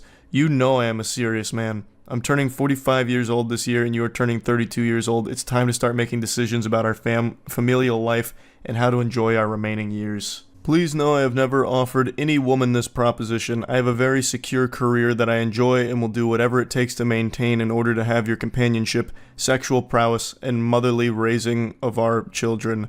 I will give you everything you desire, as long as you agree to be my wife and raise our children. A very strong negotiation overall. I wonder how she'll respond to this in the Shark Tank. Hey, blank. I wanted to acknowledge that I received your message. It's really long though, so give me a minute to read and respond. That feels more like she's very afraid and is doing this out of pure obligation, like buying time, to figure out how to handle this without setting this guy off on like some kind of rampage, like this violent outburst, which is smart on her part for sure. To like very gently navigate this, because it's a scary situation having a stalker like this. Good morning. I am still awaiting your acceptance of my proposal. I look forward to hearing from you. Oh god, he's dropping the hammer now. It's all business, and he's not taking no for an answer. Good morning, goofball. I'm going to be perfectly honest, I don't know how to respond to this. I don't mean this negatively, but I honestly don't know whether or not to take this seriously. What I mean by that is, I don't know if this is a joke or not. You said this is quite out of left field, so I'm not exactly sure how to respond to you. This proposition is very serious. I have to make serious considerations about my familial life as I'm ready to establish this. I know I can offer you much more than your boyfriend can. It has been 10 years, and he still has not provided you with those things you desire most. I am a better provider than he is, and I will ensure your needs are met. Please, I would appreciate you taking this seriously and giving me a date and time I can come collect your items and move you into my house. It's in northern blank. This guy is already convinced that it's a yes, and now he's just trying to figure out when he should schedule the college hunks hauling junks to come collect all of her shit to move in with him. So now she fully responds to this. Surely you have to understand I can't agree to something like this. My life is my life because I've built it this way. I am not a damsel waiting to be rescued. While yes, I would enjoy an easier path to achieving the lifestyle I want, I don't mind working for it, and frankly, I'm insulted that you perceive my career to be a choice I'm settled to because I have not found the right man. Most importantly, it's another level of egotistical to assume I would dump an 11-year relationship in an instant for a fantasy pipe dream of yours. I mean this seriously. I'm not interested in your proposition. Trading my life for materialistic items and to be breed mare is not something I ever intended to do with my time. I don't know you. You don't know me. You have a limited glimpse into my life through my social media posts. What you see online represents a fraction of who I am as a person. We were co-workers and nothing more. I made this very clear to you in the years we worked together. I was in my relationship prior to even working with you. Yes, you're right, you never crossed that boundary, but instead you spent the last 6 years building a fantasy and dream life in your mind in which you think I would trade my value as a human being for a lake house and free time for pottery. I'm not sure how you became convinced this would be enough to make me leave the life I have built, but I need to assure you it's not. Please do not ask me this again. I am not interested, nor will I ever be interested in being your wife and child bearer. So she lets it all hang out here. She pulls no punches. She sets the record straight and says it right to his face. Well, as close to his face as anyone will ever come through text messages here. Breedmare. Now, there's no need to insult me. I am not propositioning you to live in solitude and to raise children alone. I want a family. I want you to be my wife, specifically, and I want to build a family with you. I thought you were intelligent enough to understand how great of an offer this is. Buddy, she is intelligent enough to recognize that her life would be in danger saying yes to you, you absolute maniac. You fucking weirdo. She is extremely smart to say no to this, as pretty much everyone on the planet with any level of survival instincts would. You're weird, you're dangerous, you're creepy, you're a stalker. Everyone's going to be saying no to you. I know you're primarily saying no because you don't find me physically attractive. If I looked better than your boyfriend, I have no doubts you would emphatically tell me yes. I didn't know you were so shallow. Oh, now he's going full nice guy mask off mode, even though he wasn't really putting up a nice guy persona in the first place. You would learn to be physically attracted to me just as I learned to be physically attracted to you after you gained 60 pounds. You look much better when you are staying in the 150 to 200 pound range, yet I never said a word to you about the fact that you gained so much weight because I realized you were perfect otherwise. I realized your looks didn't matter when your soul is what I wanted to spend time with. He probably wants to suck her soul out of her body like Shang Tsung. Like, this is a threat to her life, and she is absolutely making the right call, trying her best to get away from this guy and shut it down as hard as possible. It is simply a trade for a house and free time. Oh, the barter method, of course. I am offering you the very thing you constantly talked about and post about, the freedom to enjoy your existence without stress and anxiety. There would be more stress and anxiety with you because you are actually dangerous. It'd be a constant, guessing game of whether or not she's going to survive through the night under your roof. This guy is fucking scary. And he makes it seem like so simple. Simply in return, we are married and have a family together. Yeah, I mean, that's small potatoes. That's nothing. That's no big deal. It's a great trade. You get a house and you get the weirdest man in the world. A win-win. You would learn to love it because our home together would be so peaceful and joyful. However, perhaps you're right, and you are not the woman I thought you were. You're attracted to a low-life loser who filed bankruptcy at 25, hid his credit card debt from you. You pay his bills while he job hops because he doesn't know how to stay at a job for longer than a year. You cried constantly at work and had panic attacks not knowing where the money was going to come from. And what did you do? You worked a second and third job to make ends meet while he piddled away at putting in applications and not manning up to do what he needed to do. Why are you choosing this weak boy over me? I am mature, career-oriented, family-oriented, and I am a devoted partner. I would never force you into a position to make up for my shortcomings like your boyfriend does. I am better than him in every way, and yet you still choose him. It is baffling to me why young women like yourself want to be with the losers and drug dealers who will end up beating you silly. Keep in mind, this is coming from the same worm, the same specimen, who had to assure her he's not a rapist and wouldn't imprison her and shackle her. I think this guy is the one that most likely would beat a woman silly, because he has all of the red flags you could possibly fucking imagine about a man. I'm going to fast forward through the second paragraph meltdown here, which is just a teary-eyed tantrum with him shaking his fist saying, I thought you were different. You must stay with him for his penis size, because I can't even begin to understand how someone as intelligent as you are would turn down my offer. A luxury life free of stress turned down for a life of second guessing and financial strain? Why? What good reason do you have to turn down my offer? He immediately goes to wiener size. Just another huge insecurity here. So I'm guessing not only is he physically appalling, but he also has a tiny cock. She says I'm not even going to entertain that message with a response. I don't owe you any explanation about why I'm still with my boyfriend even after all his shortcomings. I don't owe you an explanation on anything, ever. I've been wondering all evening what it could possibly be about me that you're so repulsed by that you won't accept the offer of a lifetime. Yeah, it's such a mystery. What about this perfect gentleman here and scholar would she find repulsive?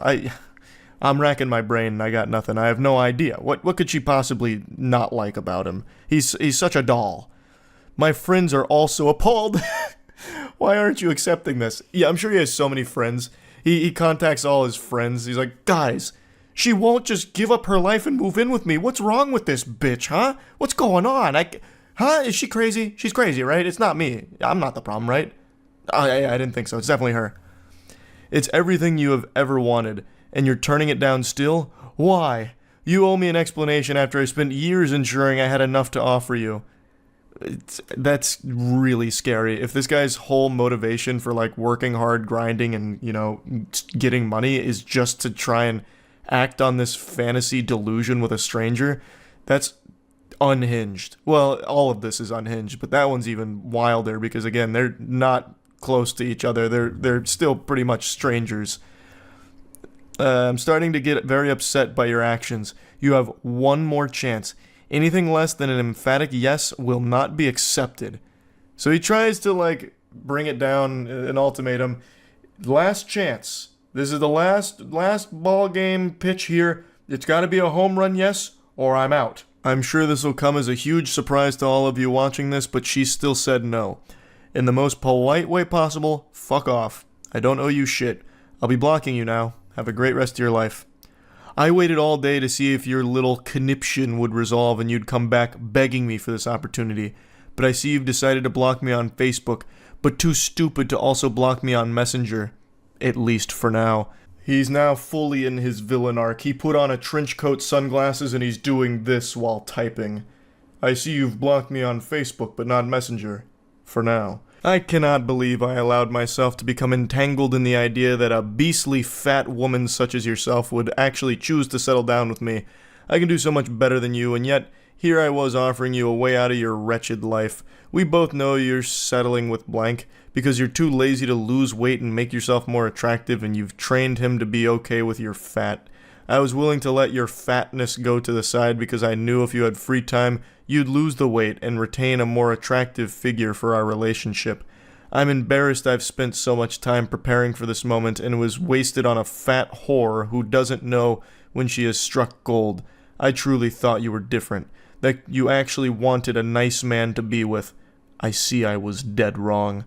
And she says, you can literally suck the juices out of my fat blank and choke on them, you absolute troglodyte. So at least there's a happy ending here. It ended on a positive note for both parties involved. So this guy did end up doing the quintessential nice guy sign-off, that standard song and dance of, you know what, I'm better than you. I should have never wasted my time with you because you're fat, and you're a whore, and you're chunky, you're chubby, and I hate you. You're tacky, and I hate you. You're fat, and I'm a nice guy, the nicest guy you'll ever meet. You blew it. You blew it. It's on you, and you should feel bad. I'm not crying, you're crying. That's where the text message journey comes to a conclusion. Like I said, there was a lot more outside of text that he did, but I only wanted to focus on the texts. Hopefully they don't have to deal with this individual anymore going forward, and yeah, that's about it. See ya. Normally when I cover text messages, it's about really creepy guys doing unhinged things to women through texts or videos, whatever. Today's a little different. This is only like the second time I've covered a story like this, where a guy encountered a woman, and it was very different dynamic of things that happened. However, what I want to talk about here is actually the way that this guy handles the situation, because I actually think it's a masterclass in how to communicate effectively. I'll bring you up to speed on the lore that lead to these text messages. The original poster here on Reddit is a man who has been talking to a woman for a couple of hours, and then he receives these messages. Hi. I've been thinking about you all evening and can't get you out of my mind, handsome. I know it's a little early to say this, but I have such a special feeling about you. And he goes, oh wow, that's really nice of you to say. I appreciate that so much. She says, you're welcome. While you've been away, I even told my mom and my friends about you. It truly takes a rare kind of guy for me to be able to say those things so quickly about. I feel so lucky and honored that the stars aligned to have us match when we did. You feel too good to be true, and I want you to know that. And he's blushing here like an anime character. Oh gosh, wow. Gee willikers, goodness gracious. That's super nice. Thank you. Out of curiosity, what is it about me that stands out to you? So, again, they have only been talking for a couple hours in total, and she's already basically planning their wedding. She's telling all of her friends, her family about this guy, despite not knowing shit about him. Prior to this, they had only talked about their pets. At least that's what he said, mainly their pets. So this is a lot to take in here. She's basically creating this Hallmark movie out of nothing. Off rip. We only started talking a couple hours ago and only shared a few texts back and forth so far. So I'm honestly just curious what caught your attention about me, because that's very, very sweet of you. This may sound crazy, but call it a sixth sense if you will. I can read people like a book, and I already feel like you, I've known you forever. I don't know if you believe in past lives or not, but if stuff like that exists, I had a weird feeling about 30 minutes ago that we knew each other in a past life, and I have to get to the bottom of where and how. Damn, that's really crazy. It really is, though. Thank you for finding your way to me. And he just goes, haha, you're welcome. When asked what about him exactly drew her to feel so strongly about him so quickly, she says that it was a sixth sense. Basically, it's her superpower. She's one of the Avengers, and she has the ability to find her soulmate after only communicating with them for a couple of hours. She's like a vibe sorceress. She's able to pick up on vibes and figure out who's got the best vibes for her, and falls in love very quickly. Nothing here seems malicious, and in a vacuum, it's pretty sweet messages. But these are messages you'd expect from someone that you are actively dating or someone you have known for a long time and are progressing to that stage. This isn't something that you would immediately dump on someone's plate after only knowing them for a couple of hours. That's a lot of food to digest there. That's a lot to put in your pipe and smoke here. There's a lot happening way too quickly. I hope you don't think I'm crazy. I don't normally say stuff like this to guys, but there's something different here, almost like spiritual energy.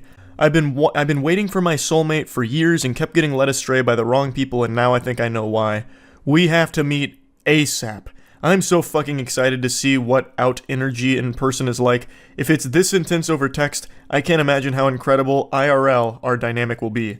She's definitely seeing these text messages through a different lens here, because I'm not picking up on any type of electric energy. I'm not getting butterflies in my tummy just reading it. I'm not getting the tingles. This is two very different levels of intensity and excitement. She's out here full of jubilation, like she just won the lottery. Meanwhile, the guy's energy is the same excitement you get over finding an extra chicken nugget in your 8-piece box. Like, it's very different. But he still says, when are you free? I'd love to meet tomorrow, but I have therapy late afternoon and then work at night. So how about the day after? That would probably work. I can let you know for sure by tomorrow at some point. How about I take you to dinner? I would love that. I'm so looking forward to the first meeting in our beautiful story, handsome. Aw, lol. You're so sweet. I have to go to bed now for work tomorrow morning, but let's talk more tomorrow. Absolutely. Sweet dreams, sweetheart, and you'll be in my dreams. He says, sweet dreams. I hope you have a good night's rest. The next morning rolls around and it's a totally different ball game, sports fans. Good morning. How's your morning going? She says, good morning. Fine, and yours? He's the one with a lot of energy now. Great so far. You're hitting him with the Tony the Tiger. Great. Just had a meeting with my boss and got some pretty positive feedback, so I'm pretty happy about that. And she just one-words him. Gotcha. He immediately picks up on the tonal shift here and says, is everything okay, lol? Yeah. Why do you ask? Because you're being more short than you were yesterday, which is fine. I'm just trying to see if you're okay and if you need anything. This guy seems like an actual sweetheart, but this guy seems like a fucking peach. This guy seems legitimately like a nice person. And she goes, I appreciate that. Well, to be honest, I was in my feels this morning when I woke up to no good morning text from you. That's an odd thing to expect from someone who is legitimately still a stranger to you, but even still, he apologizes, saying, oh, I'm sorry, I woke up later and had to rush to work. As soon as I got to work, I had the meeting with my boss and then immediately texted you after the meeting was over. I'm really sorry for the misunderstanding. Yeah, it's cool. I just thought you were perfect for me and then this happens. And he's as confused as every other person on the planet would be. He says, I'm confused. Did I do something wrong? It's still pretty early in the morning. It's not like I went most or even half of the day without texting you. She then says, love is about prioritizing other person and you clearly prioritize your job and your boss over me. I'm going to let that ruminate for a moment. I'm going to let you go ahead and marinate in that text for a second. And now we'll proceed. He says, you could have sent a good morning text to me too, you know. Let's just pause there. Love is about prioritizing other person and you clearly prioritize your job and your boss over me. Yes, as he should. You are a stranger. What do you expect him to do? March in there up to his boss, spit in his face and be like, I quit. I'm going to go travel the world with this girl I talked to last night. We're going to go around the world in a hot air balloon, damn it. And you can't stop me anymore. I don't need this job. I'm out. What an extraordinarily selfish and downright evil thing to ask of a partner. Especially one that's not even your partner. This is, again, a mysterious stranger to you. They haven't even met yet. I hopped on Apex Legends on stream the other night, and ended up queuing with a random squad mate in 3 consecutive games, I knew more about that motherfucker through him just on the open mic than these two know about each other. And it's not like I'd send him a good morning text, but like she's making this huge issue about not receiving a good morning text in a timely enough fashion for her expectations. He still sent a good morning text, mind you, when he didn't need to, since again, they're not dating and they really don't even know each other at all, but he still sent one. It just wasn't fast enough for her, and that right now is a massive problem to her. That is shocking. Why does it automatically have to be me going first? Plus, to be honest, we barely know one another. I don't think it's fair that there are already these expectations. Super reasonable from him. And he's right, if it really is a huge deal to her, she could have been the one to send the good morning text, and then he would have known and been able to respond when he could. She then says, "Dude, you are the man here. You're supposed to be winning my heart. That's your role. I don't want to chase someone. I deserve someone who will romance me and win me over. Waiting to text me until you get to the office shows your priorities are not what I thought they were." What the fuck? What are you talking about? He's already won your heart over by just existing, it seems like, since you... Oh, I'm farting. Yeah, that's how much I think of that statement. I rest my case. I'll let my asshole do the talking on that one. Not much more needs to be said there. He then responds, "I'm sorry, but this is crazy. We are practically strangers and you're already making demands. I do romance whoever I'm pursuing. I'm a very romantic guy. I did text you early this morning, but because it wasn't done exactly the way you think it should be, I'm a bad guy." She then goes on to explain that she doesn't think he's a bad guy, but just doesn't like that he doesn't feel the same way about her as she does to him. She then also explains that the therapist she sees is for her borderline personality disorder, and she explains how that relates to what they've been talking through. And that made a lot of sense when I read that with the way she was acting throughout these text messages, and that is a very real struggle that I always have a lot of sympathy for, and I'm always wishing the best for people going through BPD. It's great that she's trying to get help through therapy, and I'm wishing the absolute best for her with that. What I want to talk about here, though, is how he handles this whole situation. Even before knowing about her BPD, which obviously he didn't since they are completely strangers to each other, he was still being very respectful and communicating effectively. He wasn't being combative or aggressive. He was being a very wholesome individual, and this is just an unfortunate set of circumstances. He responds by saying that he appreciates her sharing her vulnerability, and then says, "Do you mind if I share something that's bothering me a little bit?" And she says, "Yes, please do. I want to know how you feel so badly. Please open up to me." "Well, I'm a little scared that you're already using the word love in regards to us. We are still basically strangers and have been texting for less than 24 hours.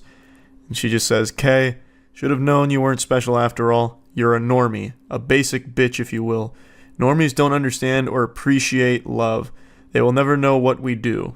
He says, "Who is we?" She says, "Empaths. I am an empath and feel things more strongly and deeply than regular people, something you clearly don't appreciate and take for granted. One day someone will see my gift and cherish it." He says, "I mean, I wanted to take you on a date. If it went well and we were compatible after a while, I was definitely interested in a serious committed relationship, but I do have to meet someone first to know that and hang out a bit first before I make that commitment," which again is a totally understandable thing. And she says, "Fuck off, bro. You're disgusting. I can't believe I ever saw something in you. You are not the one. You're just another schmuck in a long string of disappointments." Schmuck is a word I haven't heard since the Stone Ages, and I really appreciate that she dusted it off for this message. Schmuck is something that used to make me giggle every time I heard it when I was a kid. "I deserve better. Fuck you. You thought I loved you, but I don't, bitch. Don't ever contact me again. We are over. I never loved you. You lost the best girl. You'll never meet someone like me again because you're a normie who can't see or identify a gym. We are not the same. Love is not a lie. You were. You're the problem. Don't contact me again, basic bitch. You repulse me. Bye, loser." It's actually very sad reading these things. Like, this isn't your normal r/nice guy blow up moment where a dude pretends to be a nice person just to try and get laid, and when he doesn't get pussy out of it, he has a meltdown like, I don't love you, you're fat and ugly, and no one would ever love you. I'm the nicest guy you'll ever meet, and you just blew it with me, the alpha male. Fuck you. Get out of town, scram, swine. Like, this isn't one of those moments. It's not her fault she has BPD. But she's clearly not ready for a real relationship right now. She's going to need to continue to get help. Her having BPD doesn't make this hurt any less for the guy who just received this. He's done nothing wrong, and I actually think he is a great example of how to communicate softly, respectfully, and just being a pretty good example of like how to just be a normal person when interacting with somebody else. He also mentioned that he is still currently receiving text messages from her that continue to get scarier and more extreme, which is unfortunate to hear. It definitely sounds like she needs help with this to come up with more effective ways of dealing with her BPD, and hopefully she finds that help she needs. But I thought this was worth sharing, and yeah, that's really about it. See ya. Today I thought it'd be nice to give you all a free lesson in negotiating. Negotiations when it comes to doing business are a bit of a headache, a nuisance, and it's just this push and pull battle back and forth, and sometimes it just doesn't go your way. But what if it did every single time?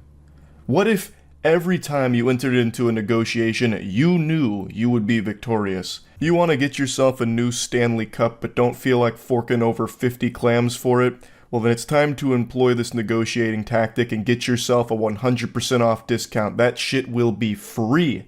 In fact, this is so effective that they'll probably start paying you to take the items away from them. It's that powerful. I first learned this forbidden jutsu from an anonymous hero on the Facebook marketplace who really opened my eyes to it. So I want to do the same for you. And I'll just go ahead and say it now. You're welcome. So it all begins with an individual trying to sell their motorcycle on the Facebook marketplace, and then they received this message. And I don't think they were prepared for this. That motorcycle was as good as gone the second this was sent. So they reach out and they say, "Hello, I know this is a lot to ask, but would you consider letting me have the motorcycle for free?" Pause. That's how you do it right there. Immediately letting his intentions be known. There's no guesswork here. There's really no haggling either. It's like, "Excuse me, have you considered letting me have this for free? I know you're trying to sell it for money, but what about just letting me have it?" Now, I don't want to scare you away with science, but I do want to dive a bit deeper here on why this is so effective. There's a psychological explanation for this. People love to have their questions answered with another stupider question. It makes us feel great. It's like this nice euphoric high. It's like smoking the crack pipe, but much worse. So in this instance, I know the guy selling his motorcycle had never, even for a fucking iota of a second, considered just giving away his motorcycle for free to a total stranger. But now that the idea has been planted in his head by that stranger, it's given him a lot to think about. And that changes the whole dynamic of the negotiation. Now, all the power is on the guy who's asking for it for free. You see how it works? It's very clever. We're dealing with a true genius. And he wastes no time getting very personal here to get an emotional investment from the seller, trying to tug on his heartstrings. So he's going for like this extremely powerful 1-2 combination wallop here to try and get this bike for free. So he says, "It's for my elderly dad, and he lost his car due to financial issues, and he is dirt poor on a super low pension, and I don't work as I'm looking after him until I get another job, as I lost my trucking company to a fucking rotten," and then he drops a slur. If that doesn't bring a tear to your eye, then I don't know what will. You have no soul. His elderly father, he lost his car due to financial issues, and now he needs a motorcycle, as all elderly men need. Like, how is he supposed to get from point A to point B without a free motorcycle now? What do you expect him to do? Walk? It's ridiculous. He's elderly. And the individual here doesn't have a job to provide for him, so he's doing the best he can to get him some transportation, which just happens to be a fucking motorcycle. Maybe he's trying to get his dad killed. I have no idea. Maybe this is all an elaborate assassination plot. I am looking for someone with a heart that is willing to help a person in need. And then caps lock. "My dad is 78 years old and is at his breaking point, and the next person who refuses to say yes and help will be held responsible if anything happens to my dad, as he is ready to let go of life." So now the stakes have never been higher. His father is 78 years old. At his breaking point, the only thing keeping him alive is the hope of a free motorcycle. Will you do it? Do you have a heart to save his life? Because if he doesn't get this motorcycle, goddammit, it's going to be the end of him. And even if he gets the motorcycle, it's going to be the end of him then too. But in a much bigger blaze of glory, I think. I imagine it's 78 years old, and in as rough a shape as this guy describes him, that motorcycle would be his vessel straight to fucking Valhalla. That would be messy. But it's what he wants. Alright? And are you going to do it or not? Are you going to follow the Lord's wishes and treat thy neighbor the way thy would like to be treated? With a free motorcycle? Because if you don't, you will be responsible for it, so keep that in mind, Buster. I think this is negotiating at its finest form. So he's pulling out all the stops here for the free motorcycle, trying to get the waterworks going with a sob story, but immediately drops a fucking slur in the middle of it, and then caps locks a threat, too. This is an unhinged maniac we're dealing with today. I usually blank out the Facebook profile pictures in these kind of messages, but this one is just so fitting because he has a clown as his profile pic, and it couldn't be more poetic, because this guy is truly a fucking loser clown. So he comes back saying, I keep asking till you answer me. The guy trying to sell the motorcycle says, no thank you, and then even gets this warning, beware of common scams using payment apps. So I'm guessing this got flagged internally or something. I don't exactly know how Facebook Marketplace works in that regard. But then he goes, so you're okay with putting money over a person's life? And he just goes, has this ever worked for you? His strategy is very clear. He's trying to like play off of people's good nature. Like, my father needs this motorcycle. He doesn't have a car right now, and he doesn't have money to pay for this motorcycle, and I don't have money to pay for the motorcycle because I'm taking care of my dad because I'm a good person. Like, come on, you're gonna really value money over someone's life? You're gonna try and sell this motorcycle for thousands of dollars as opposed to just give it to me and my dad for free, which would actually save his life? Oh my god, you're disgusting. You are despicable scum. And when it becomes clear that this guilt trip song and dance isn't working, he tries something very different. Actually, yes, in the past it worked because years ago there were good-hearted people that would give you the shirt off their back to help a person in need. A shirt is also significantly cheaper than a goddamn motorcycle, you absolute heathen. Now, all you is a bunch of cold-hearted, money-hungry bastards, and I am very disgusted by that. I have no doubt that he spit. Gross. Won't even give me a free motorcycle. Yucky. My lawyer actually told me that if anything happens to my dad because someone told him and no, and it pushed him over the edge, I can file a lawsuit. So far, I have 20 people's names and Facebook accounts who have refused to help me. I have passed those on to my lawyer in case anything happens. Yeah, that makes sense. Doesn't have money to pay for the motorcycle, begging for it for free, yet somehow has money for a lawyer for this. That's about as believable as me being over 6 feet tall.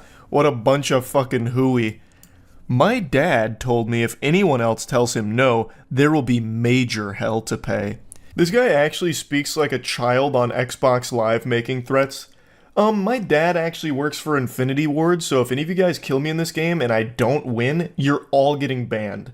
This goofball has that same kind of energy to these messages here, while he's begging for a free motorcycle, trying to get some kind of sob story guilt trip going. It's fucking brutal. So let's take a bit of a dive here on his last couple of statements.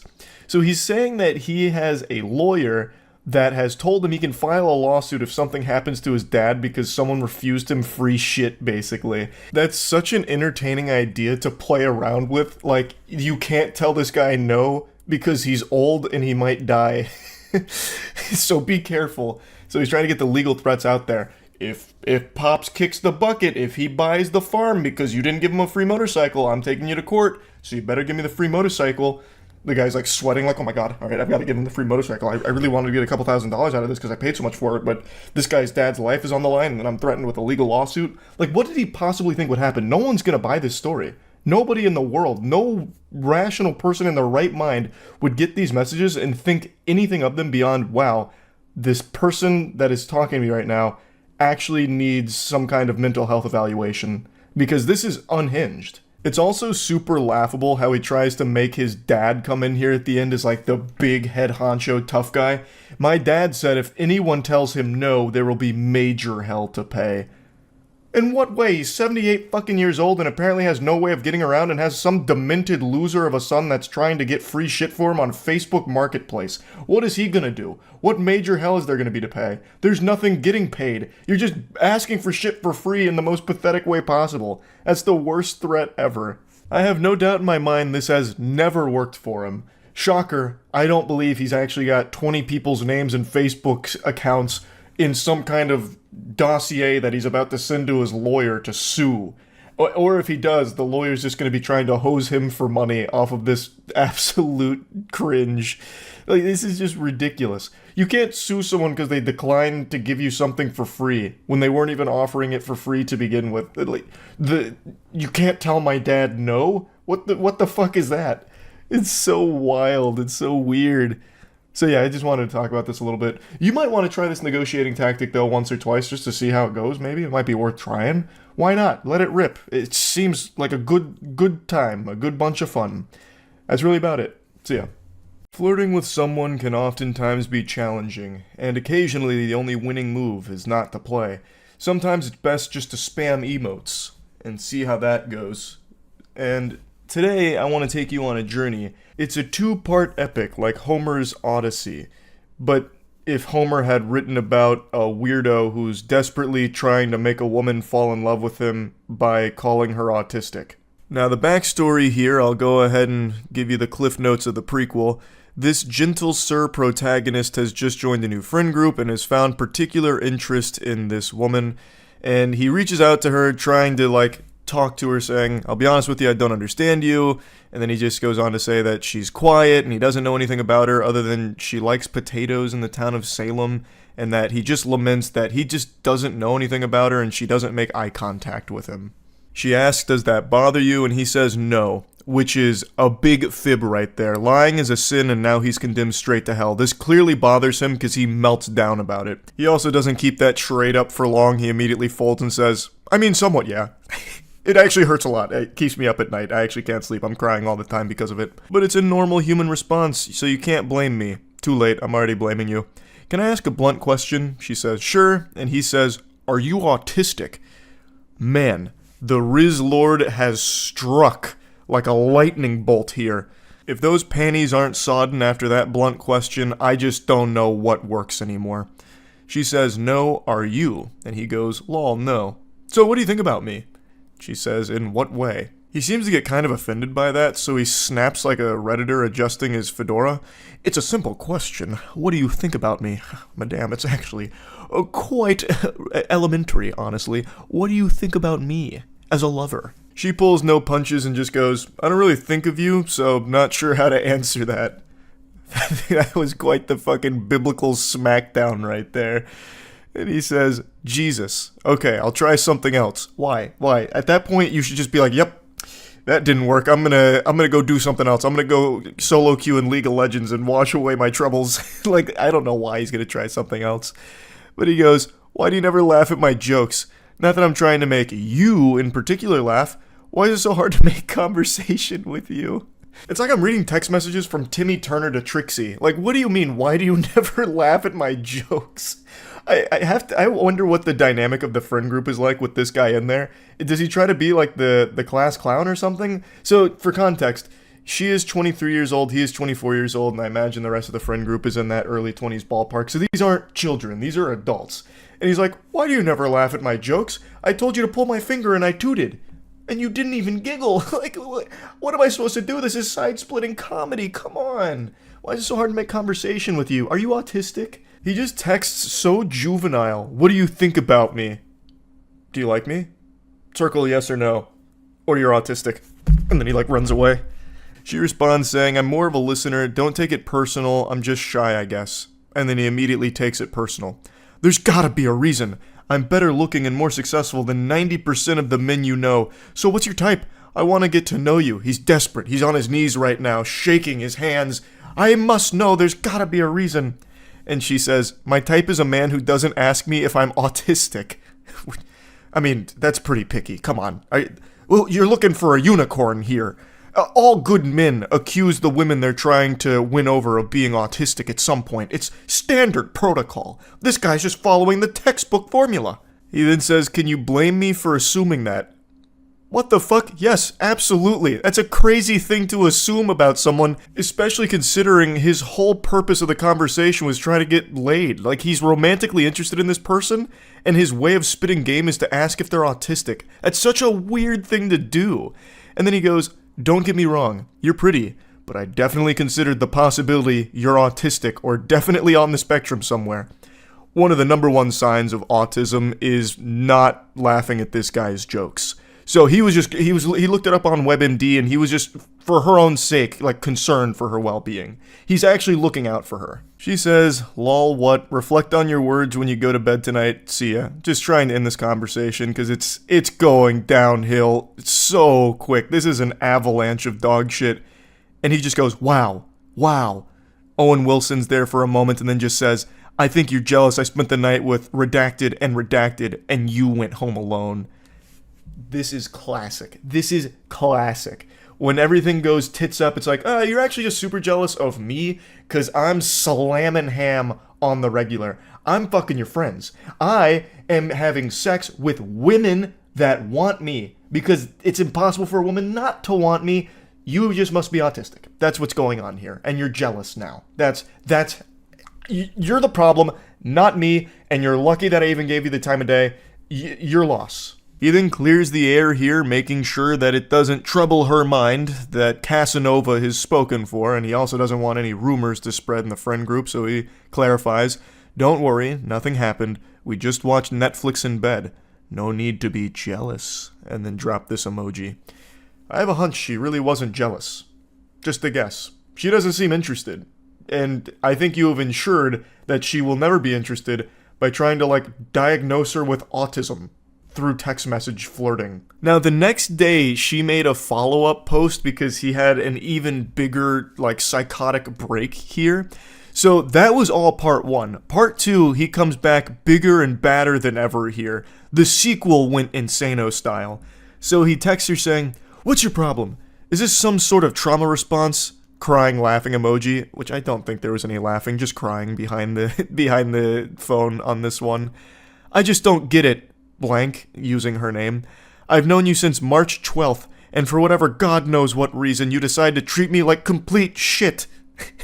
You hug redacted, but not me. You share a couch with redacted, but when I join, you get up and leave. Do you think I'm fucking stupid? Or blind? Or what? The fuck did I ever do to you? I'm pissed off because you're clueless and extremely oblivious to the point you don't appreciate a good thing when it's directly in your face. What the hell is even that, brother?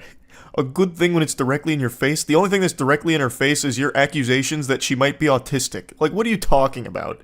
You're LARPing as her, like, doctor and nothing else. Even just setting aside the baffling autism accusations, there's no even semblance of romance behind his texts. They're just aggressive.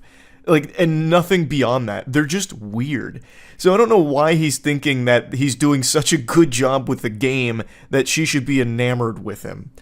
But then he just goes, I just, period, don't, period, get, period, it, period. Goes full-blown rock bottom. I just don't get it. Help me understand her name. He keeps repeating her name. So he just keeps saying it over and over again. Just saying her name in these texts. And she just says, lol, what? She says, are you fighting yourself right now? Am I involved in this argument? Man, she is just absolutely slapping this guy. It's so good. Yeah, I mean, this guy's just fighting his inner demons here. This man's battling ghosts in the paranormal dimension. He says, this is all about you, her name. Stop acting so obtuse. You may not be autistic, but you sure act like you're into trains or some shit. I don't know what is going on in his fucking frontal lobe here. It just gets worse and worse. She says, LMAO, why do you keep saying my name? Trains are cool. Is there some unresolved childhood trauma I need to know about? Because what the fuck is your problem? I can help you out if that's the case, but you have to let me take the first step and stop being so guarded all the damn time. It's impossible to get through to you. Why would you be asking about these things? If there's some childhood trauma, I need to know about it. Also, let's just go ahead and assume she's like, you know what, there is some childhood trauma, and then she, like, spills her guts to him. This would be, like, the worst person to confide anything in. This is a guy who's already having a conniption because she doesn't laugh at his jokes and doesn't make eye contact enough with him. Like, I highly doubt he would be a good confidant for anything heavy. This guy would immediately be like, well, childhood trauma, it's another symptom of autism. it's ridiculous. You're lucky you have me around, honestly. Says her name again, which is so creepy. He just keeps throwing her name into every message he sends as if it's some kind of, like, dramatic moment in a television series. Please, I know you hear it all the time, but you're very pretty. I like you when you're not acting like an autistic, frigid bitch. Respectfully. Hey. That silver tongue's coming out in full effect right now. He's becoming irresistible. March 12th, and I haven't proven myself enough to you yet. Real quick, March 12th is not that long. It's not like you've fucking known her your whole life or anything. Like, what are you expecting to do in this span of time to make her fall in love with you? What do you mean you haven't proven yourself enough to her yet? What are you trying to do, like backflips and shit? Do you just keep trying to tell, like, the worst jokes imaginable, hoping to get some kind of pity giggle out of her? Like, it's so incomprehensible. He thinks that it's been such a long time. You've been single all this time. Ages. Almost 2 months you've been single. Like, it's crazy. It doesn't make sense. It doesn't compute. It's extremely suspicious, actually. Why would a girl like you be single? What are you hiding? I don't understand what you want, in all honesty, lol. First step of what? Referring to his previous message where he asked her to, or when he said that he wants to take the first step, but she needs to let him. She teases him with some sarcasm here. LMAO, okay, I'm hiding so much, dude. First step of our potential. He's already envisioned 5 different universes where you two are madly in love, and the potential it's incalculable. I can make your life 10 times better than it is now. I'm so sure of that, I'd give that to you in writing, which is legally binding through text messages. You're beautiful, her name again, and I'm what you want in a guy, correct? Incorrect. Where did he even get that assumption from? I'm exactly what you want in a guy, right? The one who just keeps accusing you of being autistic? That's what you're looking for, isn't it? No? Well, I guess you have some unresolved childhood trauma then, and you're just a frigid bitch, I suppose. And then he just says, you're joking. You're performing. He can't accept that she wouldn't be interested in him. You're putting on a teach me a lesson or something stupid, lol. I don't for a second believe you. Her name again. What does that mean? You're putting on a teach me a lesson? What is that? I don't understand. That doesn't make any sense. I don't have to date you just because you find me physically attractive. That's like consent 101. Believe what you want. Don't forget, I'm suspicious. Yeah, you are, because there's no way you're single. You either have a severe mental disorder or asexual. And she says, so anyone who's not into you falls under that category, LMAO. Interesting. I love so many things about you. Her name again. The way that his mind is able to switch gears is pretty impressive here. You must have a severe mental disorder. I love so many things about you, Schnookums. Oh, sweet pea. Oh, my goodness. I just want to cuddle up inside you and let our bodies perform fucking friction on each other till we start a fire with our love. Genuinely, I love you as a friend, and I love you as a person. I want to make you smile. Smile emoji. That's so cringe. Oh, that's so fucking bad. I want to make you smile. Like this. See Exhibit A, for example. It's the smiling emoji with a little blush. Oh... He's trying to be mushy here after insulting her, doing nothing but insulting her for the entire, 2-day conversation. What's your height, by the way? All of my exes have been 5'9 plus, so taller than you, Winky. But you have gorgeous eyes and tasty lips for sure. You look healthy. You make me want to become a daddy. Who took his phone? Who did he just give his phone to? This can't be the same guy. This is full-blown Jekyll and Hyde. It cannot be the fucking same guy. Literally, the previous message before he tried this approach was saying that she must have some kind of severe mental disorder or be asexual because she's still single after 2 months. Oh boy. Jiminy Christmas. So, this is going to be a shocker, but that's the last time they communicated, at least as of right now. She shared the text messages with the rest of the friend group, and they found him to be extremely obnoxious and creepy, so apparently they kicked him out and they don't really talk to him. Can't imagine why. Seems like such a good, stable individual, I suppose. Yeah, I just wanted to share this a little bit. If you're going to try and flirt with someone, maybe don't follow this guy's roadmap. Not very effective. That's about it. See ya. These are without a doubt the craziest text messages I've ever covered, and I know that might be hard for some of you to believe considering all of the wackos we've gone over, but trust me, this takes the cake of lunacy. They are so outrageous that I at one point threw my hands in the air and said, enough is enough, fiddlesticks, this is fake. It has to be fake. It's too ridiculous. So I did a little bit of digging, and it seemed other people also thought that they might be fake. So after going through the evidence they compiled, it turns out that this is most likely real. The person that these posts seem to originate from actually did show up apparently in some court documents confirming a divorce. So from what I can tell here, it does seem like these are real, and the story here is legitimate, which is so fucking sad. And the man in these messages needs to be confined to Arkham Asylum ASAP. Dude needs his own personal padded cell, and you're about to see why. All of this hoopla starts because a mother breastfed her child. The husband says, "You've been breastfeeding? You know how I fucking feel about that." She replies, "What time are you coming back?" He says, "I don't know if I am." She says, "Why, are you mad at me?" "Yes." "What did I do? It's just the breastfeeding?" "That. The feelings it gives me and how I finally understand that you truly don't respect me." And she says, "I do respect you. I just thought we could compromise about the breastfeeding. Talk about it. If you don't like seeing it, maybe I can just do it in a different room." Weirdo's mad because the mother of his child is breastfeeding that child. Is there a worse possible reason on this planet for anger? I can't think of a single reason any sane human being would be upset about something like that. Unless it's like some kind of crazy situation like, "Hey honey, I just got some phone calls from some concerned parents. Apparently you tried to breastfeed our son Jerichomo at the football game. He's 15 years old. Maybe it's about time we wean him off of that. We're scaring the other parents here." But this, they're talking about a newborn baby. She's still in the hospital with the newborn. He continues, "Well, we didn't talk about it, you just did it. And it's not about seeing it, I know it's happening. I'm done." Done? "Let me know when you're being discharged and I'll be there." Like, you're divorcing me? You go behind my back and do something I've stressed about not doing. That's no different than lying and shows how little you respect me. I wasn't meaning to disrespect you, I just wanted to give Wilder breast milk since he was born early, and I know it's the best thing for him with the antibodies and other stuff he'll get from it. The only thing wilder than that name is the husband's brain-rotted brain. Absolute delusion here to be making a huge stink about her breastfeeding a newborn. So, the name Wilder, and you're about to see they actually have another child named Hunter, spelled with a Y.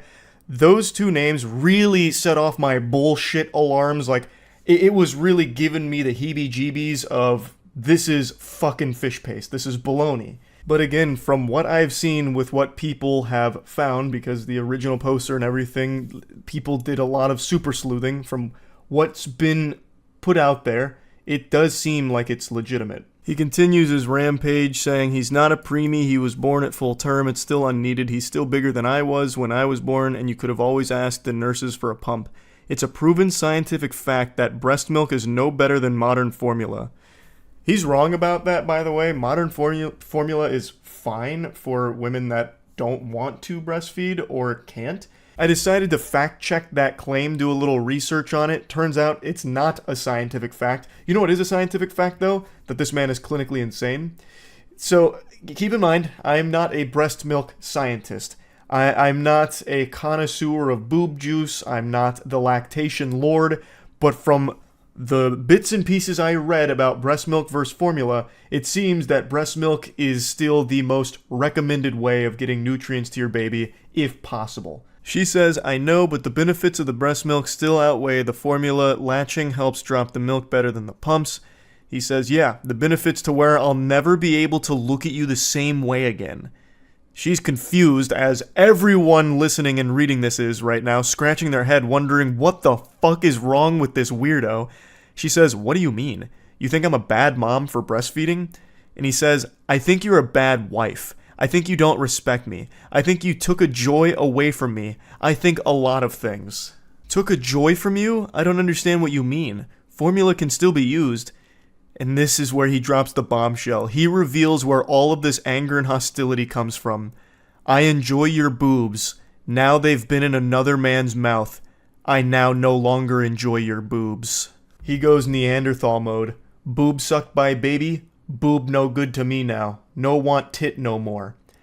His own child he views as competition because his newborn son suckled his mother's bosom for milk. The most natural thing throughout human history. And somehow this psychopath thinks that his newborn has now tainted his wife's boobs and he can no longer enjoy them, saying that they were in another man's mouth. Wait until he finds out where that baby came from, because that baby came out of his wife's vagina.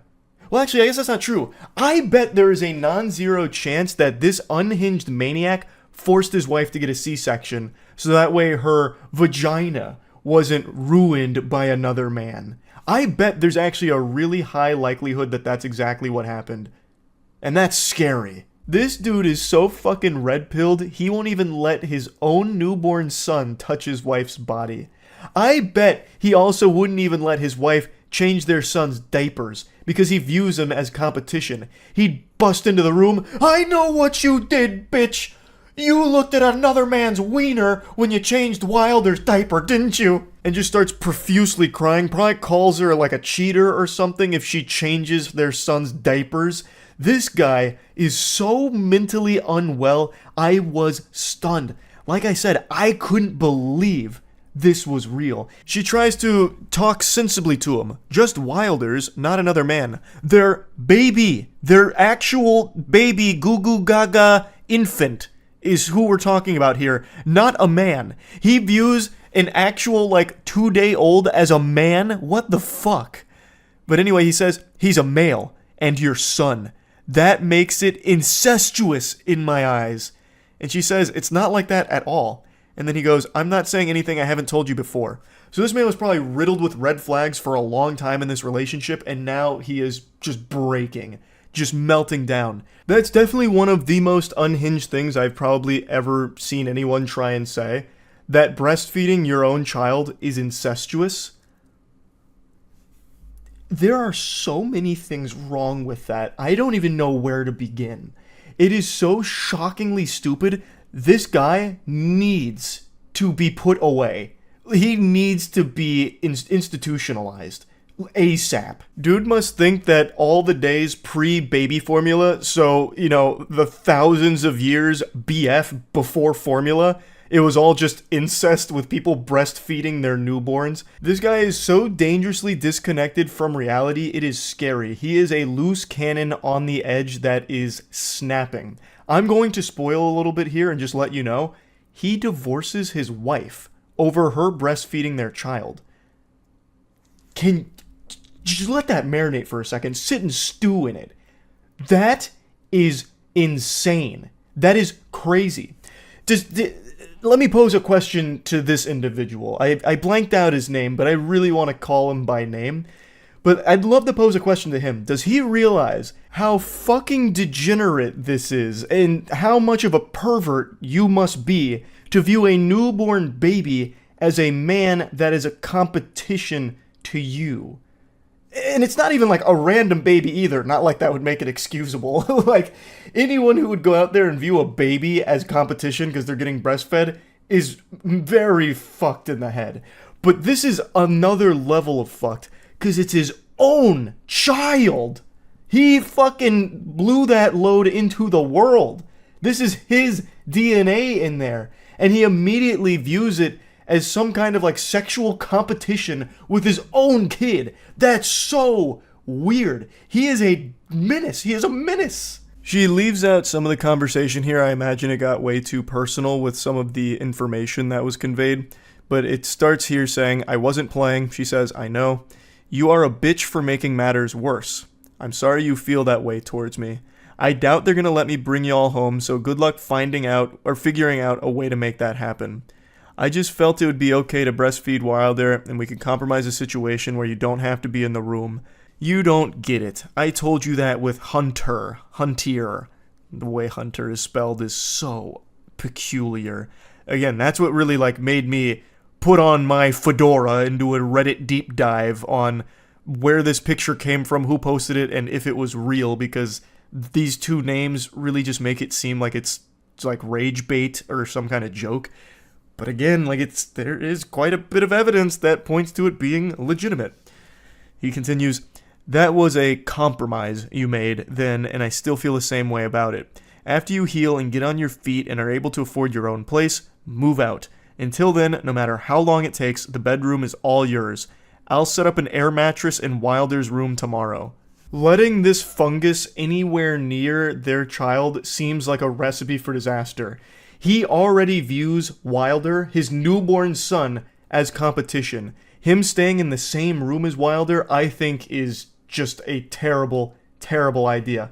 Because it really does seem like he thinks that his wife has cheated on him now by breastfeeding their son. Like, he's calling her, like, you know, disrespectful, doesn't have any respect for him and what he wishes, because he told her not to breastfeed because now he can't enjoy her boobs anymore. It's all just ruined. It's all kaput. All because Wilder was breastfed by her. So I really think having him anywhere near these kids is a bad idea. Fuck you, we're done. I'm going to talk to a lawyer about 50-50 custody because no matter how much I hate you, I would never keep the boys from you. You can stay at the house for as ever long as you need. I'll sleep in Wilder's room. I'm gonna pause right there. You absolute goober. You goofball. You really think that you would get 100% of custody here? He's like, okay, since I'm such a benevolent saint, I will grant you 50-50 custody of our kids. Even though I hate you, you can see them sometimes, you disrespectful harlot. Brother, I'm gonna give you the truth here. Brace for the cold water. Here it comes. If anyone, especially a lawyer, saw these text messages as well as the threats that the hospital was made aware of, you would never be around these kids. Rightfully so. It's unsafe to have them around you. You are deranged. You are absolutely fucking filthy. So I don't know why he thinks he would get 50-50 custody, like that'd be his call to make. He replies to something she said that isn't in these screenshots. She said, "They made a report because of what happened the first night I stayed in the hospital." I'm guessing he exploded then too about something. And he replies saying, "Not what they said. They didn't know anything about last week. They said because you told them this morning you didn't feel safe with me in the room and wanted me to leave." And she says, "I just didn't want to fight over me breastfeeding. Fuck you. I told you when we fought over it with Hunter I would leave you if you did it." This has been like his worst nightmare, having a child that gets breastfed. This has to be, with no exaggeration, the most insecure man on the planet.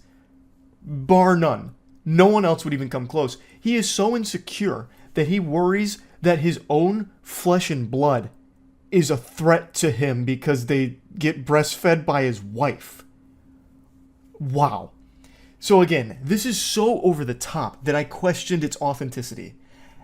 And as sad as it is, it seems like it's real. And he, from what I can see, was the one to start pushing forward, like, the divorce. Like, that's the best thing for the mother and her children, 100%, and I'm sure she'll realize that down the line. It's probably very difficult right now. But, man, this guy is bad news. What a terrible piece of shit. I just had to talk about these. I was blown away by what I was reading going through this. I just had to share it. That's really about it. Awful situation. I'm wishing the best for the mother and the kids here. And the best thing that can happen with this guy is he gets put in a straitjacket and goes somewhere far, far away. Because I don't know how you even fix that perspective. This guy is so lost in the sauce, there is no getting him back. It's insalvageable. So yeah, that's really about it. See ya. Hey there, it's been a little while since I showed you text messages from an unhinged weirdo. I thought we were long overdue, so let's just dive right into it, huh? A little bit of context before we begin our adventure. This is a co-worker who's about to make like an ice cream cone in the Florida weather and melt down over absolutely nothing. Also, there's a Discord message that came through at the same time they screenshotted this from someone named Bastard. I don't know the whole story around that. I guess they're being contacted by Austin Powers or something, but it's not pertinent to the journey we're about to go on.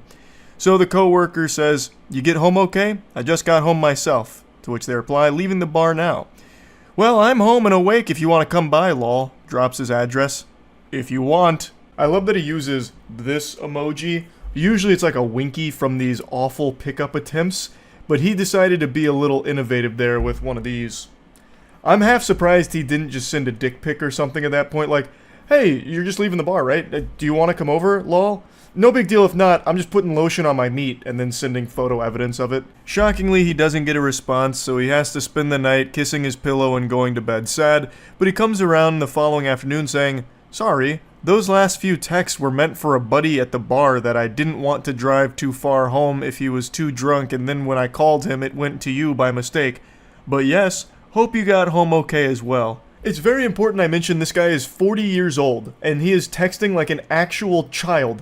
That tactic right there, I am sure everyone watching this has experienced at one point in their life, where you send a message to someone and you're like immediately embarrassed, so then you come up with a response like, oh sorry, that wasn't me that sent that message, that was a buddy of mine, he just hacked into my phone and sent you that by mistake. I would never say that I liked you, or that's gross, that's yucky.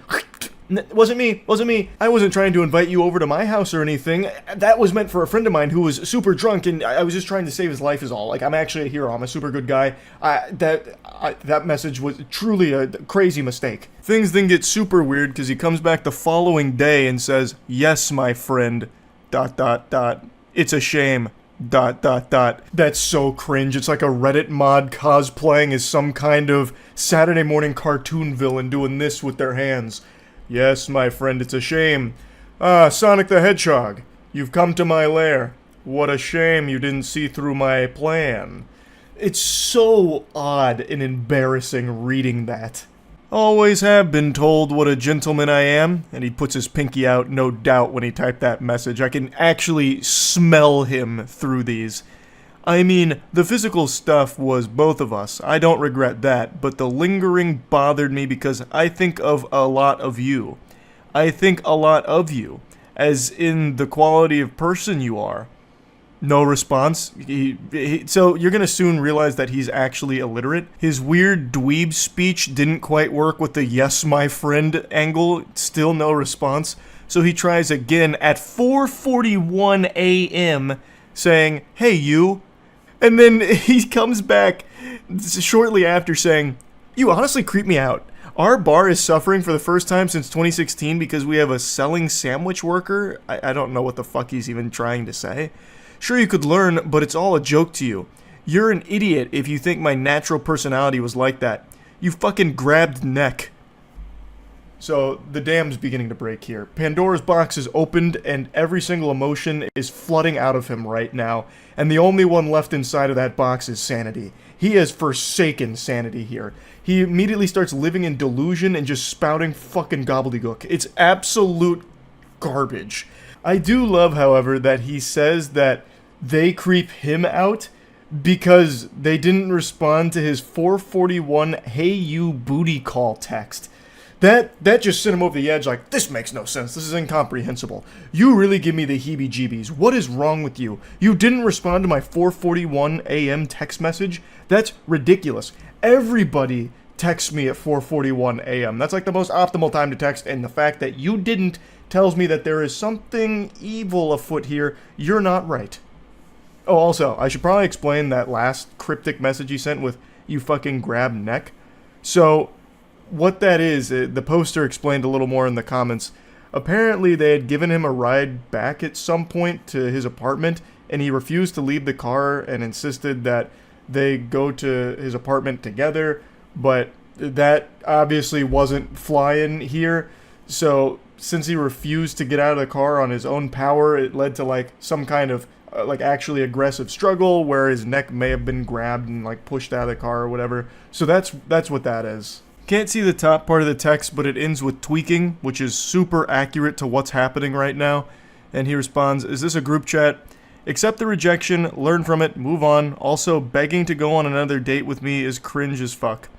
I'm tired of taking losers and try to help them so our restaurant didn't look like fools. Doesn't. Date?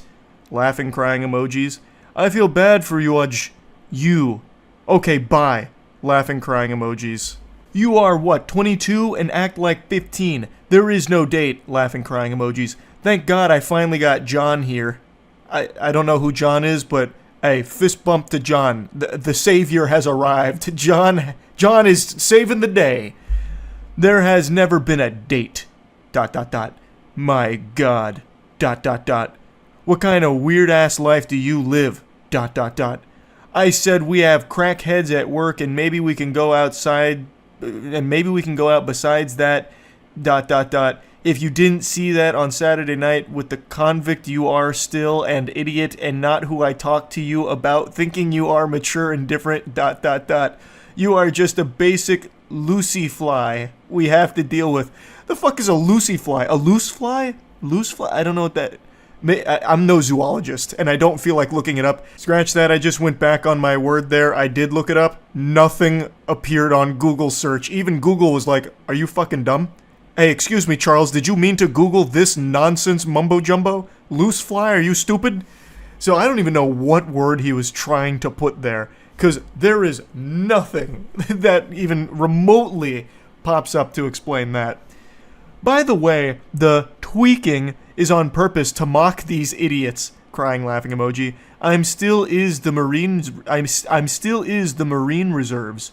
In. Trying to read his text messages is like trying to read Finnegan's Wake. This shit is incomprehensible. He is so angry, he actually can't type.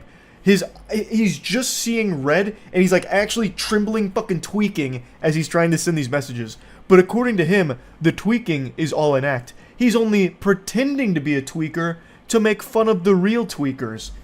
We couldn't possibly begin to understand his galaxy brain scheme. He's 5 levels ahead of the rest of us simpletons. Damn, imagine being 40 and still illiterate and pathetic. Take care. Illiterate? Let me out it this way. I'm assuming he meant let me put it this way, but he immediately blew it. So after following up illiterate allegations, he proves them true right away. You've accused me of being illiterate? Well, check this out.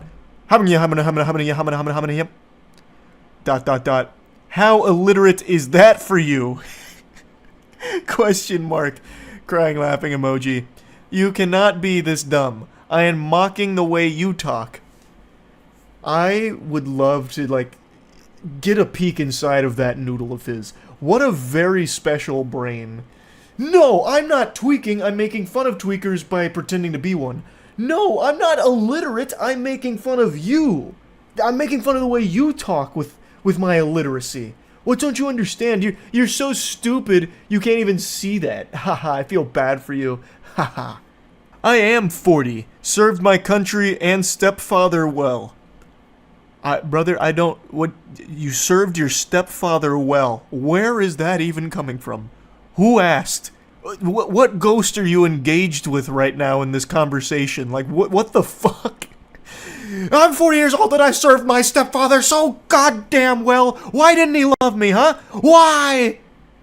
You are a punk ass that thinks this is a joke. He know you have no bartending experience. I love the... Like, this has to be on purpose. He know you have no. Instead of just using N-O, it's K-N-O-W. No. This is so interesting. It's like a game of Mad Libs. It's so weird. He takes a shot on losers and hopes they do well. We have had some that turned their life around and helped us. Then we have the new age shit like ... Fill in the blank. But it's obviously becoming you as well. That you have no bartending experience. Correcting his grammatical mistake as any scholar would do. You want to put some of the group chat? Put this. You want to put some on the group chat? Put this.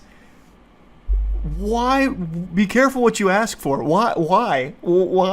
So, like, he's self-aware enough in this rage to recognize how stupid he looks and knowing that this is going to be shared with other coworkers, I suppose, and just continues to keep digging a hole. Because personally, I call out every loser or anyone that makes us suck. I don't know if he meant to say sick, or if he's like, you're the reason this restaurant sucks. We suck 'cause of you, not me. I work hard, damn it. They reply saying, everyone knows I'm bartending for fun, and I have no prior experience. Seems like you're the only one with a problem with this. Everyone? Yeah. Are bartending for fun? You are bartending for fun? Fuck you. Stay away! This restaurant isn't for fun. It's a business, and we take pride in it. This is like actual We Are Walmart energy here. There's nothing wrong with taking pride in your job. I actually think that's an incredibly admirable thing. But to this level, where it's like almost delusional that this restaurant has become a part of your identity, when it's not a restaurant you own, this is just this is just a coworker. This is just someone that works there, I'm pretty sure. So it's not like it's his restaurant that's being insulted or anything, and this guy's about to go to fucking war for it. Who the fuck is everyone anyway? I train. Then God forbid the last couple months we had these losers train bar, and there is Joe. Who's Joe? Where's Joe? Joe Mama? What, like Joe Blow? Like what is this? We've got John coming out of nowhere, which is like this guy's saint. Now we got Joe, and the way he's talking about it, I guess Joe's not a good guy. That's one of the villains we should be rooting against. I don't know. None of this is for fun. It's family. It's work. It's blood, sweat, and tears, and you just proved my point of why I don't like certain people that mock our restaurant.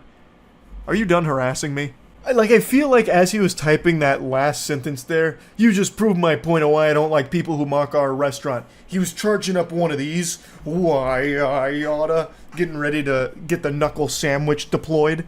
No, the drug videos are enough. Good night. That came out of nowhere. I don't know what drug videos he's referring to. The poster also doesn't know, apparently. Thanks for repping blank. And bring your trash to us. That's why he hired you, not because you worked for fun. We thought you had pride.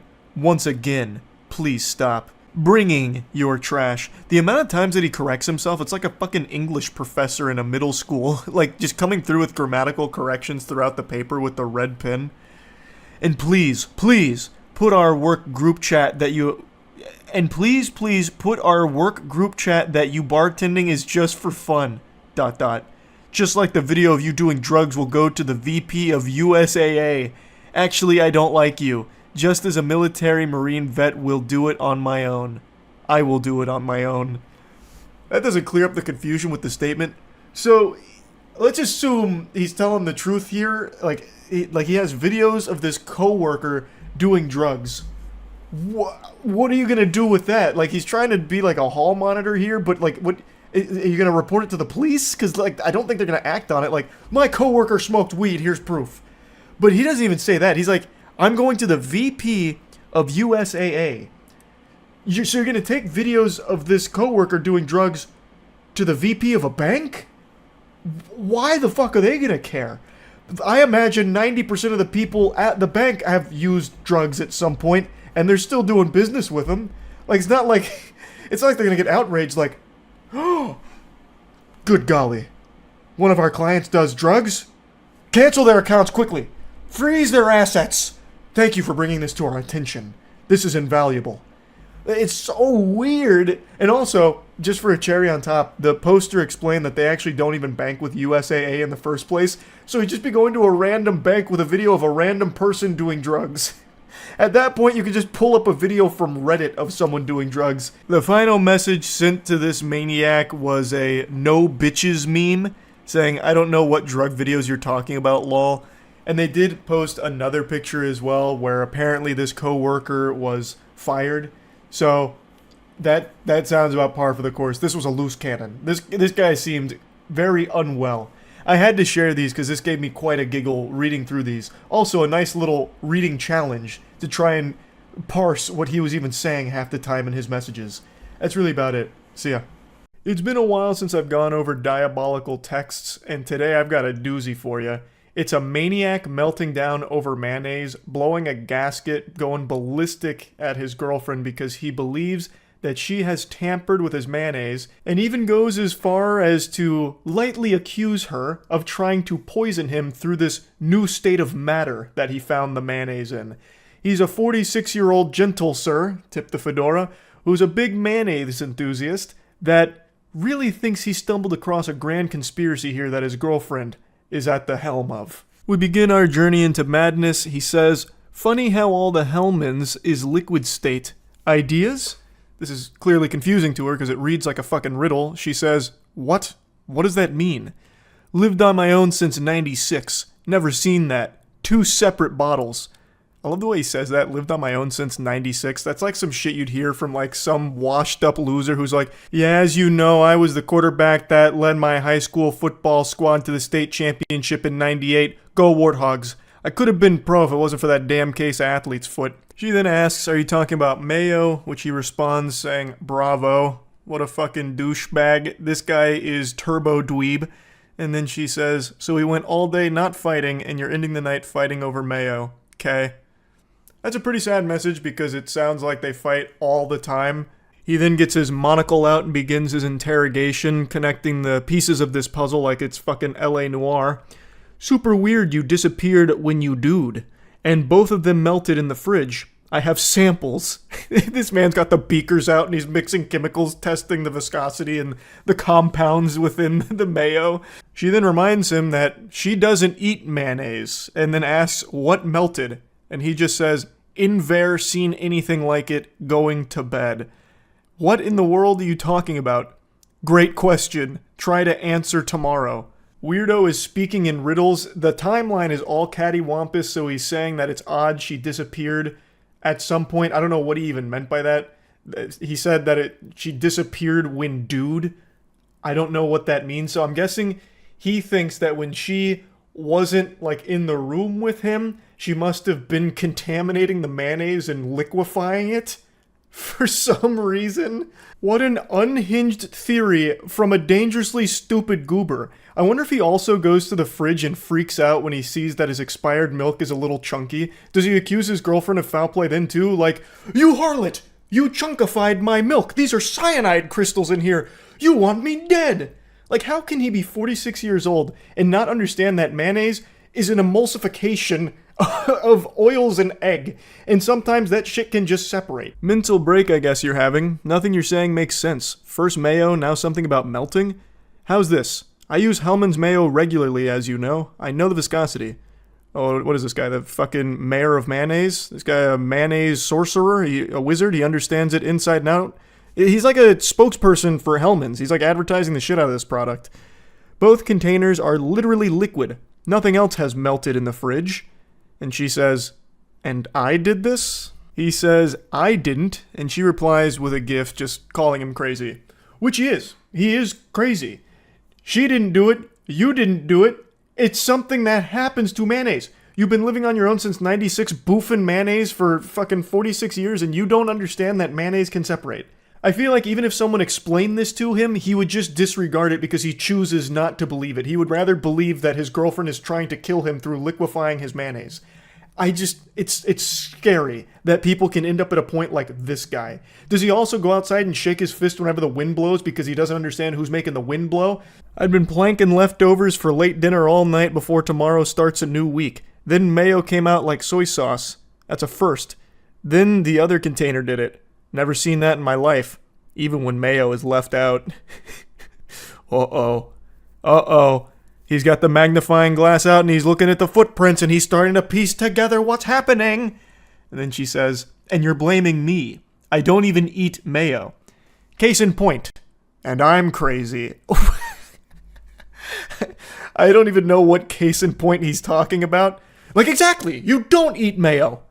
Checkmate. She then wants just like full clarification on what he actually thinks is going on. So she says, what is it exactly you think I did? And he disregards that, just saying, I'm going to sleep. Hey, Buster, don't forget to check under your bed for the boogeyman that's sabotaging your mayonnaise. Melted mayo. Sabotage your mayo. Wow. Good night. He says, do yourself a favor. Open trash can and look. Tell me it's normal. Just look at both containers. I don't even need to open your trash can. It's normal. She didn't liquefy your mayonnaise, man. It wasn't, pumped full of, plutonium or something to take you out. That happens to mayonnaise.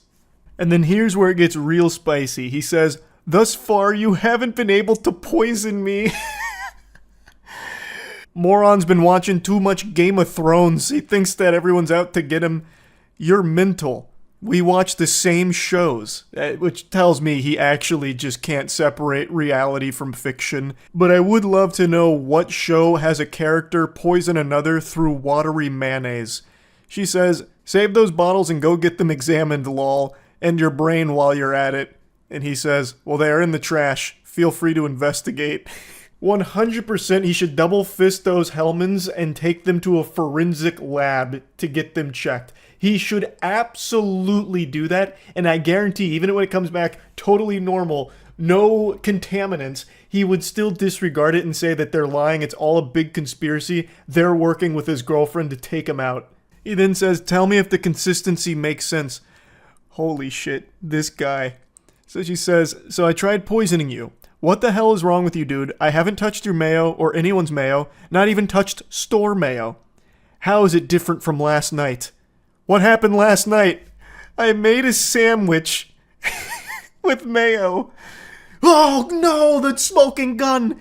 Just last night, the mayo was the perfect viscosity, and then today, it's ruined! There's only one explanation. It must have been poisoned by my girlfriend. I realize how odd this is, but I've never seen anything like this. He's making it sound like some kind of crazy scientific discovery, like he just discovered fucking an alien spacecraft that crash landed in his backyard.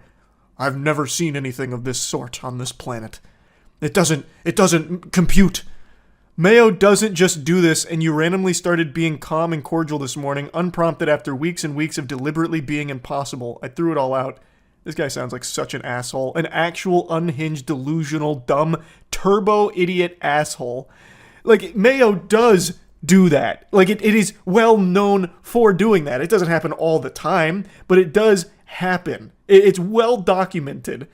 And he's talking about it like this is some one-of-a-kind phenomenon, and the only logical explanation is that it must have been poisoned. And she just says, you are nuts. Which he is. He then says, it spreads a certain way, unless somehow that has changed. But it would have been within the last 24 hours. It was like it had melted. She just says, dude. Yeah, dude, you know I use mayo on sandwiches. This was like a melted mayo spread. Never seen anything like it from both bottles. And then she's just like, okay, then we'll take the bottles tomorrow, have somewhere to examine them, and you can come put them somewhere safe. Put his mayo in a vault, a refrigerated vault. You can find them in trash can. Please feel free to examine them and prove me wrong. I know it sounds weird going to bed. It's weird as fuck and mental. It's just oddly mean. Good night, dude. I don't know why he keeps challenging her to prove him wrong. It would only take one quick Google search to figure out why his mayonnaise has ended up in that state, and it has nothing to do with his girlfriend tampering with it to make an attempt on his life. What a bizarre lunatic, making a huge hubbub about mayonnaise, and then accusing his girlfriend of trying to kill him.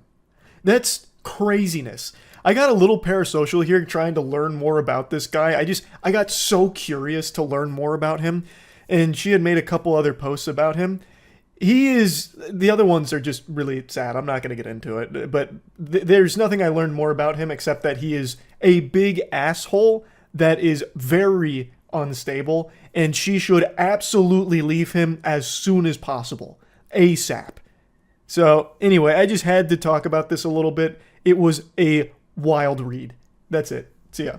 Rejection never feels good, it always hurts, and rejection comes in many different shapes and sizes, many different forms of rejection. Maybe you're like me, 5'6", playing a pickup basketball game, driving down an open lane, about to get this easy layup only for it to be swatted last second by a 6'6" freak athlete. And there's nothing you can do about it. It's embarrassing, but it happens. Or maybe you're finally shooting your shot with this romantic interest you've had for a while, only to find out they're not interested and they turn you down. I'm not gonna sugarcoat it, I won't pull the punches here. It sucks. It feels like shit. But learning how to handle rejection is a necessary part of life. So back to my basketball example, what do I do when my shot gets blocked? Well, I get tears in my eyes and come up with as many excuses as possible, and I try and call a foul if possible, so that way we can run that back. So it's not my fault, it's they played dirty. And what happens when you get rejected by a romantic interest? You move on. At least that's the healthy way of doing it. Let me show you 2 unhealthy ways of handling rejection. This girl and this guy were communicating under the impression that maybe this leads to a long-term relationship. That's the context going into these text messages, and it starts, I love it. Oh baby, I'll service you in your car from now on. Straight up Brazzers storyline type shit. And she responds, ha ha ha ha ha ha ha ha ha ha ha ha ha ha. Let's go on a date before I get serviced. I'll be there Saturday, lol. I'm actually staying the night there too.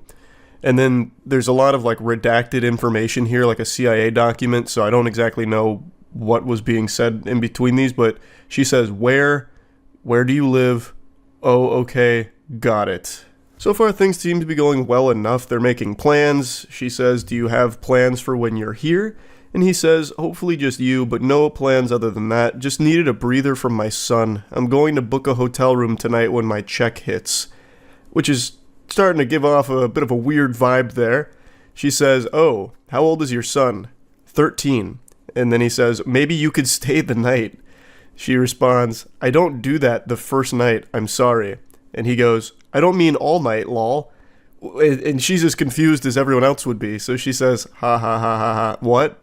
You said stay the night. I meant like hang out at the room after dinner. Maybe cuddle up. I'm a huge fan of cuddles and the best in the world at giving full body massages. I highly doubt that. I'm going to need some citation for that. I don't believe you. That's not what I usually do after first dates. I just don't think we're on the same page with dating. That's totally okay, just not a match. So she's taking this in stride, she's like, hey, is what it is. And then he keeps going. Exceptions could be made. What? Lol, what do you mean? I mean dinner, hang out, and eat between your legs like a Sunday lunch buffet after dinner. Lol. Clap them cheeks too. So she's very gently saying no to this guy. And this is the approach that a lot of dudes take with the car salesman type shit. Don't take no for an answer. So he continues to just keep pushing like, no. What if I, the world's best full body masseuse, give you a happy ending? Where I eat your pussy like corn on the cob. I'll chew on your clit till it bleeds and I bust. How about then? How about that? How does that sound? I'll even clap your cheeks too. As a little added bonus on top of my service. So, when are you coming over? Are you out the door yet? Unsurprisingly, this last-ditch effort didn't work, she says, so you don't know how to listen, cool. Don't make exceptions for men who don't respect my boundaries. Fair enough. She said no, and he continued to be weird about it. It's a really fucked mentality to not accept a no and keep pushing.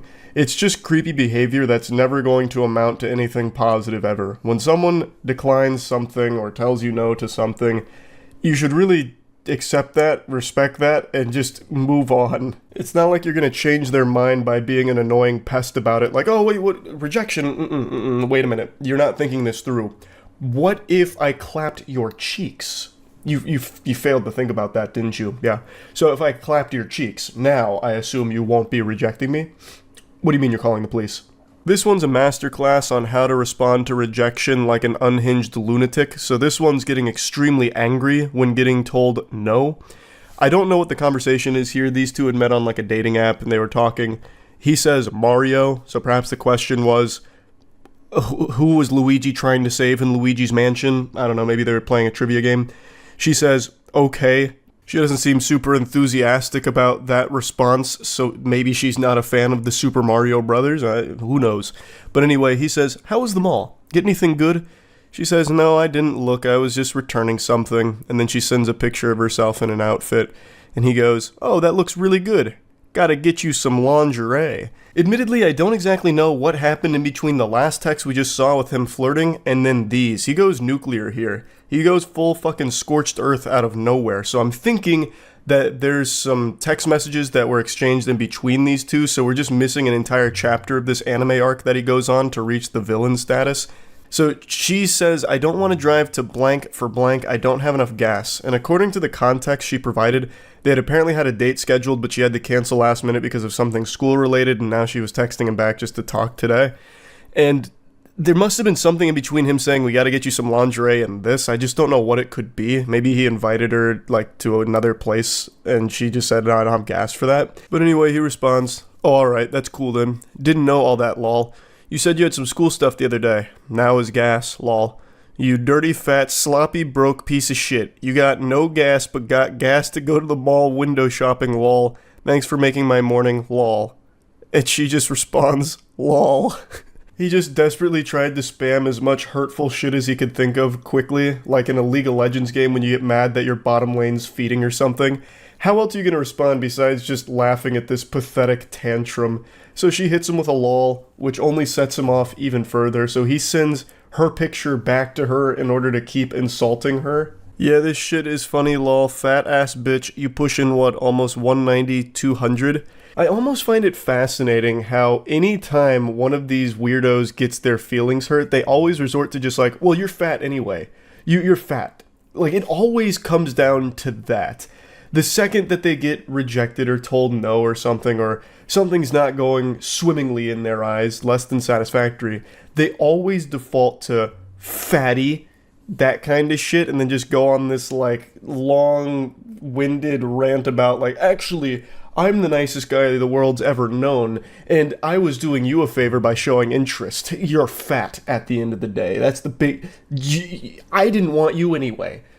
I'm not crying, you're crying. This one's just a little bonus, a cherry on top of the rejection cake. It's not exactly rejection per se, it's kind of adjacent.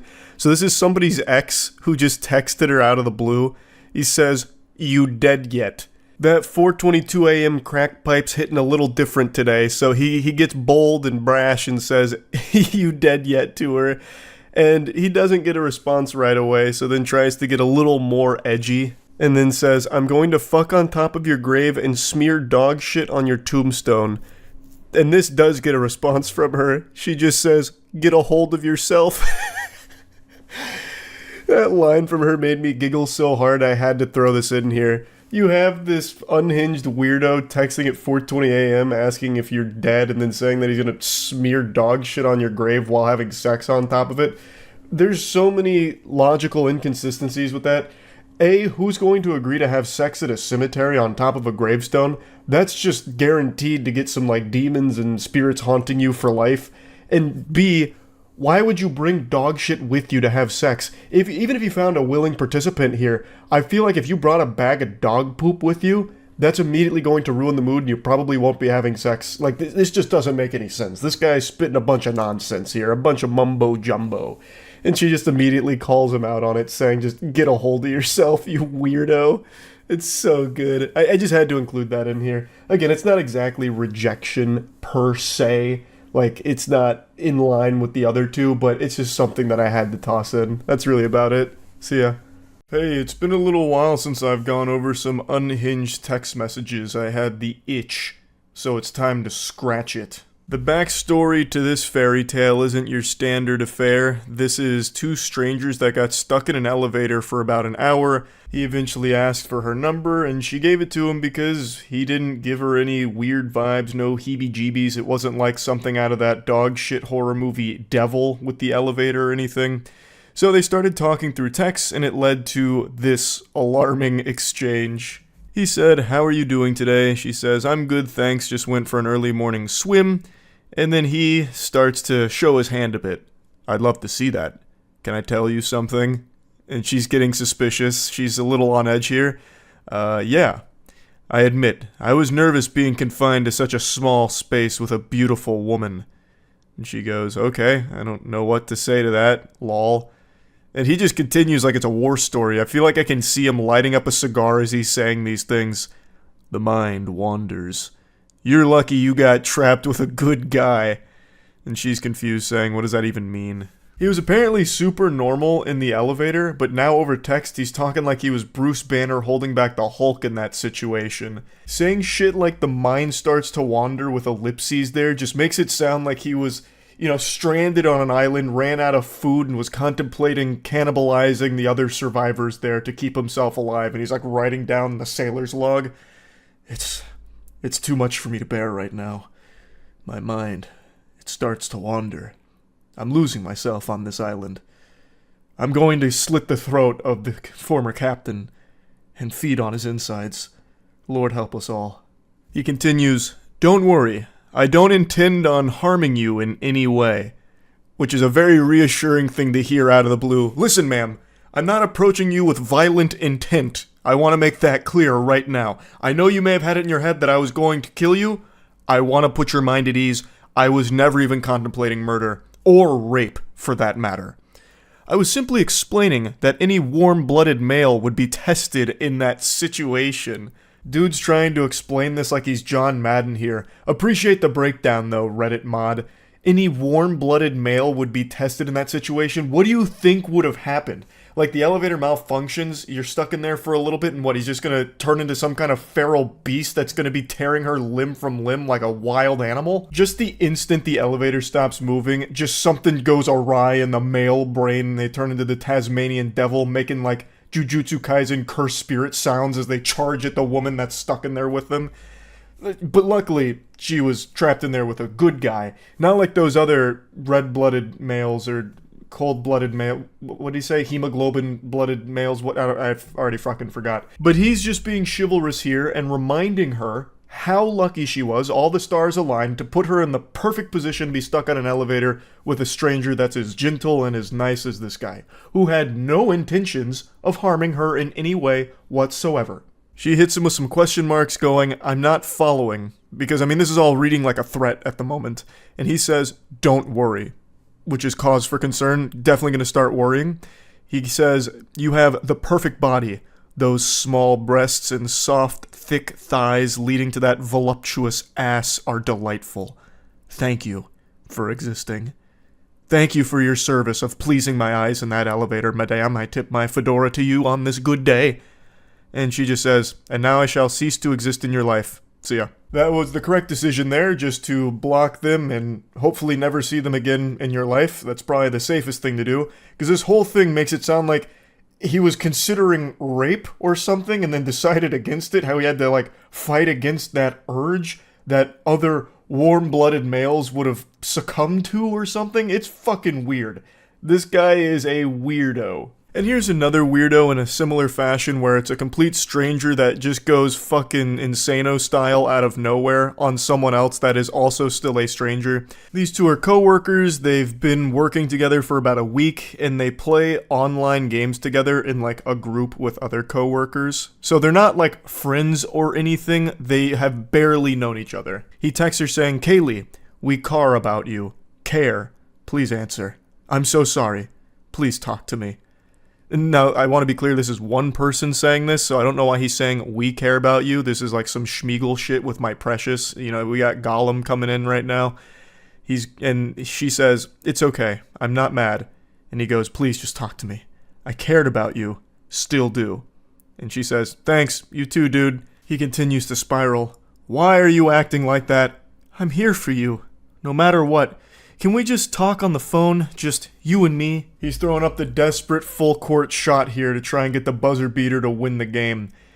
I don't know what he would expect here.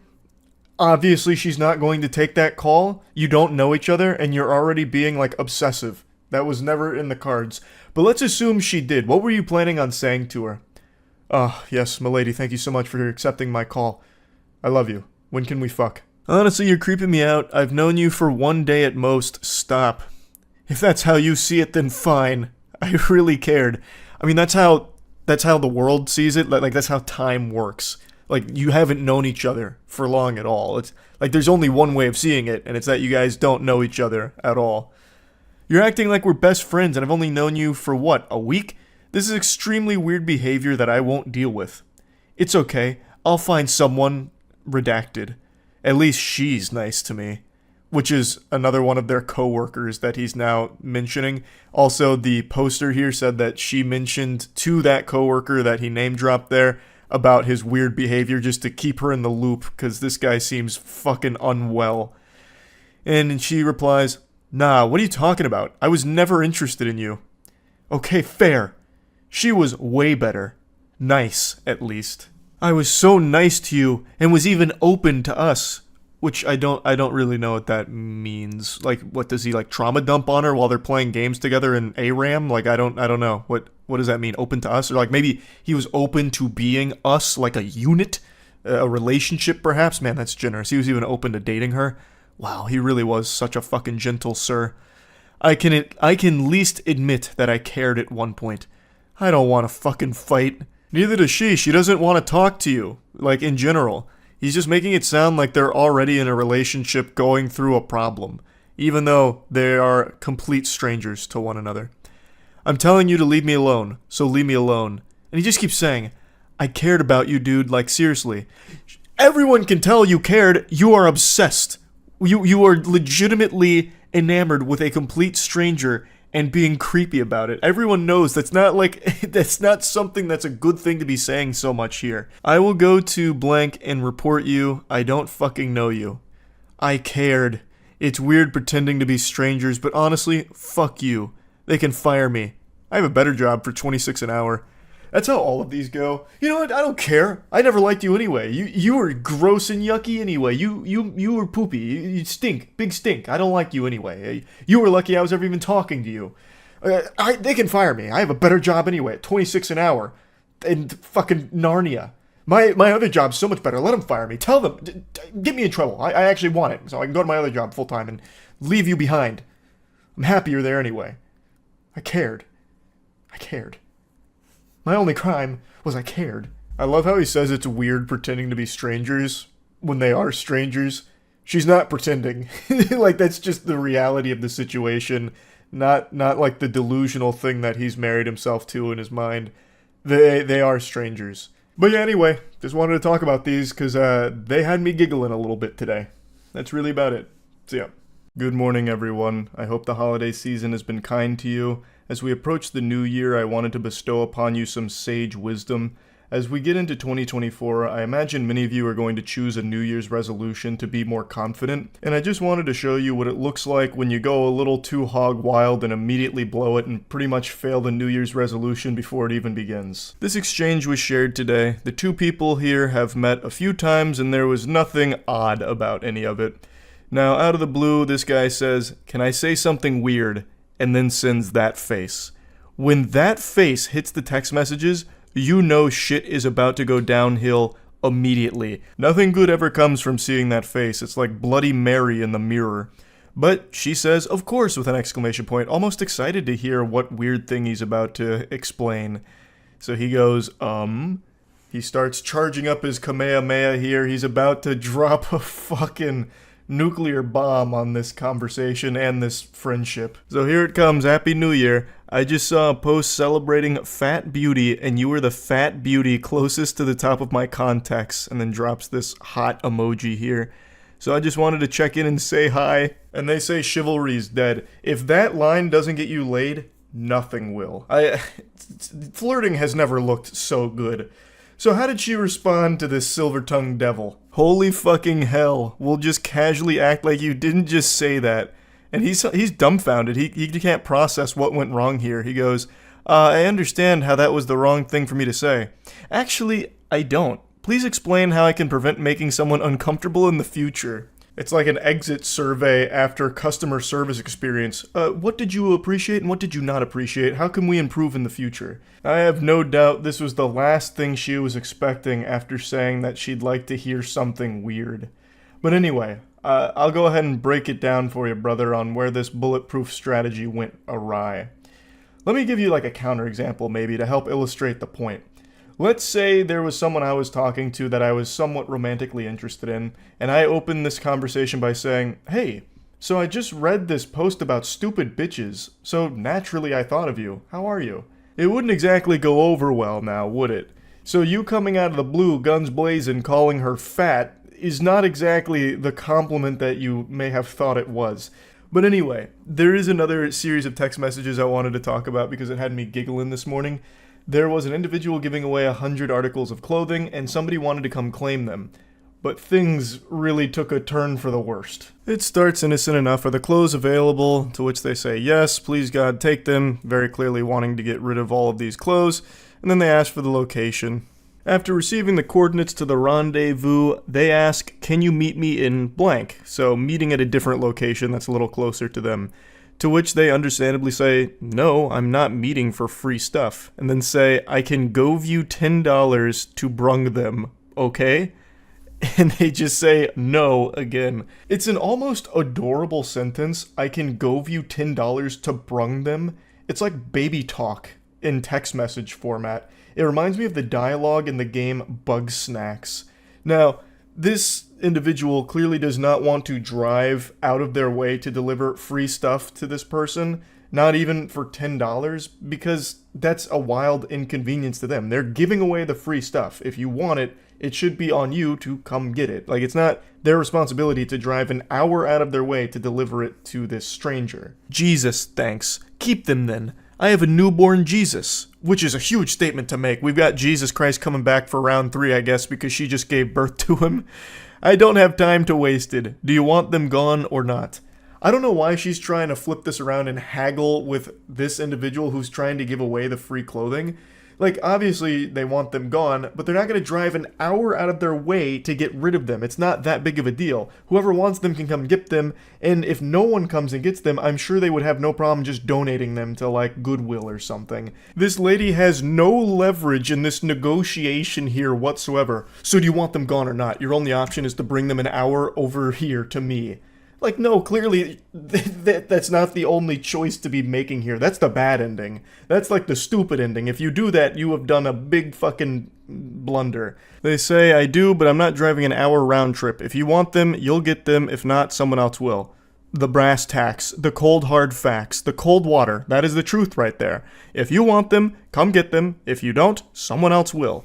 They then ask for the address and then say, it's not that far from blank, and blank is 10 to 15 minutes from blank. Everything's redacted here like a CIA document, so it's a little hard to keep up with. But they're still trying to find a way for them to bring the clothes closer to them so it's more convenient for them to pick up the free shit. They say, I live closer to blank, so 50 minutes, so yeah, you could meet me to blank. That would help us both. Thanks if you would be nice. And they just, again, say no. This sets her off, and she goes, bitch, have a good day. I have kids, me and I live further than you, and I was ready to pay, have a good day. To which they say, I have kids too, doesn't make you special. I ask because everything expensive, I would drive down me for someone, obviously English people are actually asshole. Anyway, I wouldn't be like you, me, I would do halfway for someone that's need it. Obviously you have money, so you don't give a shit apka about any but yourself. You were rude. That's also what I didn't like. Instead of figuring something out for both of us as well, so you're mama person, not me? I'm not sure what that word is because it's blocked by the arrow. One of the most difficult to read statements I've ever read since trying to read Finnegan's Wake.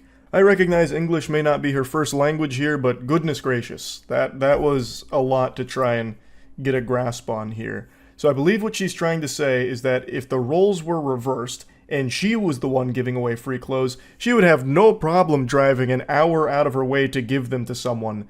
Which is a load of dirty barnacles. What a fucking load of fish paste. What are you talking about? You won't even drive over here and get the free clothes that she's offering. You're making a big stink about it. So how the fuck am I supposed to believe that you would drive an hour out of your way to bring someone else free clothes when you won't even go here to get them without making a huge deal out of trying to get her to come to you instead? What a ridiculous statement. What an outright fucking lie. You're telling a fib.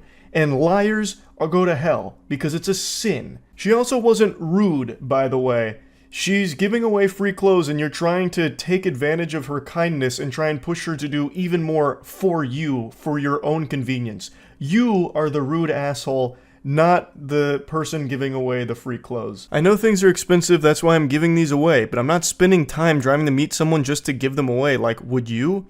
I would have paid with the only little money I have, so thanks. Yes, I would. Thanks. Go to church. What are you talking about? She's not asking for money and she doesn't need you to gove her $10 to brung them.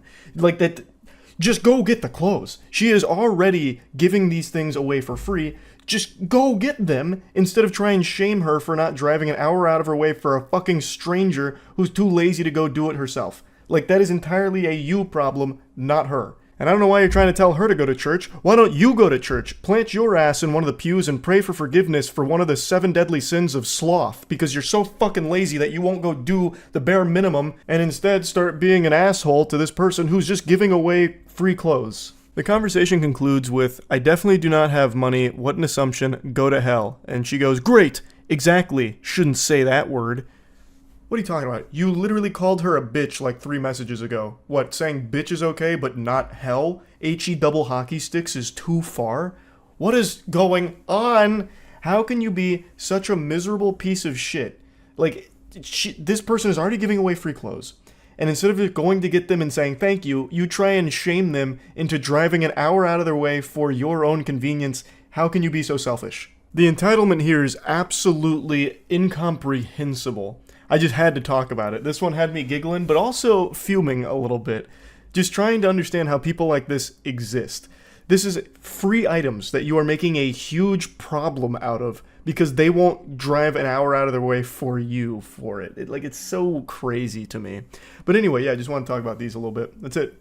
See ya.